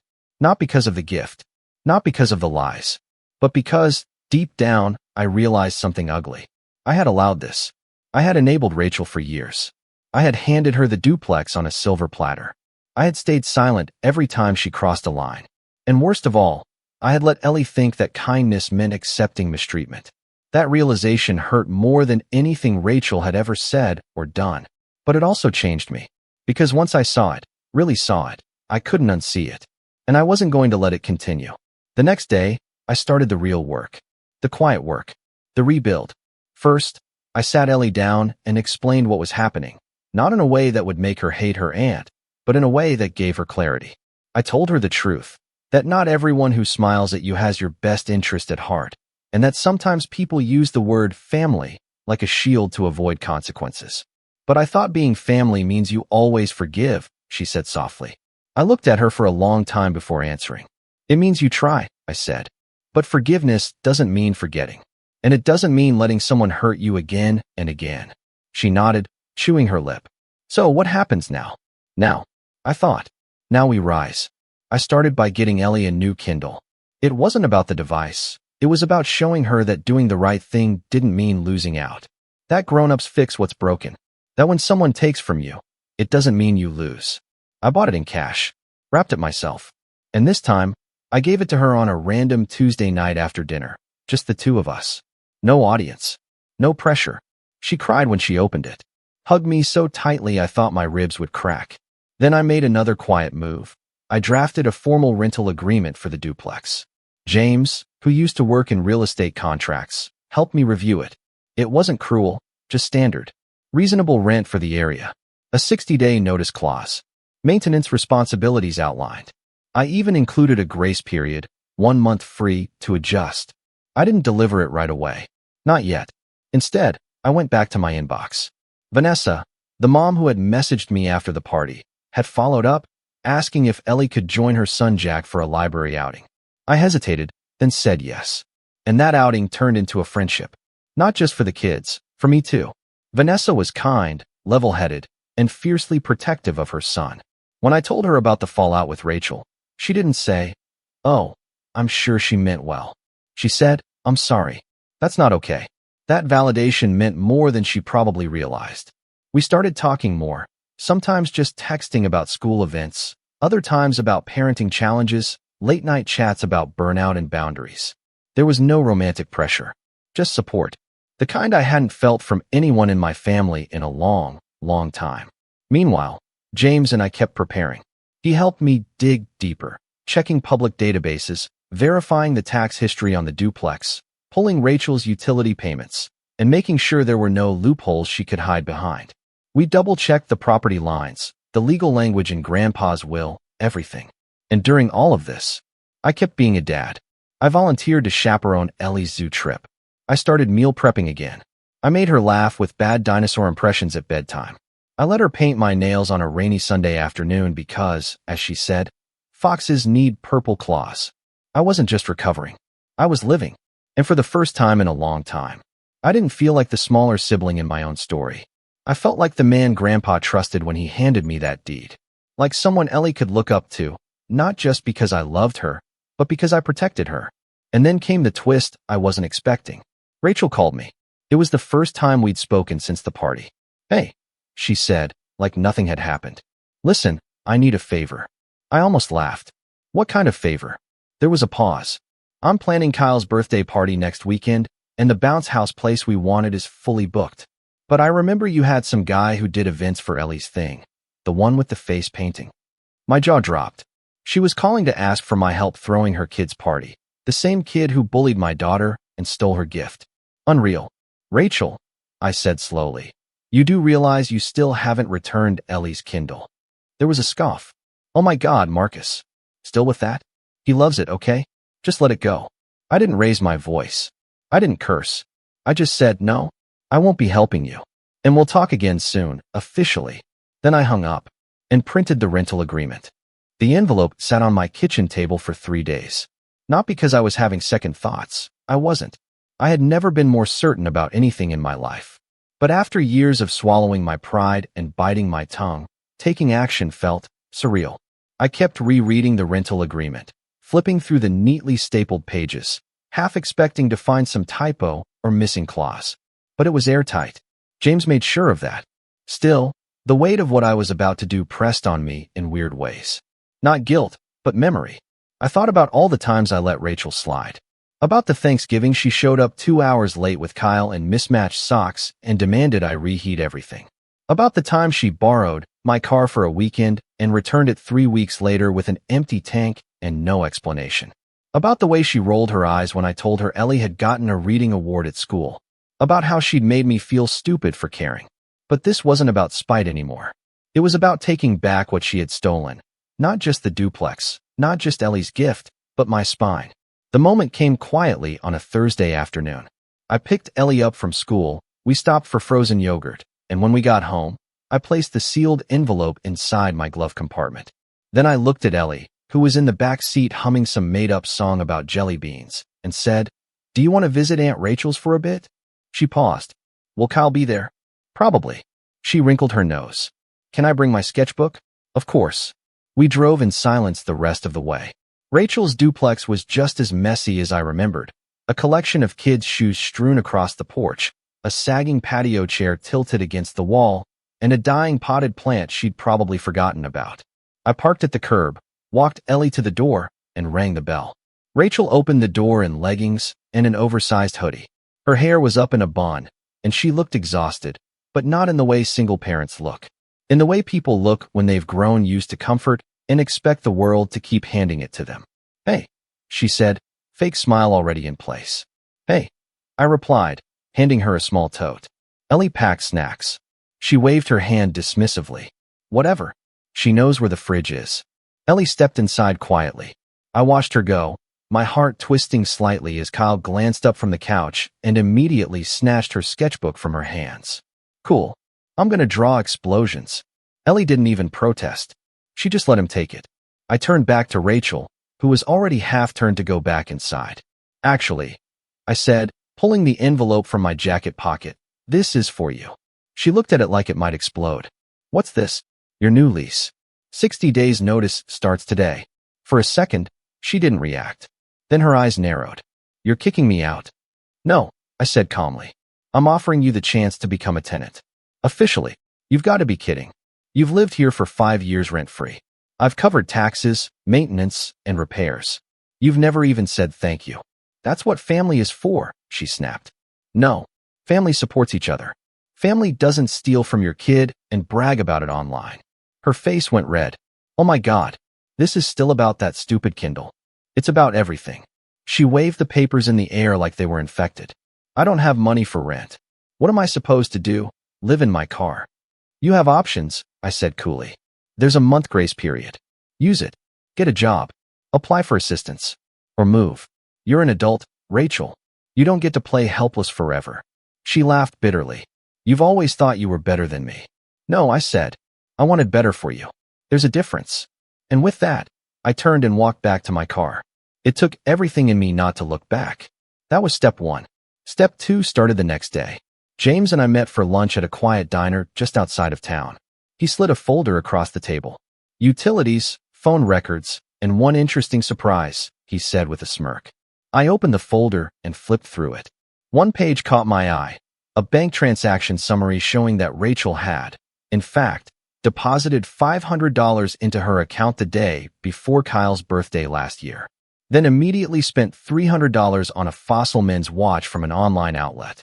The same watch she claimed was a family heirloom she had saved up for all year when she gave it to our dad. James leaned back, sipping his coffee. She's been taking advantage of everyone. Not just you. Can we prove the money was stolen? I asked. Probably not. But if you're thinking long-term, you don't need proof of everything. Just patterns. We outlined the next steps that afternoon. Deliver the formal notice to Rachel. Done. Transfer the property into a managed trust. In process. Cut off all non-essential support. Utilities I was still paying for. Handyman I was still contracting. Begin documenting every exchange moving forward. And finally, tell the truth. That last part wasn't about revenge. It was about clarity. I decided to write a single email to the rest of the family. Not dramatic, not angry, just honest. I explained the situation. I included a scan of the rental agreement. I clarified that Rachel had never paid rent, had taken from Ellie, and had refused accountability. Then I ended it with this. You are all free to draw your own conclusions, but I will no longer accept silence in the face of mistreatment. If you choose to support her at the expense of my daughter's dignity, that's your choice, but it will be from a distance. I hit send and turned off my phone for the rest of the night. The reactions, when they came, were mixed. My cousin Leah messaged me a long apology, saying she had no idea how deep it went. My aunt never replied. My mom sent me a single sentence. I wish things were different. But the most surprising response came from my dad. We hadn't been close since I was a teenager. He wasn't around much when I was growing up, and by the time I had Ellie, we were more like polite acquaintances than father and son. But he called me the next morning. I heard what happened, he said, voice gruff. That true? About Rachel? Every word. He was quiet for a moment. Then, she gave me that watch last year, said she bought it with a bonus from her job. She wasn't even working, I said. Didn't think so. Another pause. I'm sorry, Marcus, for not seeing it sooner. That hit harder than I expected. We talked for 20 minutes, longer than we had in years. By the end, he offered to help me with legal fees if Rachel tried to fight back. I thanked him, but said I had it covered. Because I did. I had Ellie. I had James. I had clarity. And I had a plan. Rachel still didn't know everything I was setting in motion. She didn't know I had filed the property under a legal trust to prevent her from faking claims. She didn't know I had contacted a property manager to start lining up new tenants if she refused the lease. She didn't know that James had connected me with a lawyer who specialized in recovering stolen property and was very interested in the Kindle situation. But the biggest surprise was still coming. Kyle's birthday was fast approaching, and Rachel was scrambling to throw a party that would top Ellie's, even without a bounce house or face painting or decorations. I knew this because Vanessa, whose son Jack was invited, shared the group text where Rachel begged the school moms to bring snacks, help clean, and bring extra chairs. I didn't respond. I just waited, because the perfect opportunity was right around the corner. And when it came, I would be ready. Kyle's birthday landed on a Sunday. Bright, breezy, and cloudless. The kind of day that practically begs for celebration. Rachel hosted it at the same park I had rented for Ellie's party, only she hadn't paid for the shaded area. That had already been booked. By me. Not for another party. For a quiet picnic. With Ellie. And Vanessa. And Jack. Let me back up a little. 2 days before the party, I received a group text from Rachel. Not just to me, but to half the extended family. Kyle's party is this Sunday at Ridge Park at 2 p.m. Potluck style. Please bring drinks, snacks, folding chairs. We're doing it casual this year. Casual, huh? That meant she hadn't reserved a single thing. Ridge Park is city-run. If you want the covered pavilion or the big lawn area, You book it online and pay in advance. And I had done exactly that. 3 weeks prior, right after she hung up on me over the bounce house fiasco. My reservation was from 12 p.m. to 4 p.m. Pavilion, tables, power outlets, the whole thing. It wasn't an act of pettiness. It was strategy. Rachel assumed that because I hadn't responded or confronted her, I was backing down. Again, she had no idea that I had quietly taken control of every variable she used to manipulate me. So when I showed up at Ridge Park that Sunday at 11:30 a.m. with Ellie, 3 large pizza boxes, and a Bluetooth speaker, I was fully within my rights. Ellie set up her sketchbook and crayons on one end of the table, and Vanessa brought fresh lemonade and a small cake, just in case we wanted to stay longer. At exactly 1:58 p.m., Rachel arrived. She was wearing platform sandals, sunglasses, and a smug expression. Kyle followed behind her carrying a soccer ball and a stack of paper plates. Behind them trailed a few other kids and their moms, one of whom was dragging a large cooler. Another held a grocery store cake. Rachel stopped short when she saw us. At first, she smiled, the kind of tight, polite smile people use when they're confused but trying to stay civil. "Hey, Marcus," she said slowly. "Didn't expect you here." "I booked the pavilion," I said calmly. "Weeks ago." She blinked. "What? For a picnic?" I added. "It's reserved until 4. I watched the moment realization hit. Her smile faltered. "Wait, but I sent out invites." "To public property," I said, still keeping my tone even. "But this area? This isn't first come first serve. It's by reservation." One of the moms behind her raised her eyebrows. "You didn't book it?" Rachel shot her a look, then turned back to me. "You did this on purpose." I shrugged. "You've known about Kyle's birthday for a year. I booked this for my daughter. You didn't bother to check if it was available." Kyle walked up to Ellie's table and reached for her crayons. She calmly pulled them away. "Not this time," she said. "Simple, quiet, strong." Rachel stepped forward. "You seriously think this makes you the good guy?" I stood slowly. "No, I think taking my daughter's gift and pretending it was yours makes you the bad guy. And that pretending to care about family only when you need favors makes you a hypocrite." A few of the moms were already stepping away. 2 of them whispered something to each other. Another quietly began steering her kid toward the playground. Rachel looked around, realizing the tide was turning. "You're really going to make a scene here? At a child's birthday party?" "I'm not making anything," I said. "I'm just here with my daughter. You're the one who planned a party at a spot you didn't rent." Rachel's face twisted, but she couldn't say much. Not with witnesses. Not with the rules clearly posted on the bulletin board behind us. She stood there for a second longer, then spun on her heel and stormed off toward the open grass near the sidewalk. The rest of her group followed, awkward and silent. They ended up trying to hold the party on the lawn, juggling paper plates on their laps, cake melting in the sun, kids asking where the bathrooms were. I watched from the shade as Rachel struggled to hold everything together, fake laughing, talking loudly, pretending none of it bothered her. But I could see it in her eyes. She knew. She knew she had finally pushed too far. But that wasn't the real revenge. That was just the overture. 2 days later, I received a text. "Did you seriously send me an eviction letter? Are you insane?" I didn't reply. I forwarded it to my lawyer. Because the grace period had expired. Rachel hadn't signed the lease, which meant the clock had run out. 60 days after she received the agreement, I officially filed notice of noncompliance. My lawyer drafted the eviction papers. We followed every protocol, documented every step. My lawyer even recommended an independent property inspector visit the duplex to assess damages. Turns out, Rachel had broken 2 cabinets, let the sink leak for months, and had spray paint marks in Kyle's room. All noted, all photographed. She called me 6 times in one afternoon. I didn't answer. She left a voicemail sobbing, saying Kyle would be traumatized. I saved it, just in case. I didn't want her homeless. I wasn't out for blood. So I offered her one final deal, not out of mercy, but to control the narrative. If she left by the end of the week, I'd waive the damage fees. That gave her 5 more days. She tried to bargain. I didn't respond. She left on the 5th day.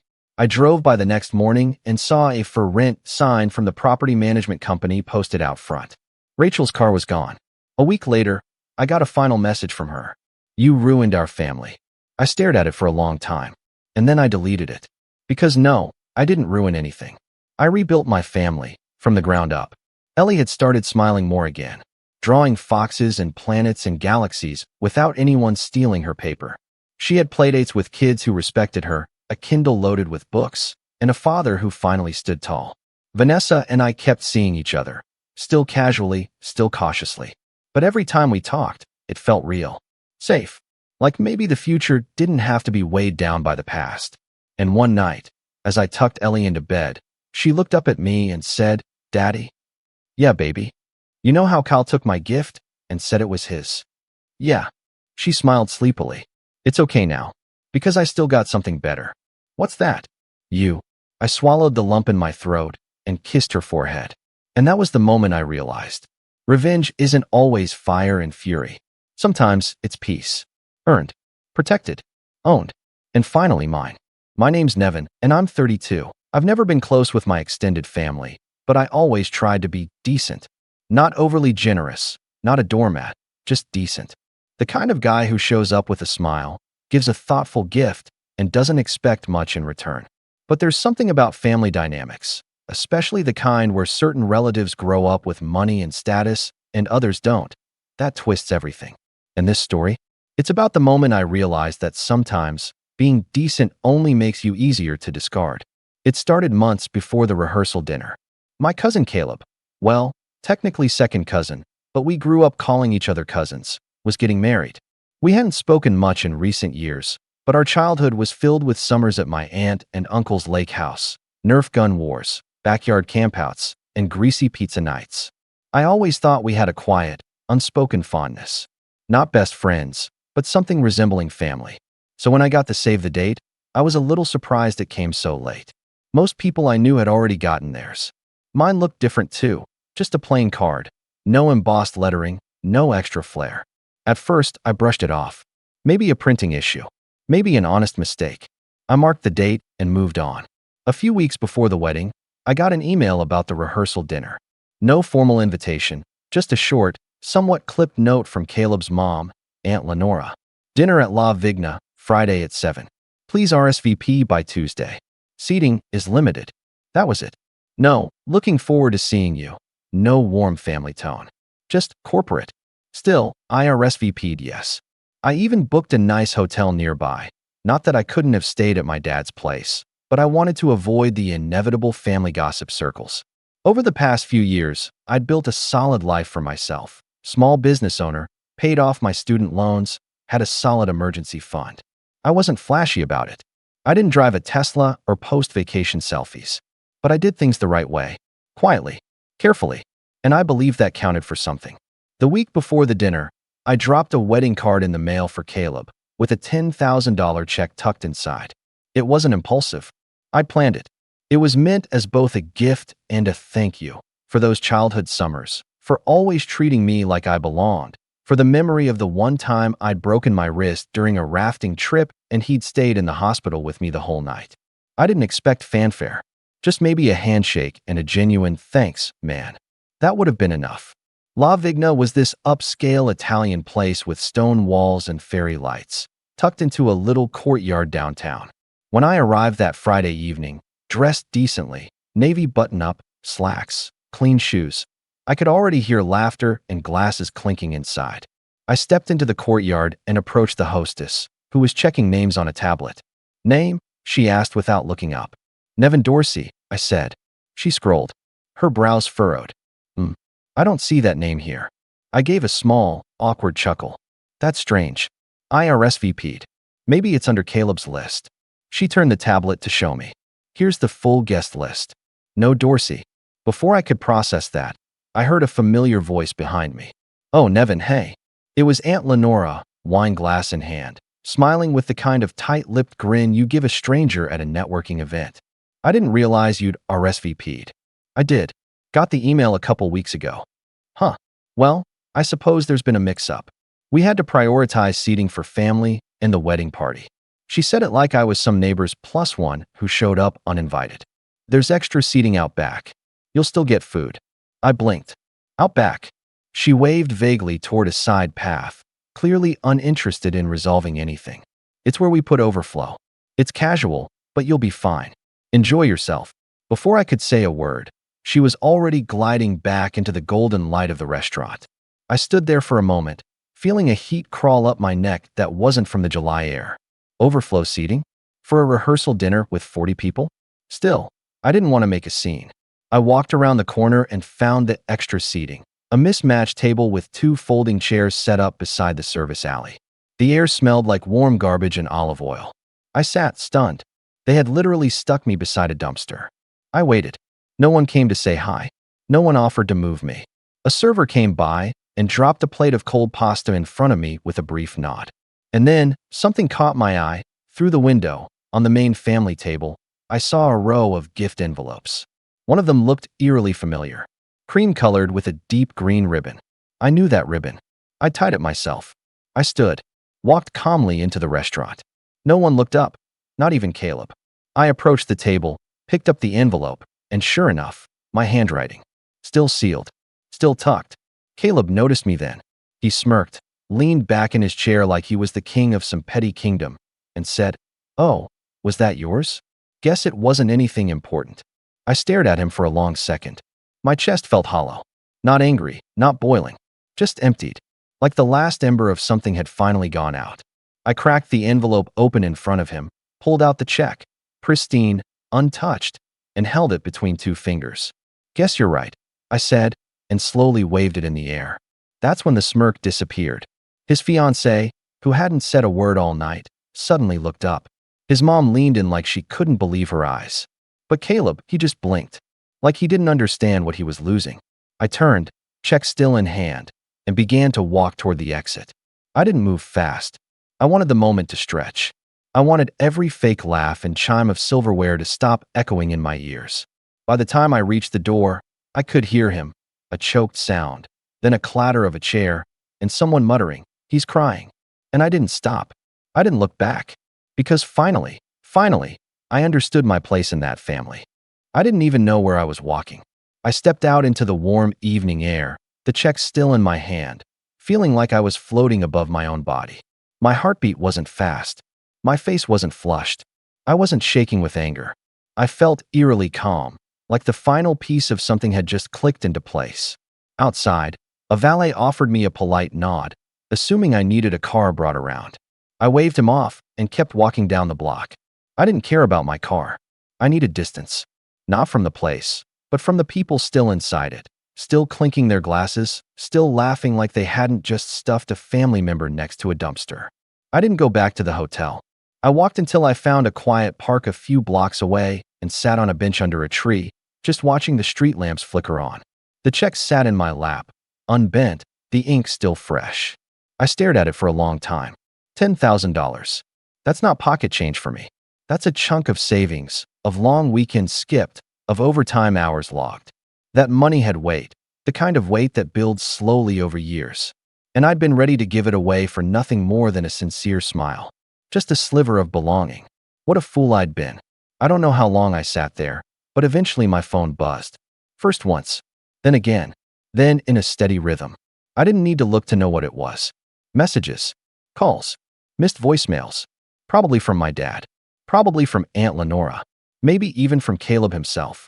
It's funny how quickly people shift from dismissive to desperate the moment something they want slips away.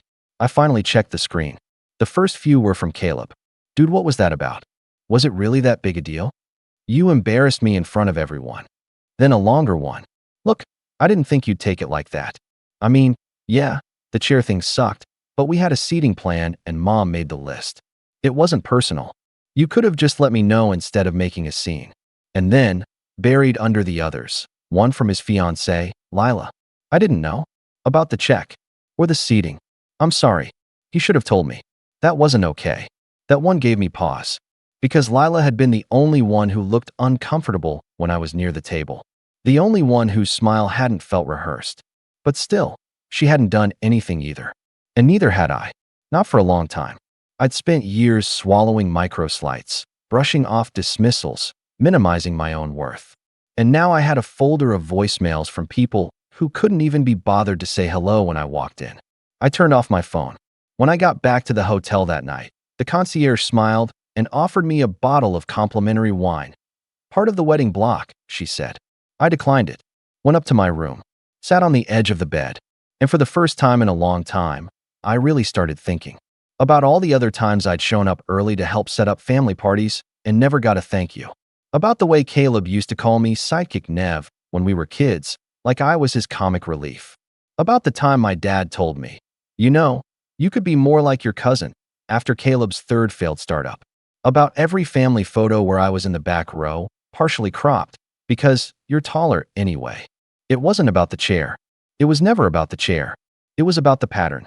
The quiet belief they'd all absorbed that I wasn't really one of them. That I was extra, optional, disposable. That night, I opened my laptop and canceled the gift. Then I logged into my business account and revoked the discount Caleb had for his marketing agency, one I'd quietly offered him 2 years ago to help him cut costs. I updated the billing rate, sent an automatic notification, no explanation, and I didn't stop there. The next day, I drove home early, skipped the wedding entirely, left the suit hanging in the closet of the hotel room. I didn't need closure. I didn't need to make a speech or post a dramatic status online. What I needed was distance. But the thing about family is, when you stop playing your part, they notice. Within 24 hours, the texts doubled, then tripled. My dad left me a long, meandering voicemail that started with "You're being dramatic" and ended with "Just call your cousin, for God's sake." I didn't. The next message was from Aunt Lenora. "We're very disappointed, Nevin. Caleb was counting on your support." Support. The same woman who laughed while I was sent to sit beside a dumpster was now reminding me of my duty to support them. It would have been funny if it hadn't been so transparent. And then, a week later, the real fallout started. Apparently, some of the groomsmen had found out about the $10,000 check. Word spread fast. People started asking questions. Why was I outside? Why wasn't I at the wedding? Why had Caleb cried in the middle of dinner? And I didn't say a word. Because silence? It carries weight too. The thing about silence is, people start filling in the blanks themselves. And they rarely assume the best. Especially when they know, deep down, they messed up. I didn't post anything. I didn't rant online. I didn't return the voicemails, the messages, the weird string of comments from distant relatives suddenly trying to check in. I just stopped. Not in anger, but in decision. A clean break. I started calling it my quiet exit. Not from the wedding, but from the role they'd assigned me since childhood. The extra. The helper. The guy who shows up, smiles, gives more than he gets, and quietly slips back into the background. And when I stepped out of that role, the whole machine stuttered. A few days after the wedding, I got an unexpected call from my cousin Jalen, Caleb's younger brother. He and I had always been a bit closer. He was quieter, more observant. Never mocked me at family gatherings. Never joined in when the others called me Budget Nev during Christmas gift exchanges because I once bought someone a handmade clock instead of an Apple Watch. I didn't answer, but he left a voicemail. "Hey, I heard what happened. I'm not going to pretend it didn't suck. I wasn't at the dinner. I was helping with the slideshow, but I wouldn't have let them do that if I saw. I just want you to know that. And honestly, Caleb's kind of unraveling now. Thought you should know." That last sentence stuck in my head. Unraveling. For the next few days, I went back to work. I run a local design studio, logos, branding kits, site builds. It's not flashy, but it's mine. And it runs well because I put in the work. My team respects me, my clients pay on time, and for once, my days felt quiet in a good way. Like I wasn't bracing for something. But that bubble didn't last. On Thursday, my receptionist buzzed me mid-project. "You have a walk-in asking for you. Says it's personal. Caleb, I think." I sighed. I considered telling her I wasn't available. But something inside me, not curiosity, exactly, but something quieter, something firmer, told me to see him. He looked out a place in my office, dressed down in a hoodie and joggers, eyes puffy, like he hadn't slept well since the wedding. Which, according to Jalen's voicemail, might have been true. "Hey," he said, voice lower than I remembered. I nodded and motioned to the small couch across from my desk. "You can sit." He hesitated before taking the seat. "So, I wanted to talk. In person. Because, it's been a crazy week and—" "You were counting on the money," I said flatly. His eyes flicked up, fast. "What?" "You were counting on it. The check." He didn't deny it. He just stared at the floor, hands clasped between his knees. "Yeah, kind of. I didn't expect 10 grand, but I knew you were doing well." And Mom said you'd probably be generous. And that's why you put my envelope out, I added. Even though I wasn't on the chart. He winced. She told me to let it slide. That there was no room inside, and it wasn't a big deal. Said you'd understand. I stared at him. And you did too, didn't you? He didn't answer. He didn't need to. The silence did all the talking. I stayed quiet for a long time, Caleb, I said.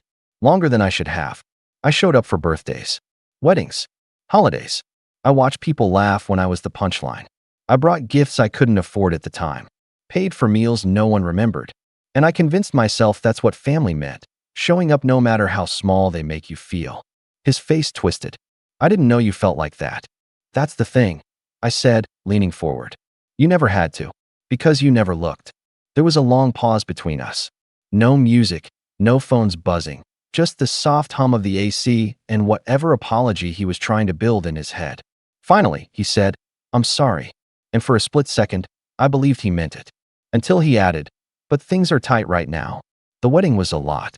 We maxed out 2 cards and I just started a new lease and the honeymoon's not refundable. I was wondering if you could still, help out. Just a loan.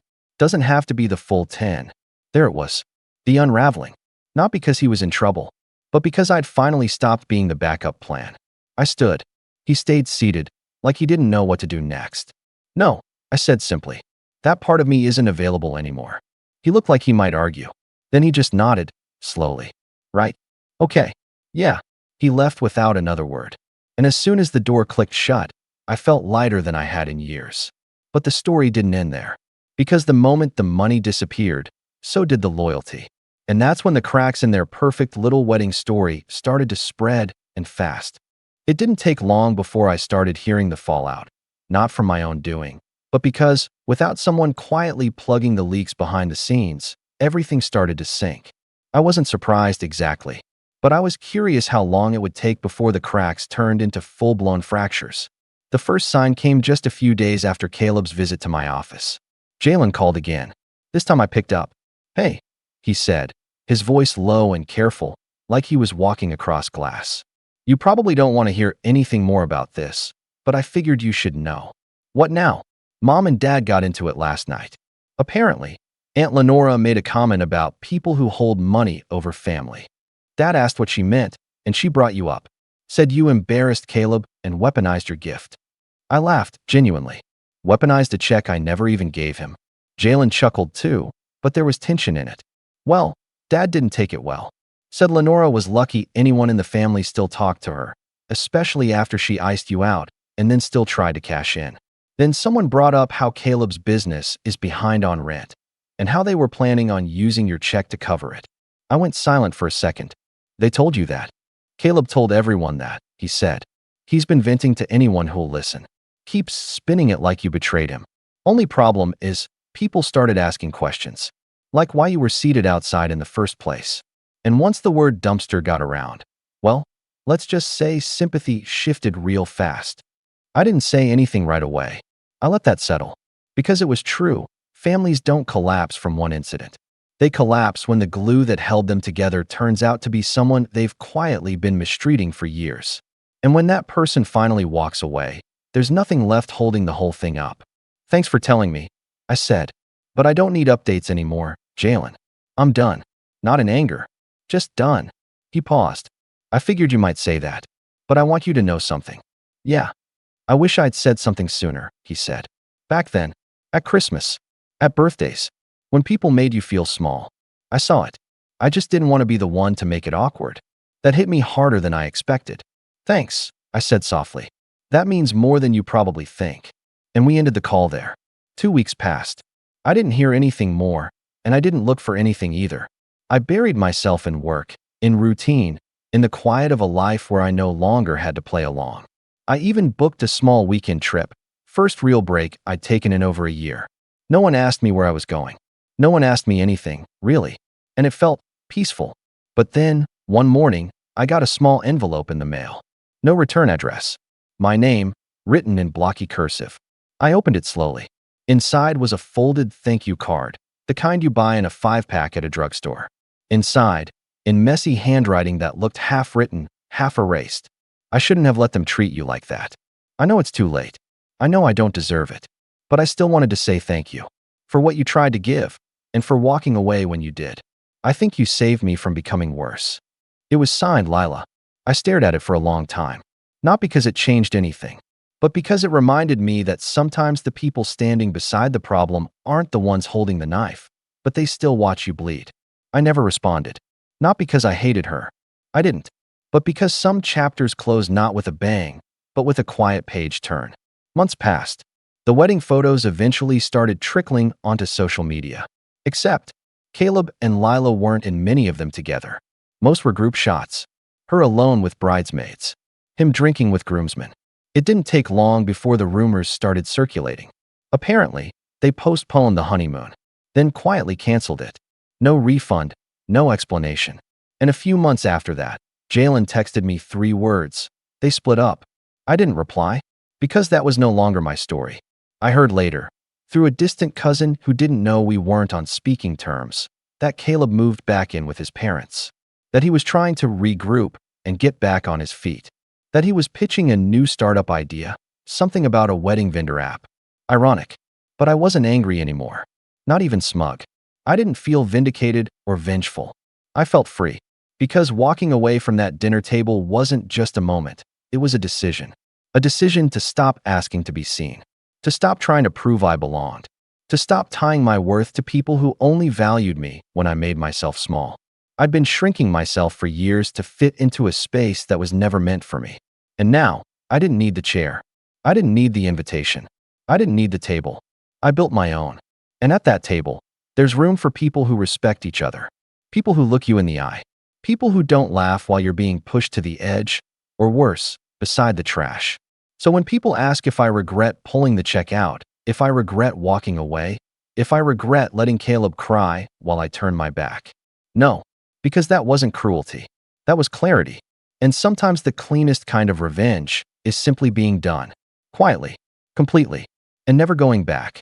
I never planned on keeping secrets from my dad, but sometimes silence is safer than honesty. My name's Ryan. I'm 35, and until recently, my parents thought I was still working at a mid-level IT job barely scraping by. In reality, I was pulling in close to $700,000 a year from a software firm I co-founded 3 years ago. Not because I'm a genius, but because I got lucky. Right place, right algorithm. And yet, every time I looked at my dad across the dinner table, bragging about how he taught me everything I know, I just nodded and let him keep thinking I was the struggling kid who still needed his advice on how to get ahead. It's not that I didn't trust him. I just knew him too well. My dad, Michael, was the kind of man who could turn any good thing into his own victory lap. When I was 14, I won a coding competition at school. He told everyone he'd set me up for success because he once bought me a computer for Christmas. When I graduated top of my class, he said it was because of his strict discipline. And when I got my first real job, he showed up to my office uninvited just to see where his investment went. So, yeah, I learned early to keep things quiet. Money especially. My parents had this talent for making guilt sound like love. We're family, my mom would say. We share everything. Which was code for, whatever's yours is also ours. I kept the truth about my income under wraps for years. My wife, Anna, knew. My accountant knew. But my parents? Not a chance. Until my daughter, Emily, spilled it. It happened at their 40th anniversary dinner, a fancy restaurant my parents picked because family should celebrate in style. I offered to pay, of course. It was a small thing, and honestly, I wanted to do it. My parents had raised me. Despite everything, I still loved them. I'd already given my credit card to the waiter discreetly, so the bill would come to me at the end without the awkward back and forth. I thought I had everything under control. The dinner started out fine. My dad told the same 3 stories he always did. How he once saved his boss from firing him, how my mom was the prettiest girl at the dance, and how Ryan always looked up to me. My mom laughed in that tight, polite way that said she'd heard them all too many times. Anna squeezed my hand under the table. Emily, who's 12 and loves to talk, was chatting about her art club at school, and somehow, the topic shifted to her dream room. She said, "Grandpa, Dad said if I get straight A's, he'll buy me a MacBook for school." My dad's eyes widened. "A MacBook, huh? Those are expensive." I smiled. "Yeah, well, she earned it." My mom raised an eyebrow. "You can afford that now?" I shrugged. We've been doing okay. And that's when Emily, bless her heart, dropped the bomb. Dad makes like $700,000 a year, Grandma. He said it's because of his company thing. The table went silent. My dad's fork froze midair. My mom blinked slowly, then smiled like someone who just spotted gold on the sidewalk. 700,000, she repeated, in that high, soft tone that means her brain's spinning. I tried to play it off. She's exaggerating. It's complicated. But it was too late. I could see the numbers already dancing in their heads. My dad leaned back, stroking his chin. Well, I always said you'd make it big. That's how it started. Friendly, proud, almost supportive. But the thing about my dad is, pride curdles fast when there's money involved.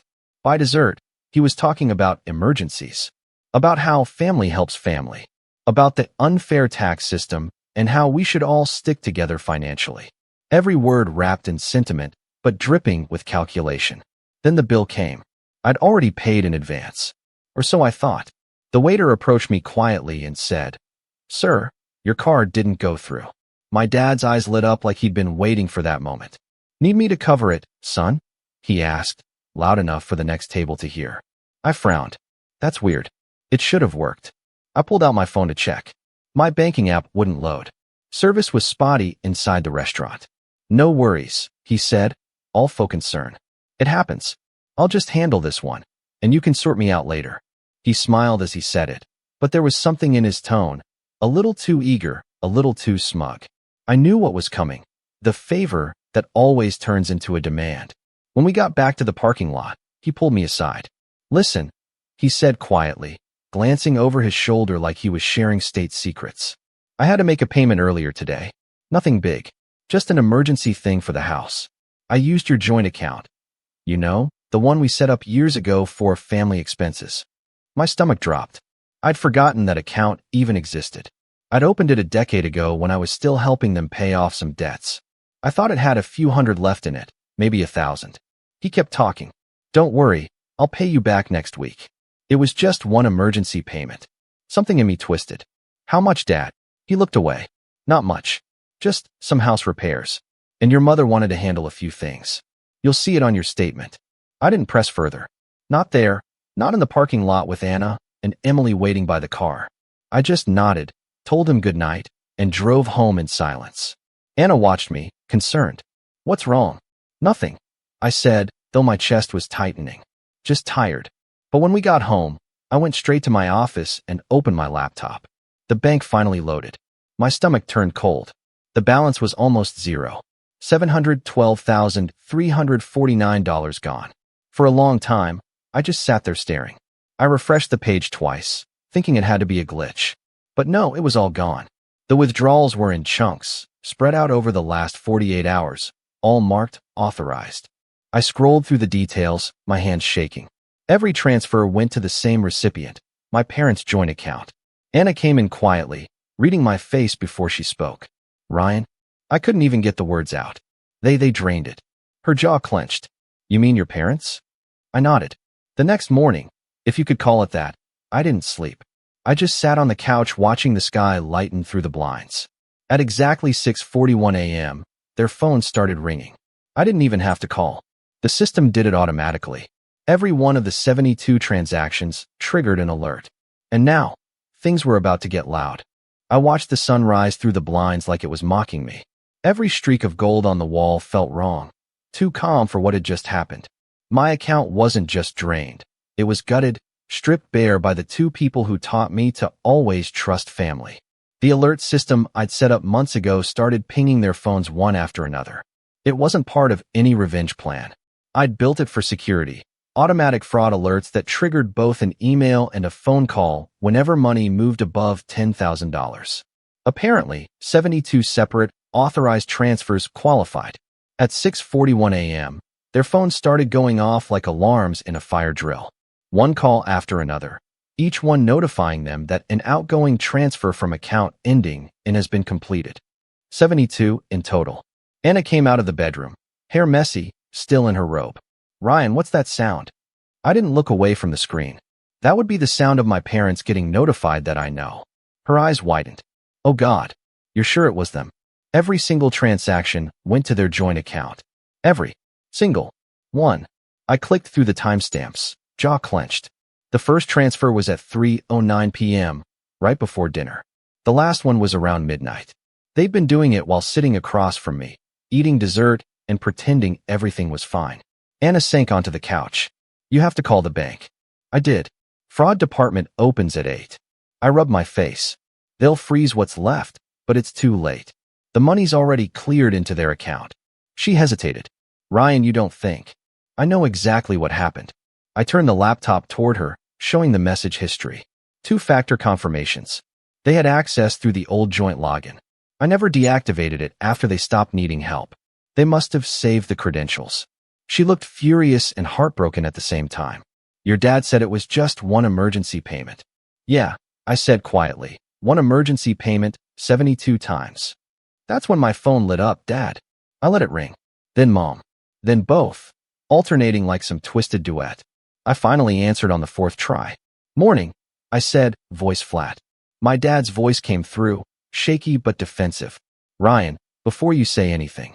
Too late, I interrupted. You emptied my account. We didn't empty it, he said quickly. We just borrowed some. We needed to make a few payments and some. I snapped. $712,000 isn't some. He sighed, like I was the unreasonable one.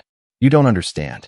The house, your mother's medical stuff, the anniversary trip, things add up.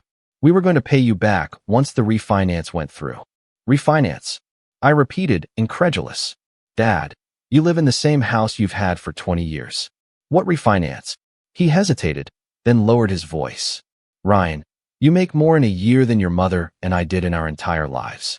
You'll recover. We just needed help. I closed my eyes, pressing my thumb into the bridge of my nose. You stole from me. My mom's voice chimed in from the background, too loud and too cheerful. Oh, stop it, Ryan. You're making this sound ugly. We're still family, right? Still family. Those words hit like a slap. Family doesn't do this, I said quietly. Family shares, she corrected. You've been blessed. And we've supported you your whole life. We just thought that you were entitled to everything I built. Silence. Then my dad spoke again, that patronizing calm creeping back into his tone. Son, you're overreacting. We only took what we needed. You're successful now. Don't let greed ruin your relationship with your parents. Greed. The irony almost made me laugh. Anna was watching me from the couch, whispering, hang up, Ryan. But I didn't. Not yet. I needed to hear it all. So, I said finally, you decided to reward yourselves for raising me. You're welcome, my mom said sweetly. That was it. I didn't yell. I didn't curse. I just hung up. They called again, then texted, then started sending voice messages, each one more desperate than the last. We'll fix it. We didn't mean to upset you. It was just money. You'll understand one day when Emily helps you out. That one hurt the most. Because deep down, that was the core of it. They didn't see what they'd done as theft. They saw it as an unspoken rule being fulfilled. Parents take, children provide. By 9 a.m., I'd already been on the phone with the bank for 2 hours. The fraud team flagged the transactions, but because the transfers were authorized, it would take time. Maybe weeks, maybe months. And recovery wasn't guaranteed. Still, something in me had shifted. The anger was sharp, yes, but under it was something colder. Focused. I wasn't going to yell. I wasn't going to beg. I was going to teach them what family sharing really meant. When the bank call ended, I sat back in my chair and stared at the ceiling. Anna came up behind me, wrapping her arms around my shoulders. What are you thinking? She whispered. I turned to her slowly. That they made a mistake, I said. They thought taking from me meant I'd forgive them because of blood. But they forgot where that blood runs. She looked wary. Ryan.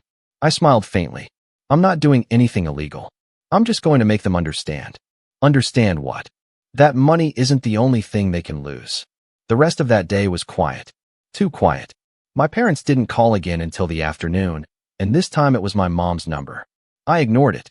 By evening, a message popped up from an unknown contact, a realtor. Hi Ryan. Just confirming that the property transfer for Michael and Karen is being finalized this week. Please confirm your portion as co-signer. I stared at it. My portion. Co-signer. Then it hit me. They were using my name, my credit, to transfer the title of their house. The refinance wasn't a lie. It was worse. They were selling the home, and they were using my identity to do it. I must have read that message a dozen times before it truly sank in. The realtor's words didn't even sound real, like some kind of bureaucratic hallucination. Please confirm your portion as co-signer. My portion? Co-signer? I hadn't signed anything since helping them with a minor refinance years ago, long before I ever made real money. That account was closed. The house was theirs. It was supposed to be untouchable. But if they still had my information from back then, I took a slow breath, then opened my old email archives. I typed mortgage into the search bar. Hundreds of messages appeared, but one thread caught my eye, from 7 years ago, when I'd helped them qualify for a low-interest home equity line. I'd been 28 and naive, still thinking helping family was a virtue. I'd scanned my ID, pay stubs, and tax forms and sent them directly to my mom's email. The thought made my stomach twist. I called the realtor immediately. "Hi," I said, trying to sound calm. "I got your message about Michael and Karen. Could you tell me exactly what documents you're referring to?" The woman on the other end hesitated. "Of course. We're finalizing the sale of their property on Westbrook Avenue. Mr. and Mrs. Collins provided your signature as a co-signer for title clearance. Is that not correct?" My pulse spiked. "No, it's not." "Oh," she said, her tone instantly nervous. "I see. Then we may need to verify some things. Could you confirm your birth date and—" I cut her off. "Don't process anything else. Not one document. You're about to commit fraud, and I suggest you stop now before it gets ugly." She stammered an apology and promised to escalate it to her legal department.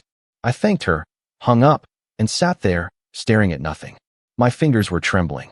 Anna came in with 2 mugs of coffee, setting one beside me. "You look like you've seen a ghost." "They're selling the house," I said, "and they used my name to do it." She froze mid-step. "They forged your signature?" "Most likely. They've got copies of my old ID, my social security number, everything. From years ago." Anna sat down beside me. "Ryan, you have to call the police." "I will," I said quietly. "But not yet." She frowned. "Not yet? What are you waiting for?"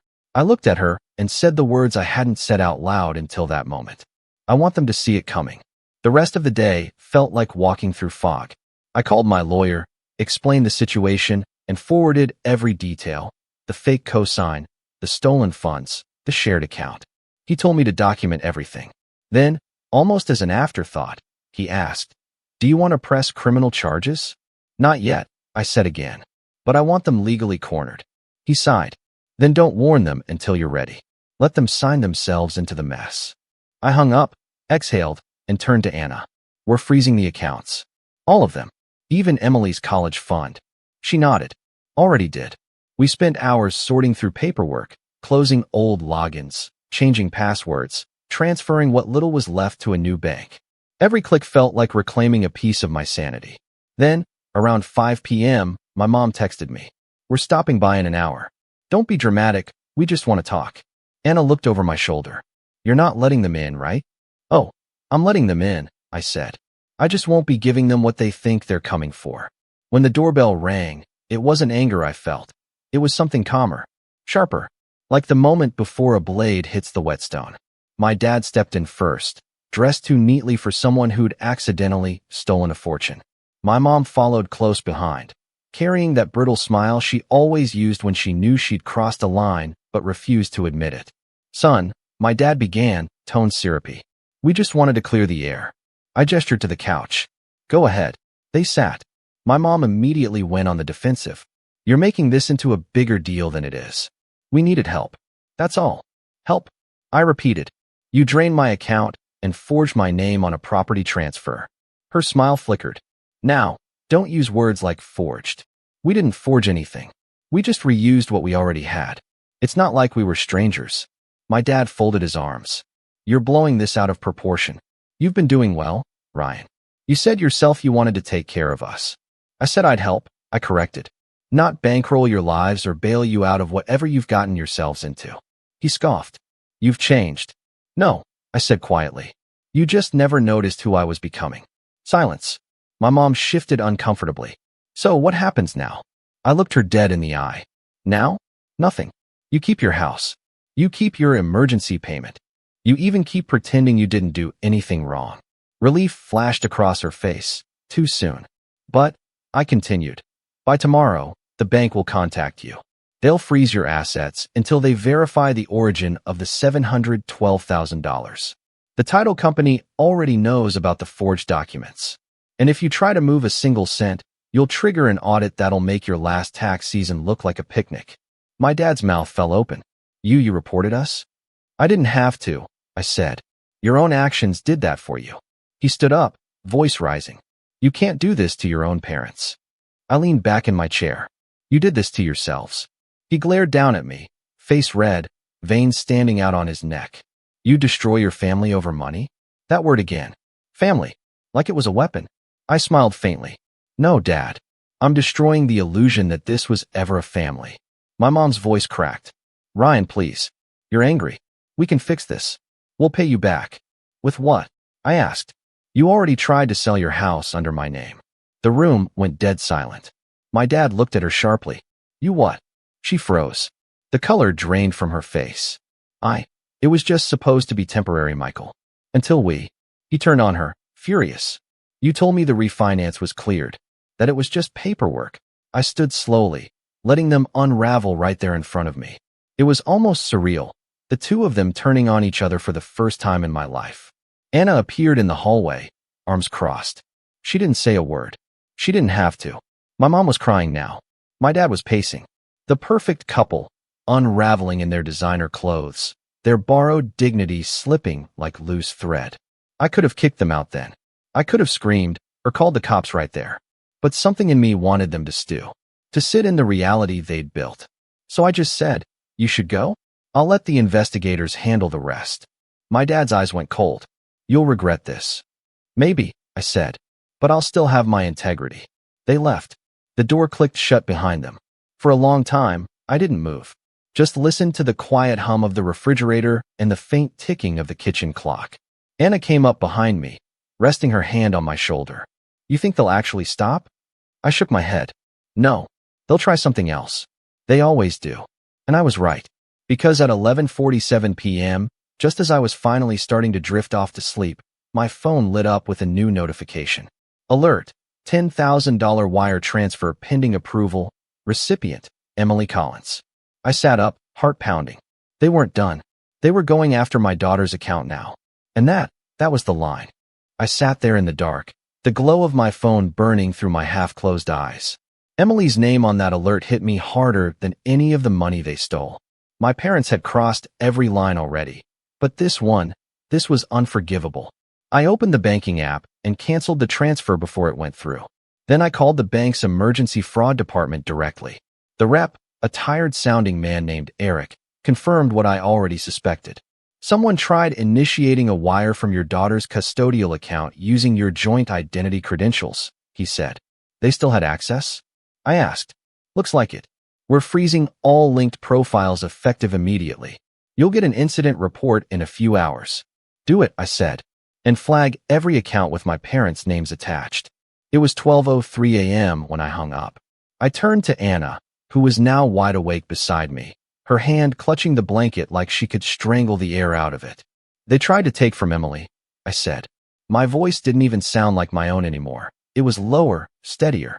Anna sat up. That's it, Ryan. Enough talking, enough chances. Call the police. Now. I nodded. The next morning, I filed the report. Every transaction, every forged document, every email, handed over to the Financial Crimes Division. The officer who took my statement, a middle-aged man named Ruiz, flipped through the file and whistled under his breath. This is thorough. And they're your parents? Were, I corrected. He looked up, sympathy softening his expression. We'll handle it. You might want to prepare for how messy this will get. I already knew. By noon, the bank had frozen their accounts. The title company voided the pending sale. The fraud report triggered an investigation that connected the forged signatures, unauthorized access, and multiple transfers to my parents' IP address. Everything they'd touched, every digital fingerprint, traced straight back to their home. By 3 p.m., their phones must have started ringing again. This time, it wasn't from my alert system. It was from the police. Anna and I didn't talk much that afternoon. Emily was at school, blissfully unaware. I'd already told Anna I'd handle it alone. She didn't argue.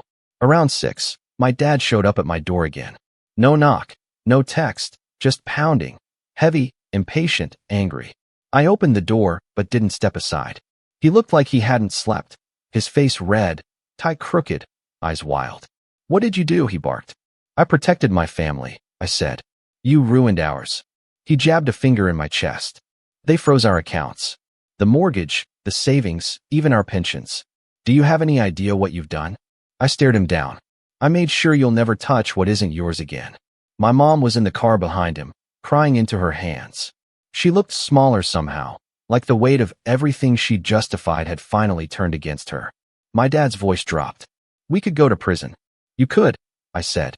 "That's what happens when you steal $700,000 and forge legal documents."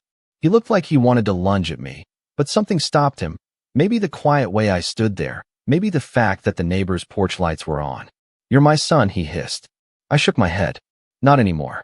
For a second, I thought he might cry. But no, his pride wouldn't allow that.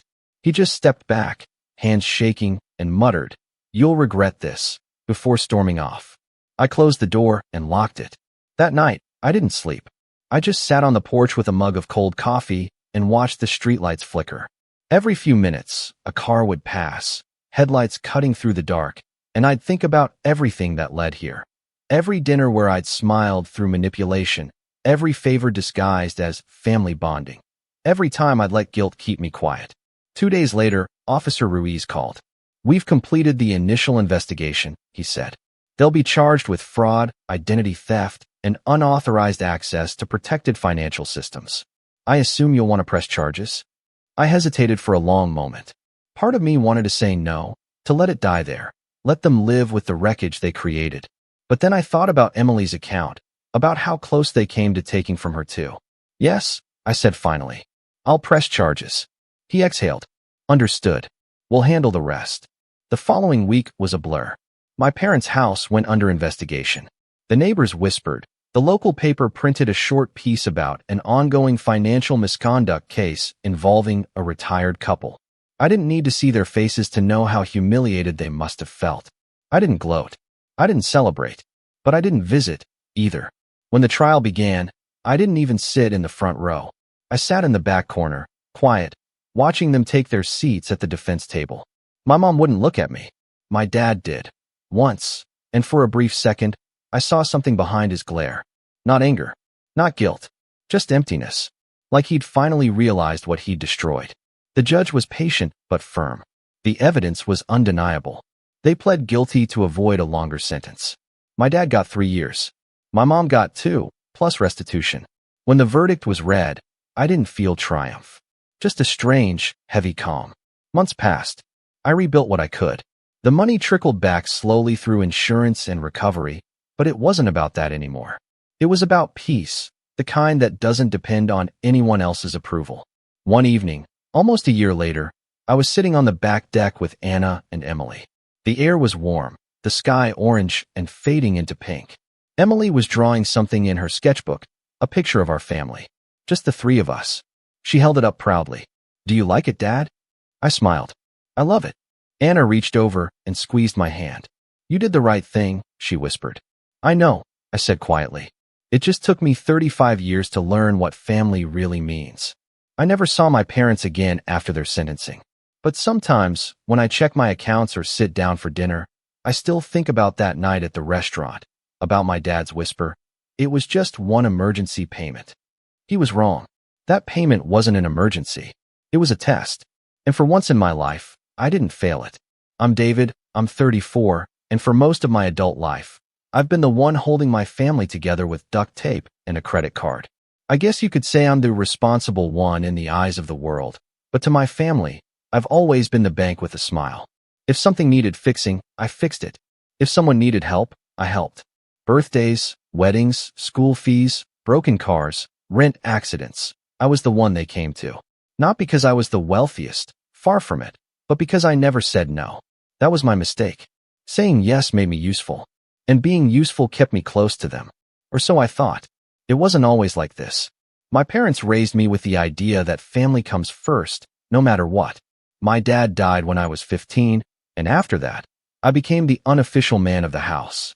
My mom crumbled emotionally for a while, and my younger sister, Vanessa, leaned on me for everything, from rides to school to late-night talks about boys and breakups. I never minded. She was 5 years younger than me, and at the time, I figured taking care of her was just part of being a good big brother. But something shifted after college.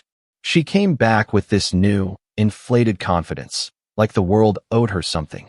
And suddenly, every gesture I made became an expectation.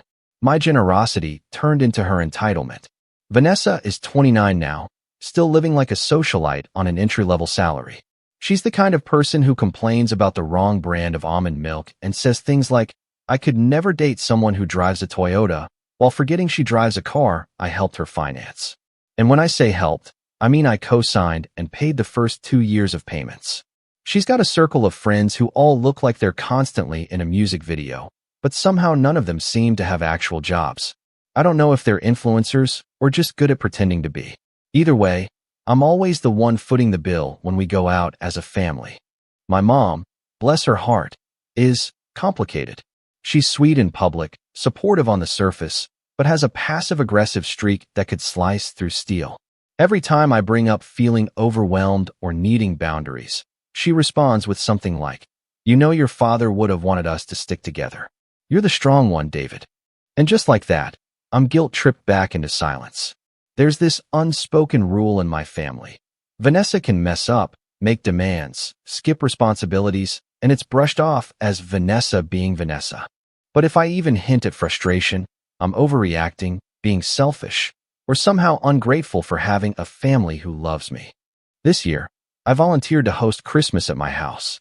It wasn't really a discussion. It was more like Vanessa saying, "You should host. Your place is the nicest," and everyone else nodding in agreement before I could get a word in. Truthfully, I didn't mind at first. I have a decent place, 3 bedrooms, modern kitchen, cozy living room, and I'd spent the last few years making it feel like home. After a rough breakup earlier this year, I figured maybe hosting Christmas would give me that warm sense of togetherness I'd been missing. I thought, what better way to reconnect with everyone, create good memories, maybe finally feel appreciated again? I went all in. I'm talking full decor, wreaths, garlands, lights on the house, custom stockings with everyone's name, and even a themed centerpiece for the dining table. I ordered a catered holiday meal from a local gourmet chef, spent hours organizing the seating chart, because Vanessa once flipped out over being seated too far from the action at Thanksgiving. And most significantly, I dropped $12,000 on gifts. I don't say that for sympathy, but to paint the full picture. I wanted it to be perfect. Not just good, not just okay, perfect. Because deep down, I hoped that if I made it special enough, if I gave enough, they'd finally see me. Not just the wallet. Me. Vanessa sent me her wish list in mid-November. It was a PDF. A literal, branded PDF. She included links, prices, and descriptions like, "Must be this color, or not this brand, I'll know." I stared at it, stunned. It wasn't a wish list, it was an order form. My mom asked for a little something sentimental, but kept texting me subtle hints about how she'd been eyeing those smart home devices everyone has these days. My cousins, who rarely text me otherwise, suddenly began dropping messages like, "Yo man, can't wait for Christmas. Heard you go all out." Even my Uncle Peter, who hasn't come to Christmas in 5 years, confirmed he'd be there, as long as there's prime rib and eggnog. I was hemorrhaging money and barely sleeping, but I kept telling myself it would all be worth it. The week before Christmas, the house was finally done up. Sparkling lights, scented candles, snowflake window clings. Pinterest would have been proud. I was in my living room late one night, wrapping the last of the gifts, Vanessa's $800 Dyson hair tool set, and sipping hot cocoa when I heard laughter from the guest room. Vanessa was staying over early, claiming she wanted to help with the preparations. In reality, she spent most of the time scrolling on her phone and taking selfies in front of the tree. That night, I passed her door on the way to the kitchen and heard her talking on the phone, the kind of loud whisper people use when they want to be overheard but still want plausible deniability. At first, I wasn't trying to eavesdrop. I just froze when I heard my name. "No, seriously," she was saying, followed by a fake, breathy laugh. "We only pretend to like him because he pays for everything. I swear, it's like his whole personality is buying stuff. It's kind of pathetic." I just stood there. My heart thudded in my chest, and I couldn't move. I felt like a statue. My brain started doing this weird thing where it tried to explain it away. Maybe I misheard. Maybe she's talking about someone else. Maybe she didn't mean it. But then she laughed again and added, I mean, don't get me wrong. I love how generous he is. But like, if he stopped paying for stuff, what would even be the point? That one hit me like a slap. She wasn't talking to a stranger. She was on speakerphone with one of our cousins, Ashley. I heard her chime in, right? He's like the family ATM. I don't even think he realizes it. So sad. They both laughed again. Then Vanessa said, ugh, I just hope he got me the right version of the Dyson. If it's the cheap one, I'm leaving it behind. I backed away slowly and sat in the dark hallway for what felt like hours. My stomach was in knots. I couldn't believe what I'd just heard, but there it was, echoing in my mind. We only pretend to like him because he pays for everything. The people I was bending over backward for, the people I thought I was making happy, were mocking me behind my back like I was some clueless clown. I didn't sleep that night. My mind kept going in circles, replaying every moment from the last few years. Every holiday, every time they joked about how I always pick up the tab. Every awkward silence when I tried to bring up feeling tired or needing help. Every time Vanessa talked down to me in that sugar-sweet voice she used when she wanted something. And every time I mistook it for love. By morning, I made a decision. A quiet, cold decision that settled in my chest like a block of ice. I was done being the fool. I had 5 days until Christmas. And for once in my life, I wasn't going to say yes. I was going to vanish. But not before giving them exactly what they deserved. For the next few days, I pretended like nothing was wrong. I smiled. I nodded. I cooked meals.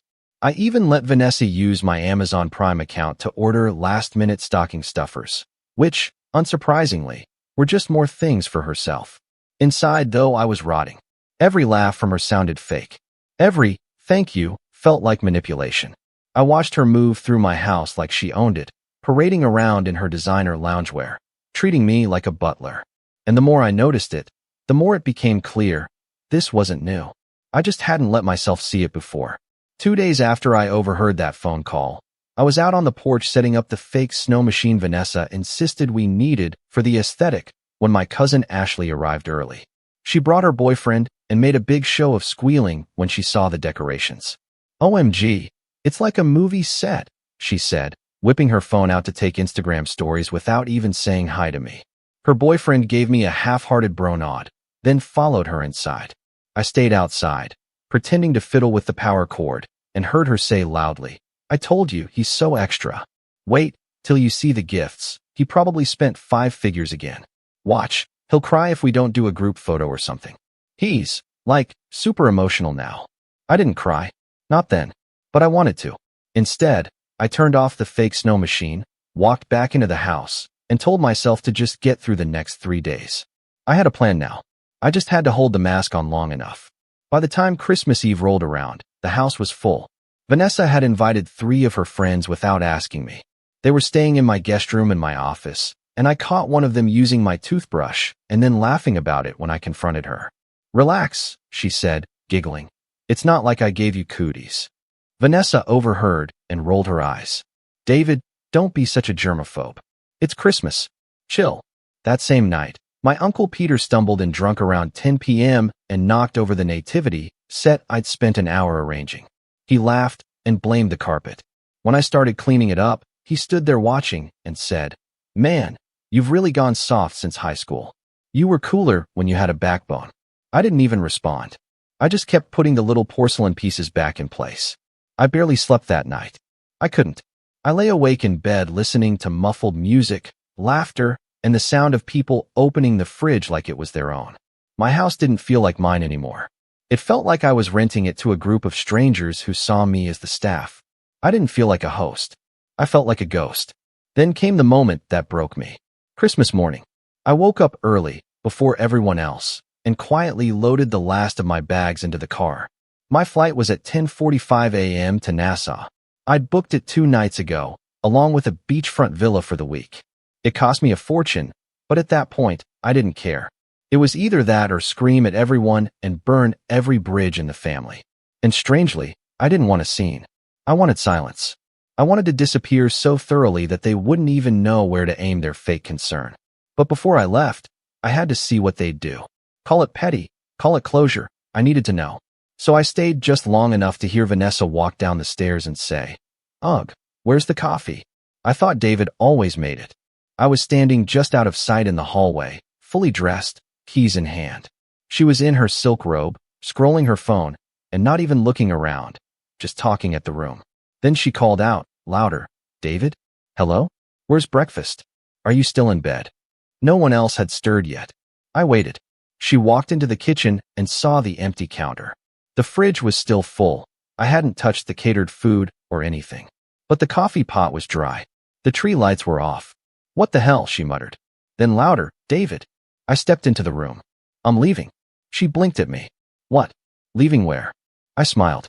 Not the kind of smile that says I'm happy. The kind that says I'm done. "Vacation," I said. "Merry Christmas." Her jaw dropped. "You're joking." "Nope.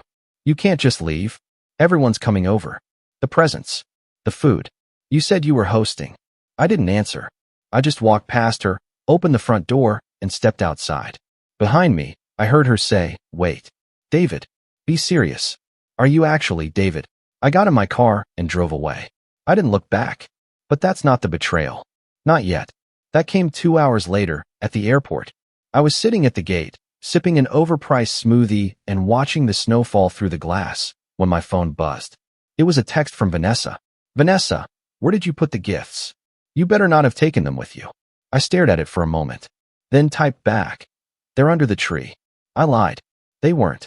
Before I left, I'd moved all the presents into the locked storage closet in my basement. Every last one.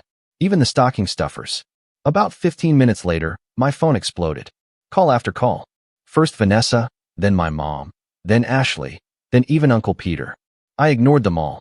Then the texts started pouring in. David, what is going on? Everyone is here and the house is locked? Vanessa, you locked the door? Are you insane? We're outside in the cold. Ashley, wow. Just wow. This is how you treat family? Uncle Peter, open the damn door or I'm calling the cops. I leaned back in my chair and took a deep breath. I felt calm. For the first time in days, maybe weeks. I wasn't panicked. I wasn't guilty. I just felt done. Then I took out my phone and posted a single picture to our family group chat.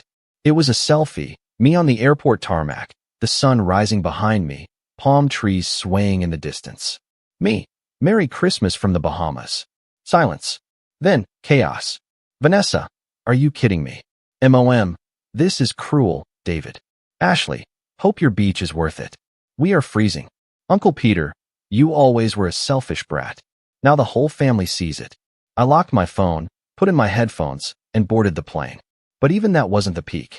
The real betrayal, the one that made me realize just how broken everything had become, came later that evening. Once I landed in Nassau, checked into the villa, and finally opened my phone again. There were over 50 unread messages, a dozen missed calls, and one voicemail that stopped me cold. It was my mom. Her voice was shaking, not with sadness, with rage. "You embarrassed me in front of everyone," she snapped. "You humiliated your sister. After everything we've done for you. After all the years we've supported you when you were nothing. This is how you repay us? By running off like some spoiled child and playing victim?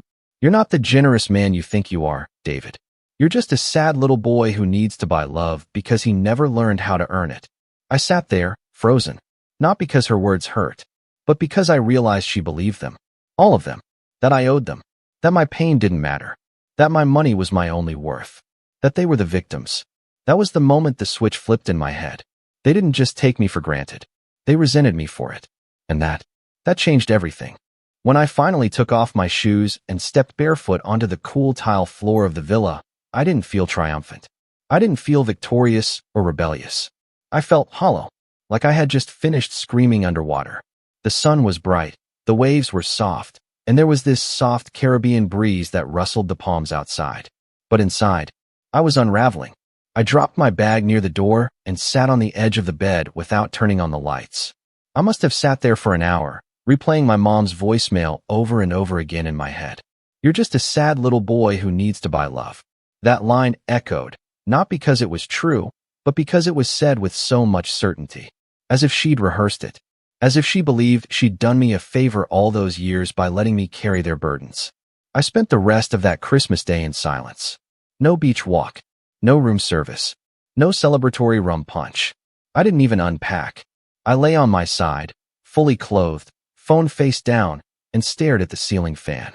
I thought about every moment over the last 10 years where I'd handed over my time, my energy, and my money like a receipt for belonging. All those holidays, I worked overtime to afford something special. All those birthdays, I overcompensated for it because no one else could be bothered. The graduation party, I paid for when Vanessa finished college, complete with the photo booth, catered sushi, and DJ, which I never got a thank you for.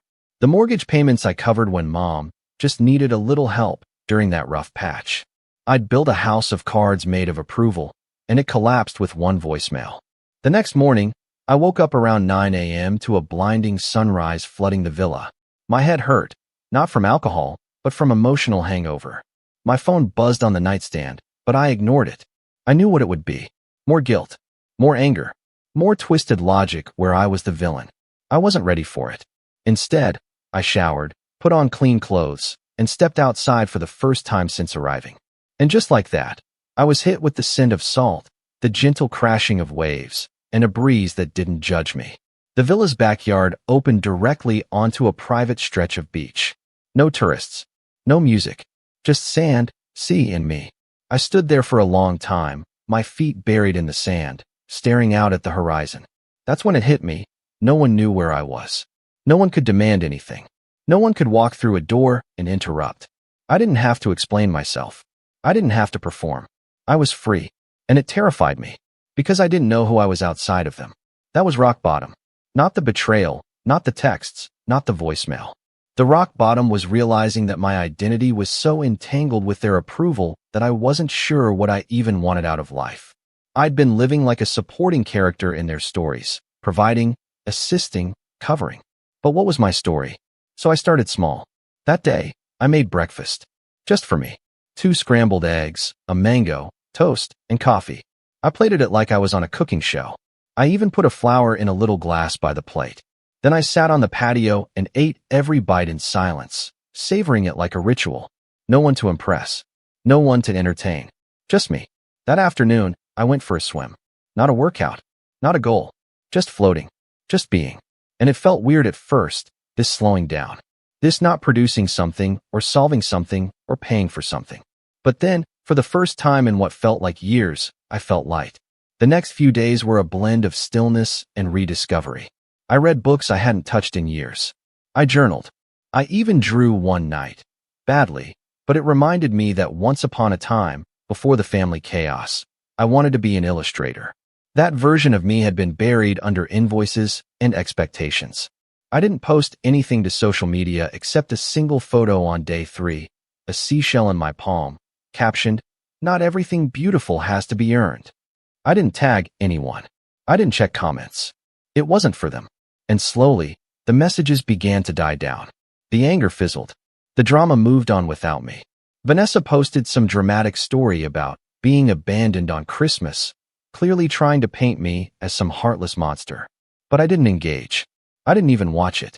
Let them craft whatever narrative they needed to feel like victims. I knew the truth now. They didn't just take advantage of me.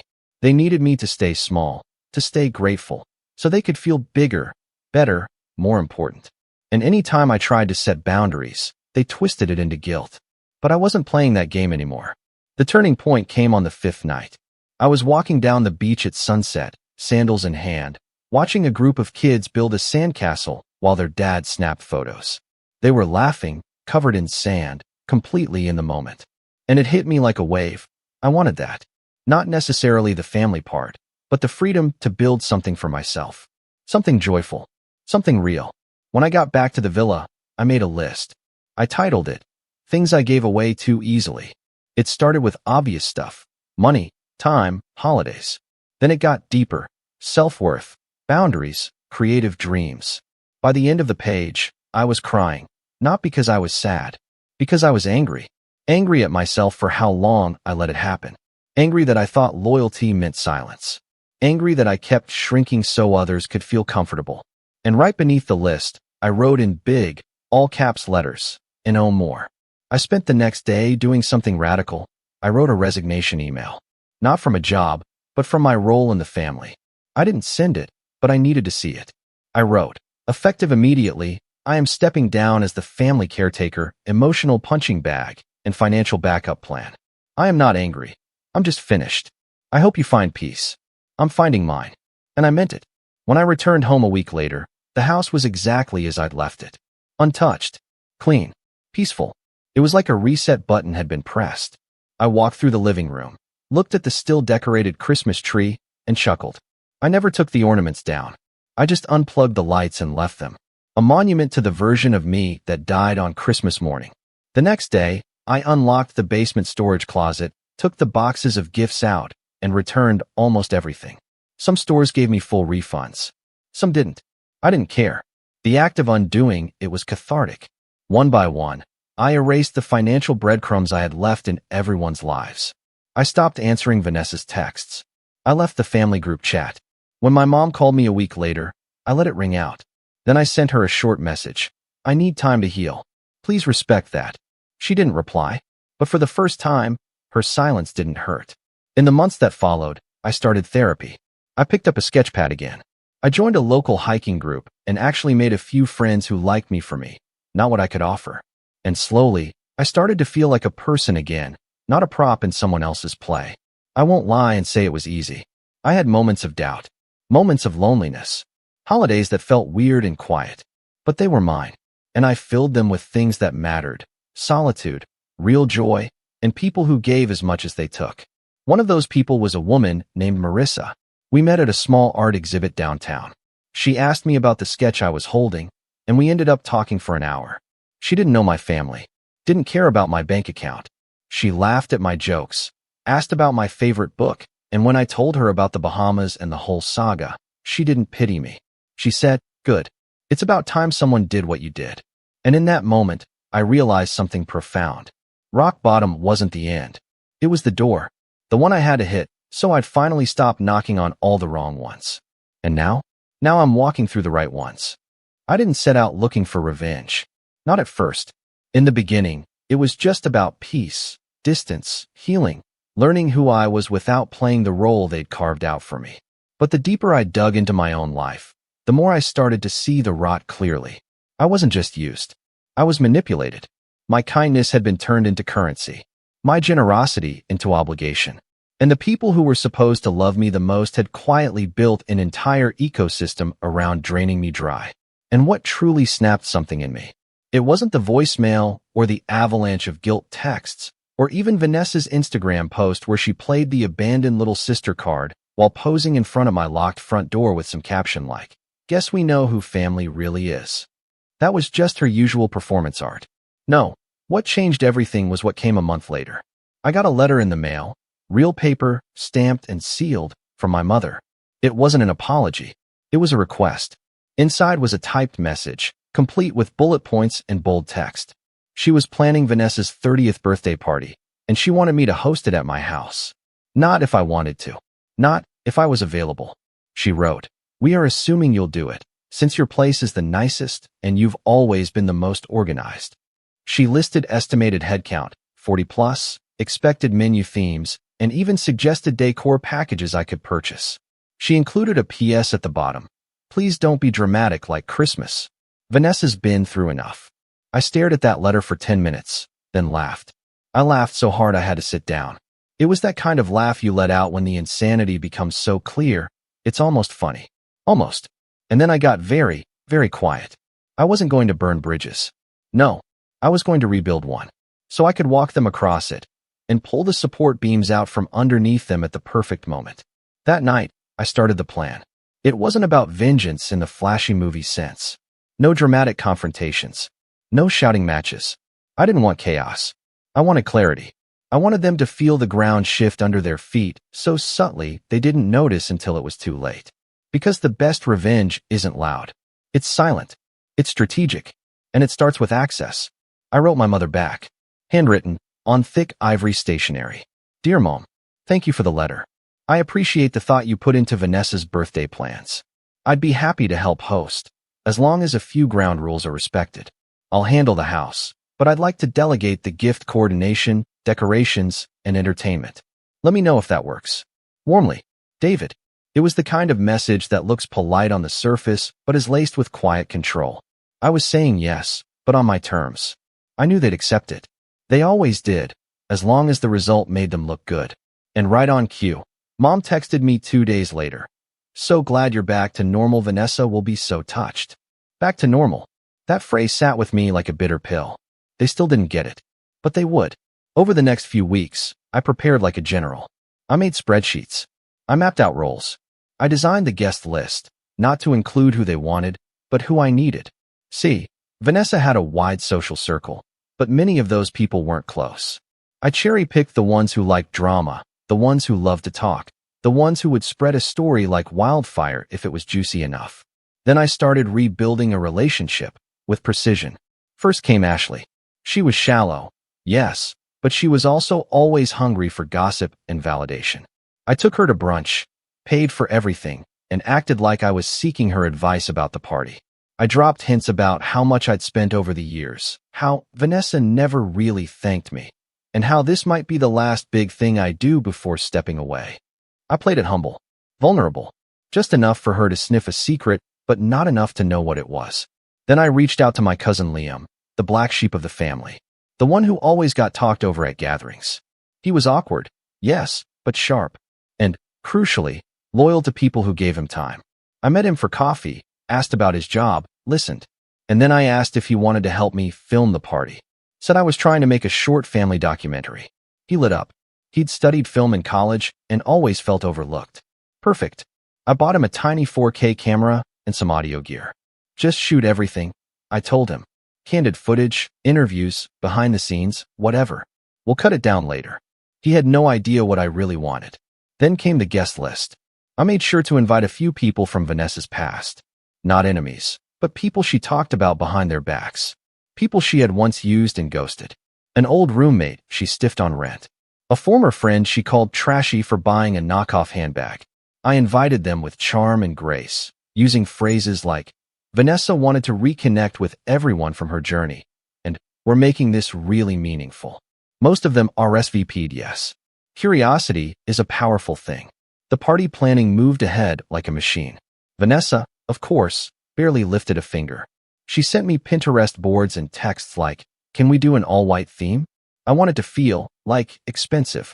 I said yes to everything. I didn't push back. I wanted her comfortable. I wanted her convinced I'd slipped right back into the old role. Meanwhile, I was planting seeds everywhere. I started casually sharing old receipts in private conversations. Did you know I spent $3,200 on her graduation party? Crazy, right? Or, I once covered her rent for 4 months when she didn't tell anyone she'd lost her job. I never sounded bitter, just amused, bewildered, like someone finally connecting the dots out loud. And those dots, they spread. Ashley texted me late one night. Vanessa told me you never helped her financially. Is that true? I responded with a screenshot of a Venmo transfer labeled Rent, April. Silence. Then, yikes. She said you were just trying to buy her love. I didn't respond. I didn't have to.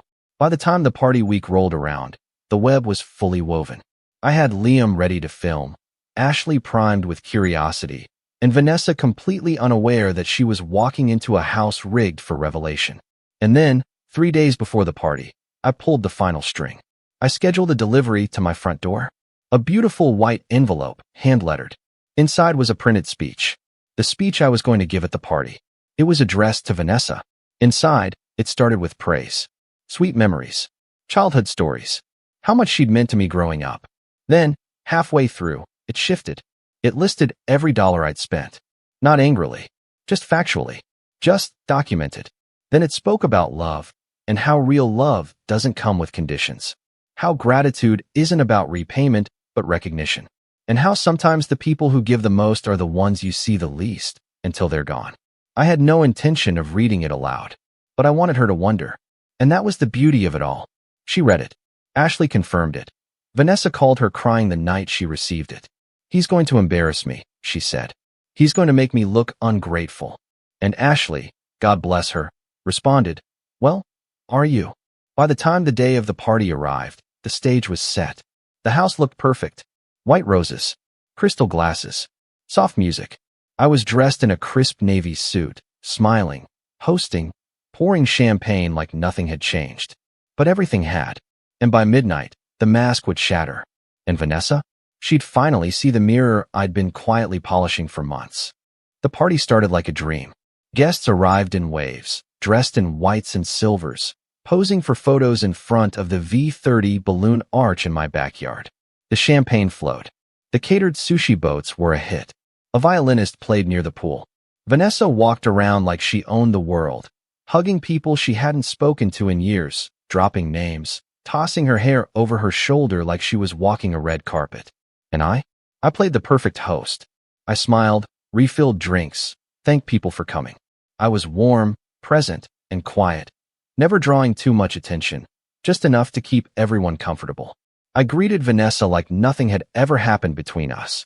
She acted surprised, like she wasn't sure whether I'd still be cold from Christmas, but she hugged me anyway and whispered in my ear, "You didn't have to go all out like this, but I'm glad you did." I just smiled and said, "Of course. You deserve it." She beamed. She had no idea. Liam, meanwhile, was floating through the crowd, camera in hand, capturing candid footage just like I asked. He was a natural, asking little questions here and there, panning over decor, filming clinking glasses, impromptu "What do you love most about Vanessa?" soundbites. It was all part of the setup. Around 9 p.m., we gathered everyone around the pool for the toast. Vanessa stood on the raised stone platform in front of the fire pit, arms open wide, bathed in candlelight. She looked stunning, I'll admit. Long white satin dress, hair curled, makeup flawless. She tapped her glass. "I just want to say," she began, her voice already slightly slurred from the champagne, "this is honestly one of the most amazing nights of my life. And I owe it all to my big brother. David, you've always gone above and beyond for me. You're like, I don't know, my guardian angel or something." Polite laughter rippled through the crowd. She turned to me and raised her glass. "Thank you for this. Seriously, I don't say it enough, but I love you." Everyone clapped. Someone shouted, "Speech." Others joined in. She turned back to me, giggling. "Come on, David. Say something." I stepped forward slowly, feeling my heartbeat in my ears. Liam was behind me, camera rolling. I cleared my throat. "Vanessa, you've always had a way of making an entrance." She laughed, the crowd laughed. I smiled gently and continued. "I'm not usually the one holding the microphone, but tonight, I wanted to do something a little different. Because turning 30? It's a milestone, and you only get one shot to say something that really matters." The crowd went quiet. I reached into my pocket and pulled out a small stack of envelopes.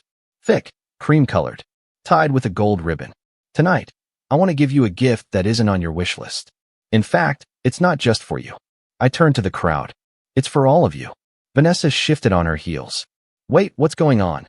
I handed a few envelopes to Liam and motioned for him to begin passing them around. Inside these envelopes are receipts. Literal and emotional. People started murmuring. These are records of the last 10 years. What I've spent. What I've covered. What I've forgiven. There's no shame in them. No bitterness. Just truth. Because sometimes we get so comfortable being taken care of, we forget to ask what it's costing the other person. Vanessa stepped forward, eyes wide. "David, what is this?" I met her gaze. A mirror. Some guests were already reading. The whispers spread like wildfire. Liam stood near the pool with his camera aimed at Vanessa as she flipped open one of the envelopes and scanned the pages. Her face drained of color. What is this supposed to be?" she said, her voice rising. "This is petty. This is manipulative. You're making me look like a monster." "No," I said calmly. "You did that all by yourself. I'm just turning on the lights." Gasps rippled through the crowd. A few people were shaking their heads.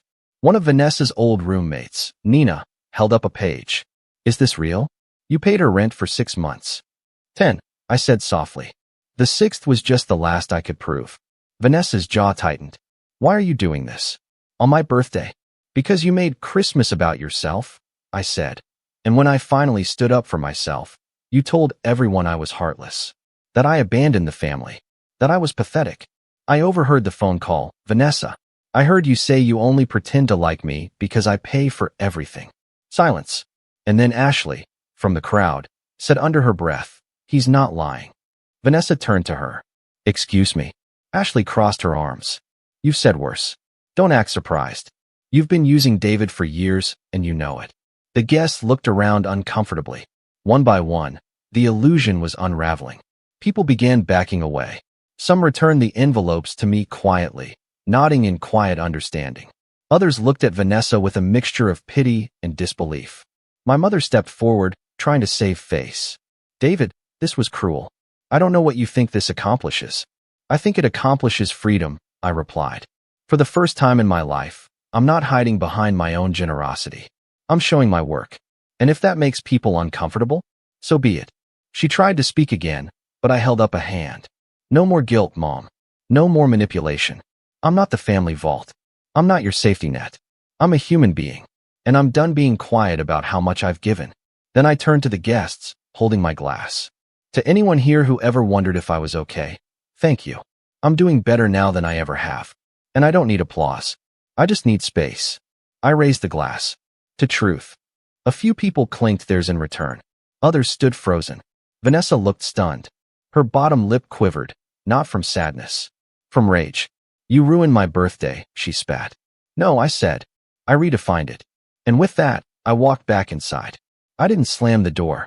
I didn't shout. I just left them there, blinking in the glow of fairy lights and the weight of exposure.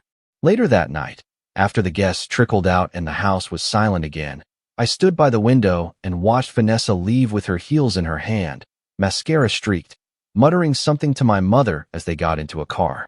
Liam stayed behind. He handed me the camera footage and said, "You want me to edit this?" I shook my head. No, just keep it. One day I might. He nodded and left quietly.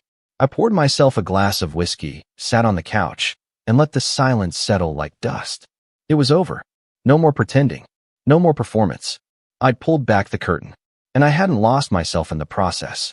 For once, they weren't the loudest voices in the room.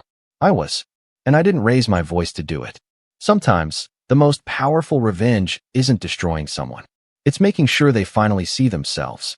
It was the way my mom laughed that really did it. Not the words. Those were bad enough. But that little snort she does when she's trying to be cruel and pretend she isn't. That smug, nose-crinkling laugh that says, "Oh, bless your heart, but you'll never be more than the family punchline, will you?" My name's Julian. I'm 34. And if you ask my family, I'm the guy who almost made it. That's the story they like to pass around, like a joke that's gotten funnier with every retelling. It used to sting. Now, it just fuels me. I wasn't always the black sheep. In fact, I was the golden child once, straight A student, mathlete, computer science prodigy. My parents bragged about me to their friends all through high school. But things shifted when I dropped out of grad school. I'd landed a once-in-a-lifetime offer from a now-public tech startup. I was 23, broke, but betting on myself. My dad told me I was throwing everything away. My mom cried like I'd announced I was joining a cult. And my sister? Grace just smirked. "Hope you like coding in basements," she said. Grace is 3 years younger than me and has always been, well, curated. Like a lifestyle blog come to life. Private school, Ivy League, 6-figure marketing job at a firm where they have kombucha on tap. My parents funded every inch of her path, from her semester in Paris to her first apartment. Meanwhile, I built mine from scratch. No handouts, no safety net. Just a few good decisions, a lot of bad ones, and a ridiculous work ethic. I made money. Quietly. I didn't flaunt it, didn't see the point. Maybe I should have. Because in my family, visibility is everything. You could be drowning in debt, but if you wore a pressed shirt and posted polished LinkedIn updates, you were a success. And if you were quietly investing in startups, flipping real estate under an LLC, and driving a beat-up Camry to keep overhead low, you were figuring things out. So yeah, that's the context. Now picture this, Sunday dinner. My parents host one every other week, which I usually skip. But this time Grace begged me to come. Said she had someone she wanted me to meet. I should have known better. Should have made an excuse and stayed home with my spreadsheets in silence. But I thought, why not? Be normal for a night. Their dining room hasn't changed in 20 years. Same heavy oak table, same mismatched candles that Mom insists are rustic. Everyone was already seated when I got there, Mom, Dad, Grace, and a guy I didn't recognize. Clean-shaven, slick hair, expensive blazer. He stood up when I walked in. "Julian, this is Mason." Grace beamed, voice sweet as syrup. "Mason, my brother. We shook hands. His grip was firm. He looked like the kind of guy who referred to himself as a finance bro, ironically, but also kind of meant it. Dinner started okay. Small talk, wine, Grace recounting some story about a pitch deck she made that totally slayed. I kept mostly quiet, pushing peas around my plate, answering questions when asked, until Mason turned to me with a charming smile and said, "So Julian, what do you do?" There was a pause, the kind that feels like someone pressed a mute button on the whole room. And then my mom laughed. Not a ha-ha how funny laugh. The kind I mentioned before. That snort. That sharp little bark that seems to say, he has no idea what he's doing with his life. "Oh," she said, waving her hand like she was shooing away a fly. "Let's not ruin the appetite." Grace didn't miss a beat. "Just say you're figuring things out again," she added with a giggle. Dad chuckled too, the kind of forced laugh that tries to soften the cruelty but doesn't quite stick the landing. They all laughed. I didn't. I just nodded, took a bite of mashed potatoes, and stared at my plate like it was suddenly fascinating. No one noticed. Or maybe they did, and just didn't care. I went home early that night. But I didn't sulk. I didn't spiral. I didn't yell or text Grace a passive-aggressive essay about boundaries. Instead, I opened my laptop, logged into the dashboard of a holding company I quietly built, and approved the wire transfer for $500,000. The down payment on a property I'd been watching for years. The one my parents had been trying, and failing, to buy for over a decade. A gorgeous 3-story house in a gentrifying neighborhood they claimed would be their retirement dream home. They could never quite get the financing right. But I could. I didn't tell anyone. Not yet. Instead, I scheduled a brunch for the following Sunday. Texted Grace, Mom, Dad, just a casual catch-up. On me. Bring Mason. They all RSVP'd yes. They had no idea what was coming. And when they showed up, all dressed up and ready to smile through a meal they expected me to pay for, I greeted them at the front door of my new house, wearing a blazer, holding a manila folder in one hand, and a rejection letter in the other. My mom blinked. "Julian, whose house is this?" I smiled, and that's when I handed her the letter. But let me rewind a little. Because before we get to that scene, the brunch, the stunned faces, the fallout, there's more you need to know. Like the real reason I'd been keeping my success a secret. What happened with the first business I built? Why my parents never trusted me again after that one phone call in 2015. And why I decided, after all these years, that this was the moment to pull the pin. You want revenge? Let's start with the betrayal that lit the match. Let's go back. Back before the mashed potatoes, before the silence, before the laughter at my expense. Back to the years when I still believed being quiet and competent would earn respect. When I thought keeping my head down and working hard would somehow make up for not playing their game. It's funny how slowly disrespect builds. It doesn't hit you all at once. It's not a slap, it's a slow drip. A comment here, a joke there, a look that lingers too long when someone asks what you've been up to. For me, it started the year after I dropped out of grad school. I joined a tiny team building back-end infrastructure for a cloud-based analytics tool. Sexy, I know. We were 6 people in a room with peeling paint and a whiteboard full of code scribbles, running on caffeine and cheap pizza. No salary, just equity. I didn't care. I was obsessed. It was the first time in my life I felt like I was building something that could matter. The company got acquired 2 years later. My cut, after taxes, just over $1.2 million. I didn't throw a party. Didn't buy a Tesla. I didn't even upgrade my apartment. I just moved into a slightly nicer 1-bedroom and started learning everything I could about investing, real estate, angel funding. I opened LLCs, talked to lawyers, made mistakes, lost money, made it back, kept my circle small. But none of that mattered to my family. As far as they were concerned, I'd quit grad school, fizzled out, and never recovered. Because I didn't walk around flashing a Rolex or posting inspirational LinkedIn quotes about hustle culture, they assumed I was drifting. Meanwhile, Grace was rising like a champagne bubble. She got a job at a boutique marketing firm straight out of Colombia. 2 months later, she was promoted. A year after that, they flew her to Cannes. She posted filtered selfies on yachts with captions like, "So grateful for this journey," and racked up likes from everyone in the family. My mom printed out one of her posts and put it on the fridge. I wish I was kidding. Every Sunday dinner became some variation of Grace's latest triumph. And Julian, you'll get there eventually. It didn't matter that Grace still asked Dad for help covering her rent every few months. Didn't matter that I paid mine in full, on time, plus the mortgage on a duplex I never even mentioned. They were looking at optics. Grace was shiny. I was not, but I let it slide. For years, I kept showing up, biting my tongue, letting the jabs roll off. I thought I was being mature. I thought I was choosing peace. Until the day they stole from me. Not literally. Not in the way you might expect. No one emptied my bank account or forged a signature. But what they took was worse than money. It was trust. And dignity. It started with my cousin, Alex. Alex and I were close growing up. He was like a little brother to me.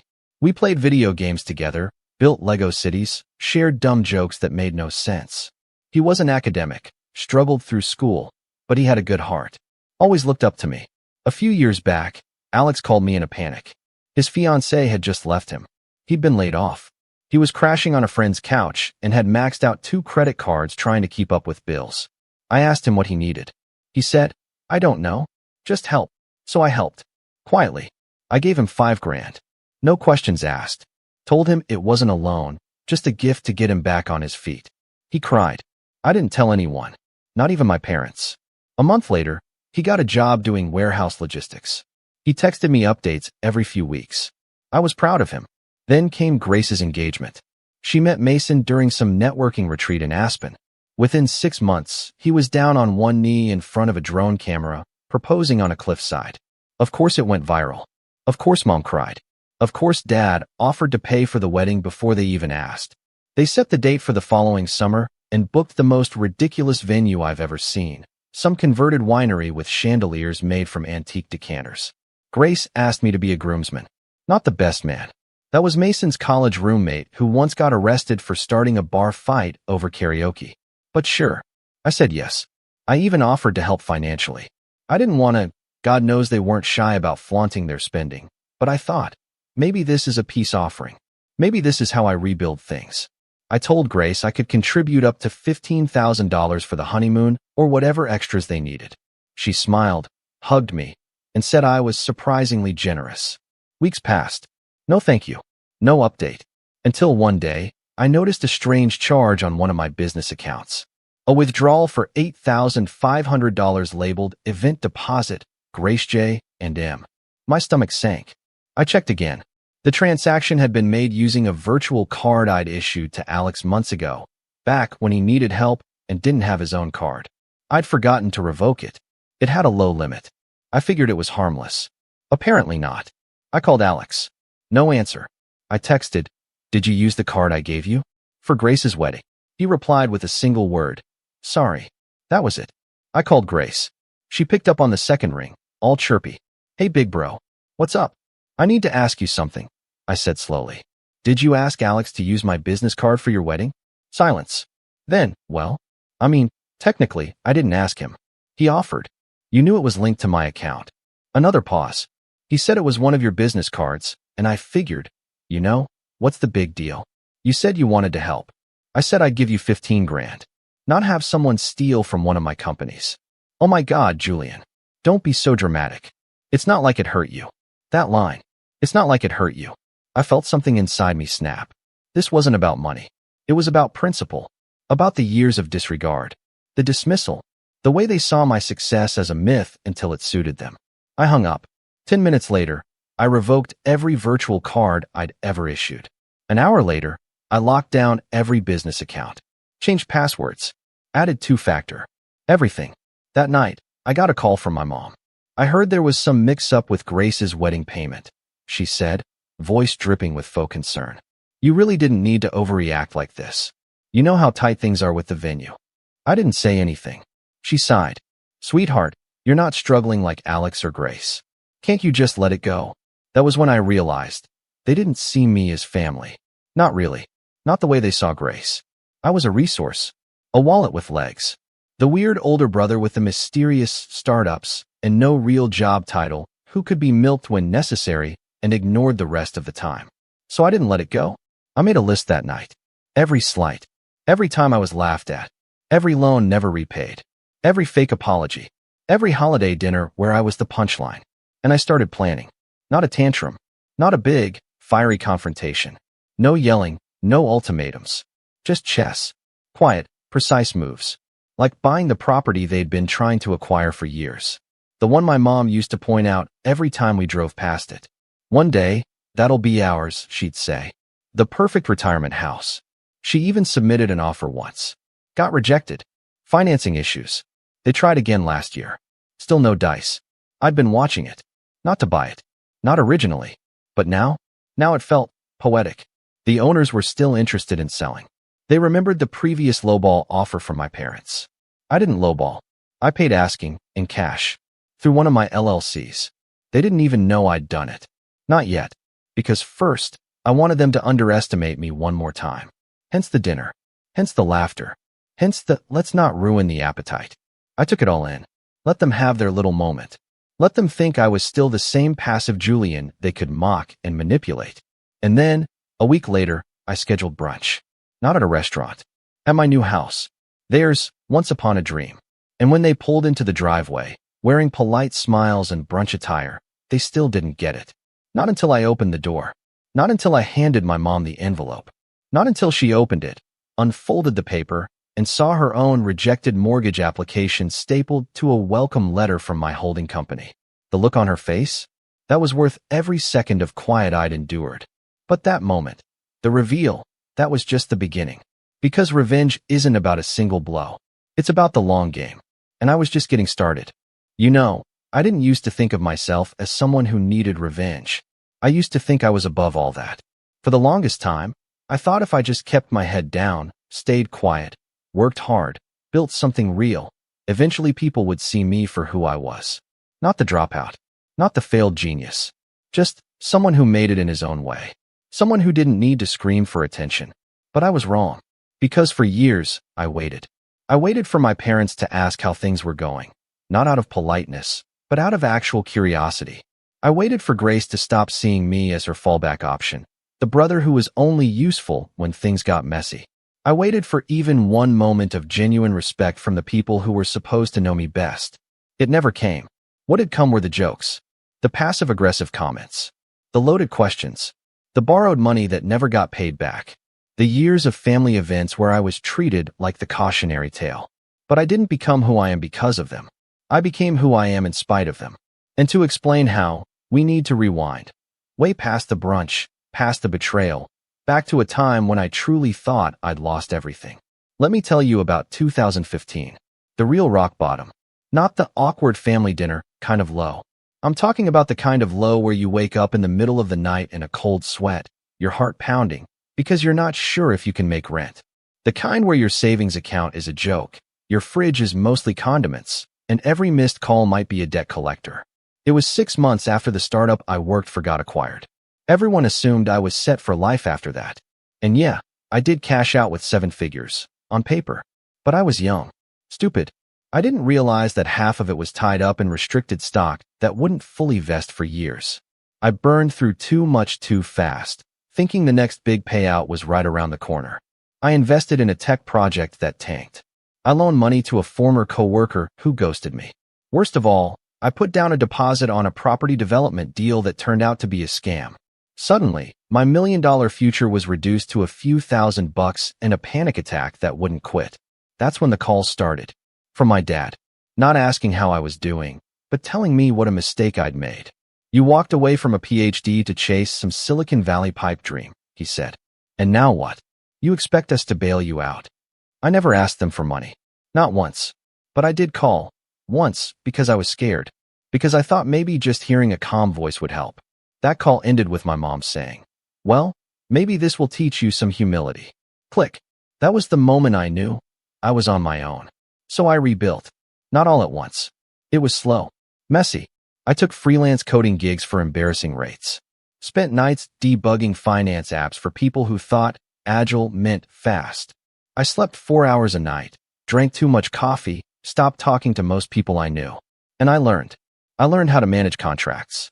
How to spot scammers. How to protect my assets. How to take calculated risks instead of dumb ones. I incorporated my first LLC in 2016 and used it to broker data consulting gigs between small firms and independent coders. By 2017, I had two contractors working under me and a client base that respected me, not because I was flashy, but because I delivered. It was during this time that I bought my first property, a 2-unit rental in a transitional neighborhood. Ugly on the outside, solid bones on the inside.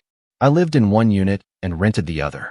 Fixed it up myself on weekends, watching YouTube tutorials on drywall and plumbing. Ate microwave meals on a milk crate while building spreadsheets for the next investment. That duplex cash flowed within 6 months. I refinanced it after a year and used the equity to buy a triplex. Then another. Then I started structuring everything under layered LLCs for liability protection. By 2020, I was quietly managing 9 doors across 3 neighborhoods, with tenants I knew by name and reserves stashed away for every property. And still, I said nothing. Not to Grace.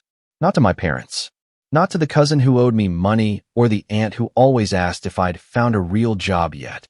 Why? Because part of me still hoped the results would speak for themselves. Spoiler, they didn't. I remember one Thanksgiving, 2019. I'd driven 5 hours to be there. My mom sat me next to a folding chair and asked Grace's boyfriend at the time, some guy named Taylor, if he had any career tips for me. He worked in social media. I built infrastructure systems that powered analytics for multi-million-dollar companies. But sure, let's hear what Taylor has to say about success. That night, I sat in my car for 30 minutes before driving home. Didn't cry. Didn't rage. Just stared at the dashboard and thought, if they don't see it now, they never will. So I stopped hoping. And I started planning. I built a second company. This one fully remote, leveraging a team of niche developers overseas to build custom integrations for e-commerce businesses. It was scalable, profitable, boring in all the right ways. I bought more properties. I turned down a $3.2 million acquisition offer in 2021 because I didn't need the liquidity. And all through it, I said nothing. Until Grace stole from me. That was the crack in the dam. The moment I realized, silence wasn't peace. It was permission. So I stopped being silent. First, by buying the house. That was symbolic, yeah, but it was also strategic. Prime location, undervalued.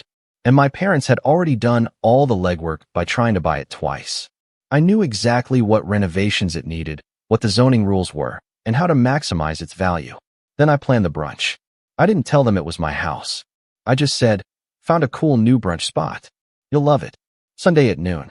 Don't be late. I spent the morning of the brunch making sure everything was perfect. Coffee brewed. Fruit tray chilled. Music low. I had 3 envelopes on the table, each containing a copy of the rejected mortgage application my parents submitted, along with a purchase letter from my company and a business card clipped to the front. When they arrived, Mom was the first one through the door.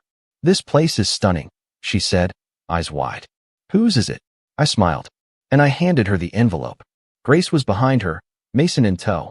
He glanced around, visibly impressed. "This yours, Julian?" I just nodded. Grace blinked. "Wait, you bought this house?" Mom opened the envelope. Her face went pale. She recognized the letterhead immediately. I didn't say a word. Didn't have to. Dad finally stepped inside, frowning. "What's going on?" I walked past them, into the kitchen, and poured myself a coffee. Then I turned, leaned against the counter, and said, "Brunch is served." And that was the moment the game changed. That was the moment they realized the version of me they kept mocking no longer existed. But the rise wasn't about money. It was about choice. I chose to stop begging for their approval. I chose to stop shrinking so they could feel big. I chose to build something real, not because they believed in me, but because I did. And now? Now I had their full attention. But what I did next, that's the part they never saw coming. Because revenge isn't loud. It's deliberate. And mine had only just begun.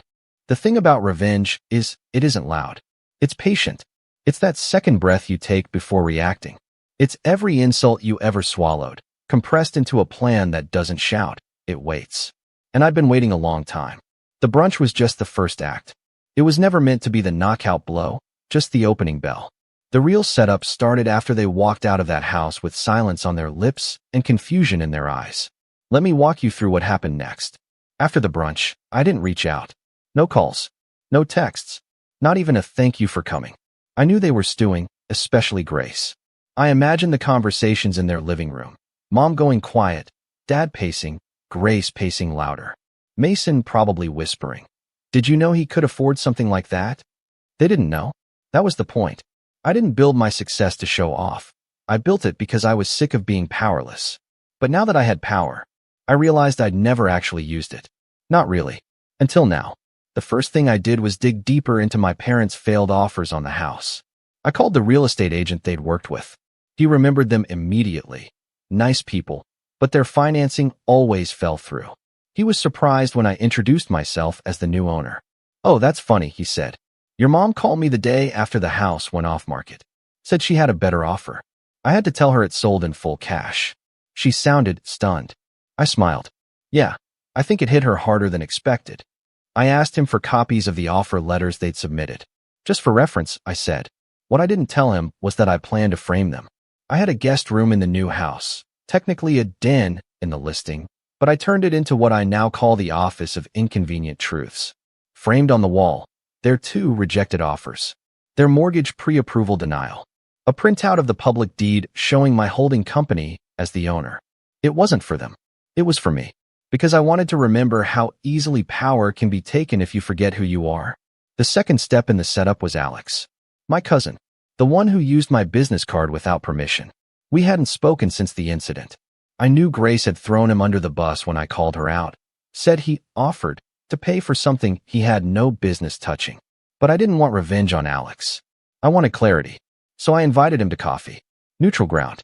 He showed up late, nervous, hands in his hoodie pockets like a teenager caught smoking. "Thanks for meeting me," he mumbled. I nodded. "You're lucky I didn't file charges." His face went pale. "I didn't mean," Grace said. "She said it was fine." I held up a hand. "I know what she said. I want to know what you think." He looked around like someone might be listening. "Honestly, I thought it was weird. She told me you were helping pay for the wedding and that you gave me the card as a backup. I figured, if you're loaded, what's a few grand, right?" I tilted my head. "Do you think I'm loaded?" Alex hesitated. "I mean, yeah, but you never said anything. You drive that beat-up Camry. I thought you were still struggling." I exhaled. Exactly. Alex wasn't malicious. Just misinformed. And Grace had weaponized that. Before we left, I handed him an envelope. Inside, an invoice. $8,500 plus interest. He blinked. "You want me to pay this?" "No," I said. "I want you to frame it. Put it somewhere you'll see every day. Because that's the price of not asking questions before you swipe someone else's card." He nodded, quietly. No argument. And then I walked away. One thread tied. Dozens more to go. Next came Grace. I didn't go to her directly. That would be too easy. Instead, I reached out to a friend of hers, Olivia, someone I'd met a few times at Grace's parties. Olivia worked in real estate branding and occasionally did consulting for boutique agencies. Over drinks, I asked if she knew anything about Mason's current employment. She raised an eyebrow. "You mean unemployment?" "Oh. Apparently Mason's fintech startup had crashed 6 months ago. Burned through VC money like a bonfire. He'd been scrambling ever since. Living off Grace's salary and telling everyone he was between rounds." Interesting. I thanked Olivia, bought her another drink, and went home thinking. Because Grace had built her whole identity around perfection. Her job, her fiancé, her Instagrammable life. But I knew the cracks were spreading, and all I had to do was wait. But waiting wasn't enough. I needed something to move the needle. So I started building a paper trail. I compiled every text, every email, every receipt showing Grace using or directing others to use my resources without consent. I pulled transaction histories, Slack DMs from contractors she borrowed during her wedding planning phase, even a PDF of the catering invoice that mysteriously got billed to a company I own through a shared vendor. All of it went into a neat folder titled Family Write-Offs. Because it wasn't just theft. It was arrogance. Grace assumed I'd never notice. Or if I did, that I'd never say anything. But she was wrong. And the final piece? The business dinner. A friend of mine, Sarah, runs a mid-sized marketing agency downtown. She's sharp, connected, and owed me a favor. I told her I had a candidate she should meet for a potential branding project, a mid-level marketer looking to pivot into consulting. I gave her Grace's number and watched the trap unfold. Grace showed up to the meeting thinking it was a job offer. She brought her best blazer, her power smile, and a portfolio of recycled campaigns. Sarah kept it professional, polite, but cold. Halfway through the dinner, she asked Grace how she managed budgets. "Oh, I always find creative ways to make things work," Grace said, sipping wine. Sometimes I even leverage friends or family resources to close a gap. Sarah smiled. Interesting choice of words. Grace paused. Excuse me. Sarah slid a folder across the table. Inside, the catering invoice. A screenshot of the card charge. The wedding planner's email thanking Julian for his contribution. Grace's face, I'm told, went white. Sarah leaned back. I think we're done here. Grace called me that night. Angry. How dare you set me up? I didn't raise my voice. You set yourself up. I just made sure someone was watching this time. You're pathetic, she hissed. Just because you bought a house doesn't mean you're better than everyone. I almost laughed. Grace, I've never wanted to be better than anyone. I just want to be left alone. But since that's apparently not possible, I've decided to start participating in this little family theater. You think you're clever, she snapped. But you're just bitter. No, I said quietly. I'm free. Click. No yelling. No drama.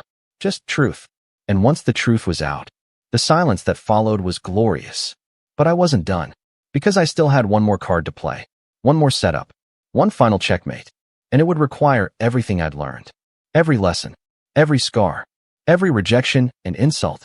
Because sometimes the best revenge isn't about hurting them. It's about showing them. Showing them who you became when they stopped looking. And I was about to show them everything. You've been with me through the setup, the planning, the slow burn revelations, the soft power plays that nudged the cracks in my family wide open. But this part? This is where everything converged. Where years of being underestimated became the engine for one of the most satisfying moments of my life. Let me walk you through how it all ended. After Grace's ambush dinner with Sarah, the one that shattered her illusion of invincibility, she went radio silent. I didn't hear from her for 2 weeks. Not a word. I imagined she was scrambling, trying to recover from the embarrassment, trying to control the narrative. That's what Grace does when her image starts to crumble. She performs damage control, not introspection. My parents, on the other hand, pretended like nothing had happened. They didn't bring up the house. They didn't mention the brunch. They didn't call, text, or show up at my door. At first, I thought maybe they were waiting for an apology, that I'd somehow humiliated the family by demonstrating what I'd accomplished without them. But the longer the silence stretched, the more I realized they weren't waiting for anything. They were just avoiding reality, and I wasn't going to let them. So I wrote an email, one I'd been drafting in my head for months. It was short, precise, unemotional. Subject, ownership and closure. Hi Mom, Dad. I hope you're both well. I wanted to formally inform you that as of last month, I became the legal owner of the Chestnut Ridge property you attempted to purchase in 2017 and again in 2022. I paid in full, in cash, under my holding company, Ridge and Echo Investments. This isn't meant as an announcement to provoke or hurt. It's simply an acknowledgement that I've spent the past decade building something real, despite your doubts, despite the jokes, and despite being treated as the cautionary tale of the family. I'll be living in the property part-time and using the rest for a short-term rental project. There's no obligation for you to interact with it or with me unless you choose to. But I will no longer tolerate being disrespected, dismissed, or used. Grace's unauthorized use of my business account for her wedding expenses has been documented and handled privately. I do not intend to pursue legal action, but I reserve the right to change my mind should further boundaries be crossed. If you'd ever like to have an honest conversation, as adults, without mockery, I'm open to that. But until then, I wish you all the best. Julian. I hit send. Then I blocked them on everything, temporarily. Not out of spite, but to give myself peace. The kind of peace that only comes when you finally stop waiting for the people who hurt you to say, I'm sorry. Then I turned my attention to the final stage of my plan. See, that property? It wasn't just a house. It was leverage. Because my parents didn't just like the house. They needed it. Over the years, they'd built a narrative around it. That it would be their retirement home. That they'd gut the kitchen and host grandkids for Sunday dinners. My mom had a Pinterest board. My dad had blueprints. They used to drive past it and say, that's where we'll finally breathe easy. And now I owned it. And they couldn't stand it. A week after my email, I got a call from an unknown number. I let it go to voicemail. It was my dad. His voice was tight, tense. Julian, listen, your mother's been a little shaken up. We weren't expecting all of this. We've been thinking, maybe there's a way we can work something out with the house. If it's about money, we can talk terms. Let's be reasonable here. I listened to that voicemail 5 times. Then I did something very deliberate. I printed it, framed it, and hung it right next to the framed rejection letters. Then I drafted my response. Hi, Dad. Thanks for reaching out. This isn't about money. It never was. But if you're still interested in the property, I do have an option that might suit you. I'm converting the upstairs into a luxury short-term rental suite. I'd be happy to reserve it for you and Mom at the family rate, for $150 a night, 2-night minimum. It comes with a complimentary welcome basket, fresh linens, and a printed copy of your previous mortgage denial in the guest binder. Let me know if you'd like to book. Warmly, Julian. I never heard back. From him, or from my mom. But that was okay. Because revenge isn't about hearing, you were right. It's about not needing to hear it anymore. As for Grace, oh, she wasn't done yet. Not by a long shot. 2 months after the dinner disaster, she texted me. No apology. No explanation. Just, are you serious about pressing charges for the card thing? I didn't respond. She texted again an hour later. Julian, come on. Don't ruin my life over a misunderstanding. And then, we're family. That one made me laugh. Because family was the word they always used when they needed something, never when they gave it. So I sent one final reply. We were family. Now we're just people who shared DNA. Then I forwarded the invoice again. This time, to both her personal and work email. She paid it. Quietly. No memo. No note. I don't think she's ever been more afraid of me than in that moment. Not because I was threatening, but because I was done. You want to know the funny part? The moment I stopped chasing respect, I found it. Not from them, but from people who actually mattered. Tenants who thanked me for fixing things on time.